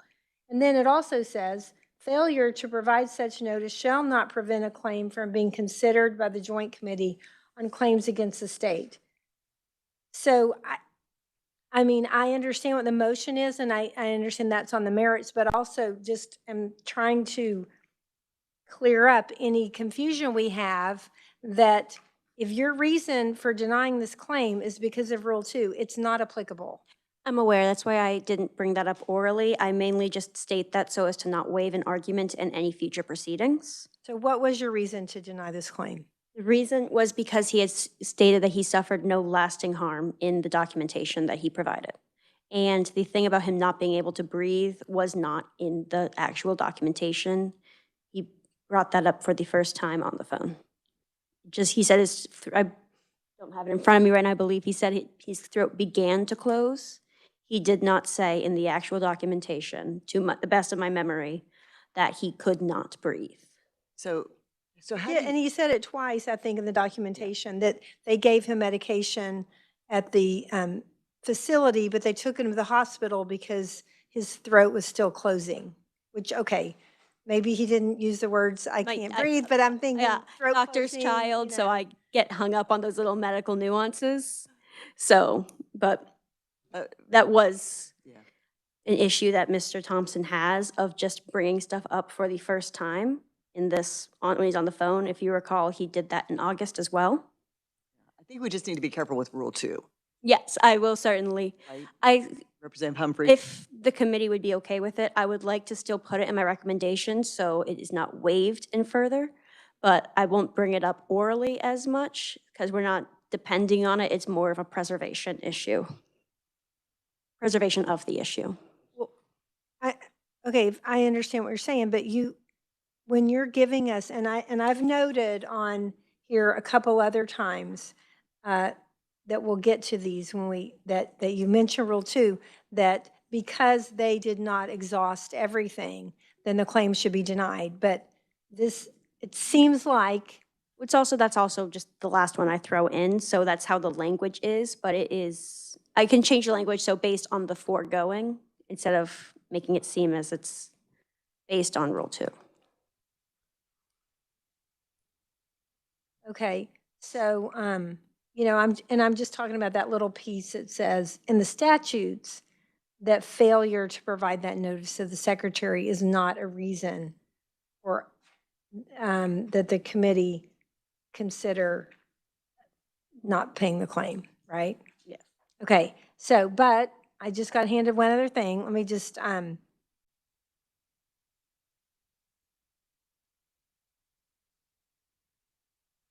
yeah, just that they're supposed to provide notice, but the failure to provide notice does not prevent the Joint Committee from considering the claim.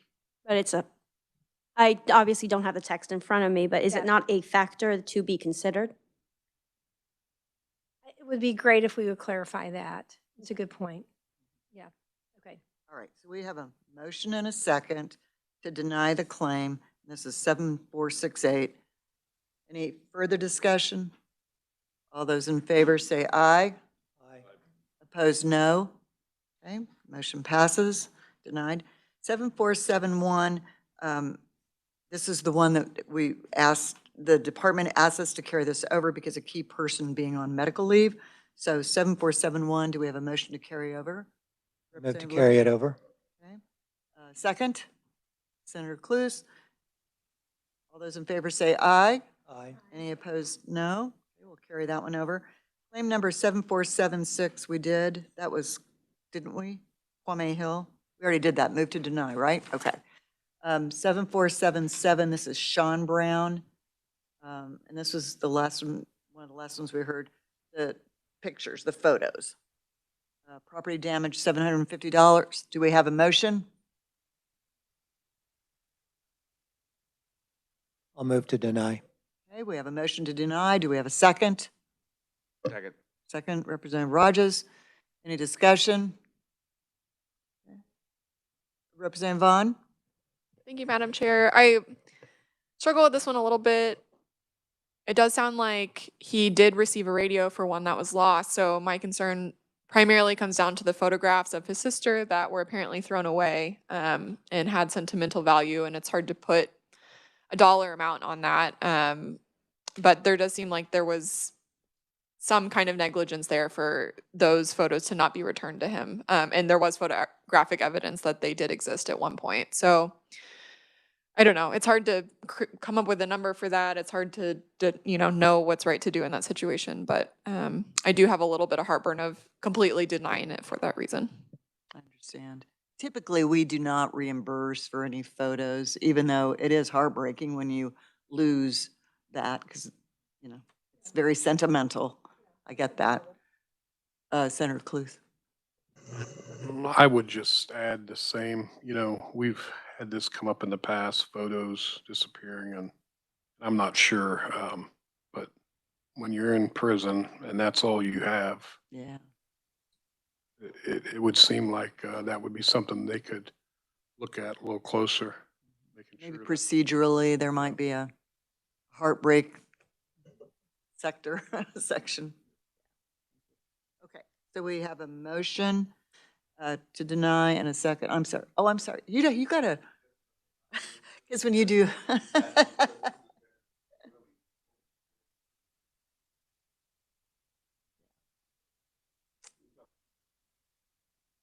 Yeah. Yep, there were. Mm-hmm. Mm-hmm. Forever. Mm-hmm. Yeah. So that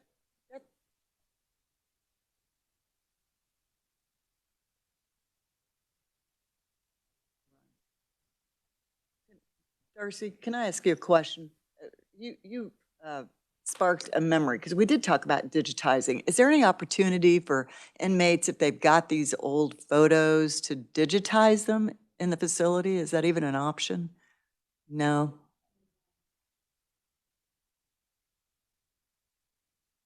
Like back home or whatever? Okay. Okay. All right.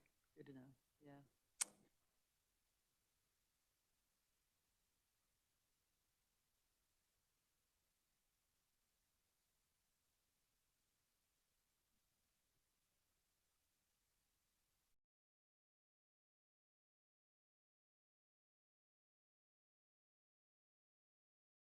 Sorry, thank you. So we can put like 4 or 5 photos or whatever would fit on a 8.5 by 11 sheet. Those are all scanned now to them in color.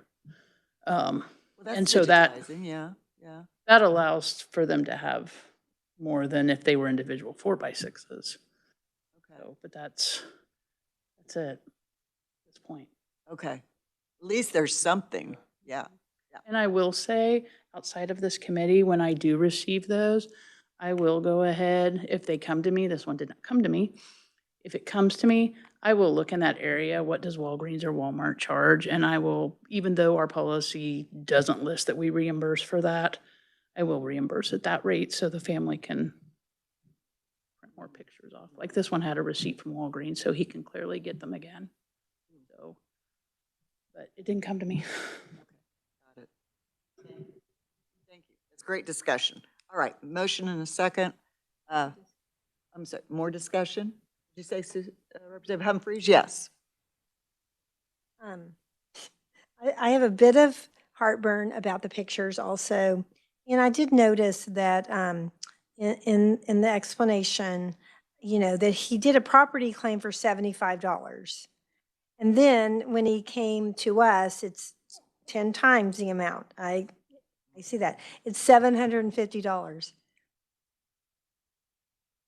I don't want to be this person, but it, you know, the statutes say exceeding $750. They have to give notice to the secretary. That didn't exceed $750. Sorry, words matter, you know, but I did have a question. You said this prevents a thorough investigation from being done.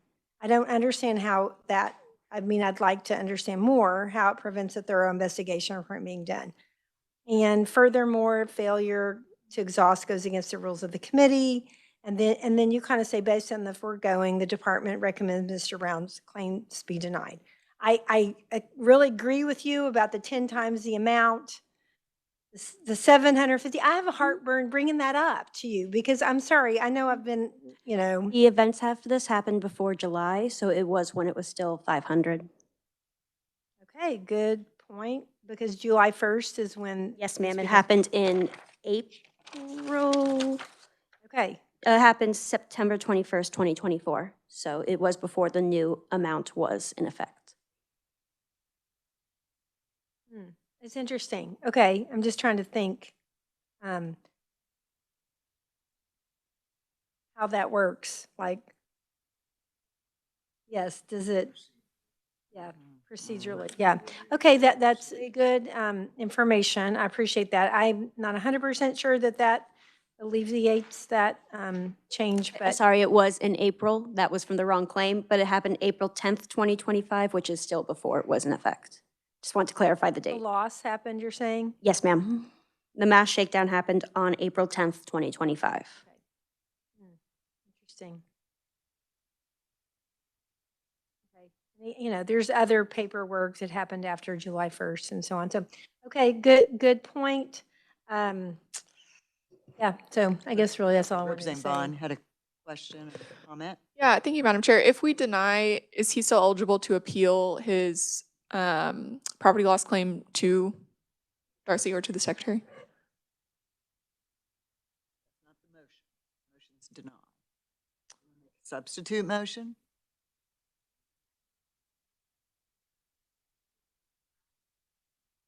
Sorry, you might be able to deny with instructions to refile. However, just to make sure it doesn't get caught up in any bureaucratic red tape, I would dismiss without prejudice to allow him to exhaust.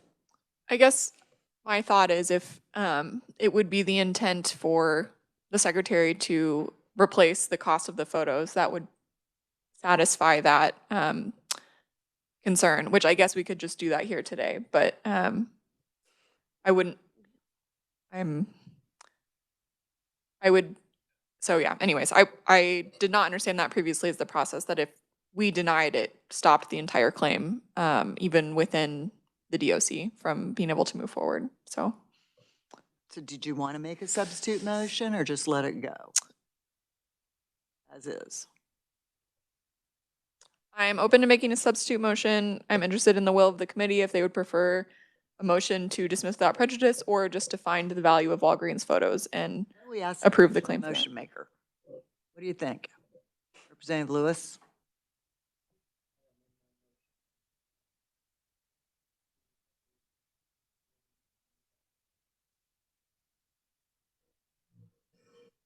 So the motion is, Here's going to be my thoughts on that, if I might. You're setting a precedent. We don't normally reimburse for photos, but we could dismiss without prejudice and allow them to, at the facility, do an investigation and perhaps be able to replace based on his Walgreens receipt. I do not have the exact number. However, I do know that printing a photo normally costs less than $1 per photo. So it would be about $45 to replace the 45 photos. We don't want to. But also starting, Chair, I'd prefer Yeah. not to set a precedent that we pay for photos. However, the facility could Why do, don't I just withdraw my motion and Okay. anybody can make another motion? okay. Back to represent, oh, I'm sorry, Darcy. No, I'm fine. I'm fine. I wasn't sure if there was a question about sending it back to me. Oh, okay. So, Madam Chair. Representative Vaughn. Thank you, Madam Chair. So I will make a motion to dismiss without prejudice and include a recommendation, or perhaps there's a way we can encourage him to refile the claim and make sure that it is forwarded to the secretary, to Darcy.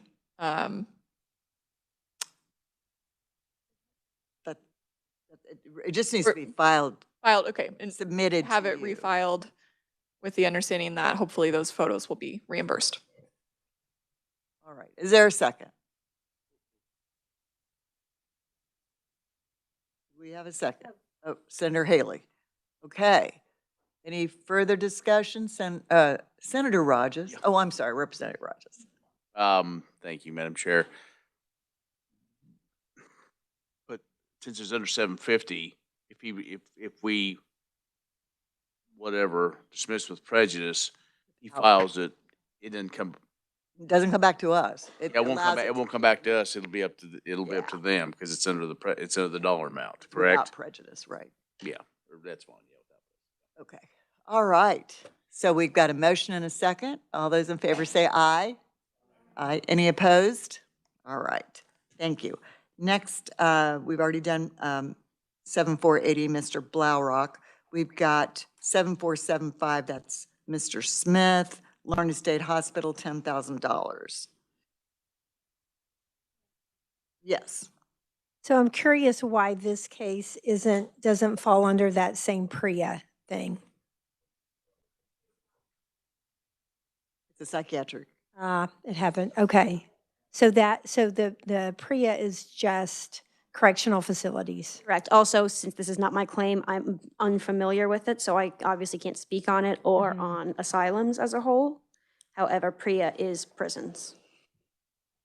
Just for clarification, PREA stands for Prison Rape Elimination Act. Okay, perfect. Great, thank you. All right, committee, do we have a motion on claim number 7475? Madam, just discussion. I mean,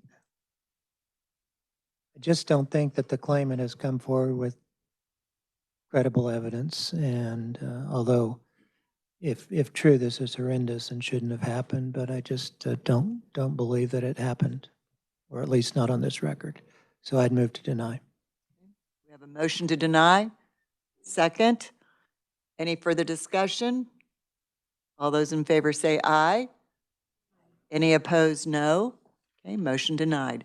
Have we gotten through the entire slate now as far as we can tell? Are we good? Okay, hey. All righty. What? Motion denied. Yes. Oh. Sorry. See, it's getting late. Yes. The claim was denied. The motion passed. Thank you. And I didn't catch it either. All right. Thank you all very much. Next meeting, December 2nd. Committee adjourned. We start at 9:30. Did you have a question, Representative Vaughn? Thank you, Madam Chair. Just to ask for, I don't know if the next committee meeting, it might be helpful in the case of the good sense truck to get the clarification for damages that occur on state property or DOC property, if that's something that we could maybe have by next meeting. Research and revisers, could you fill us in on that? Thank you. All right.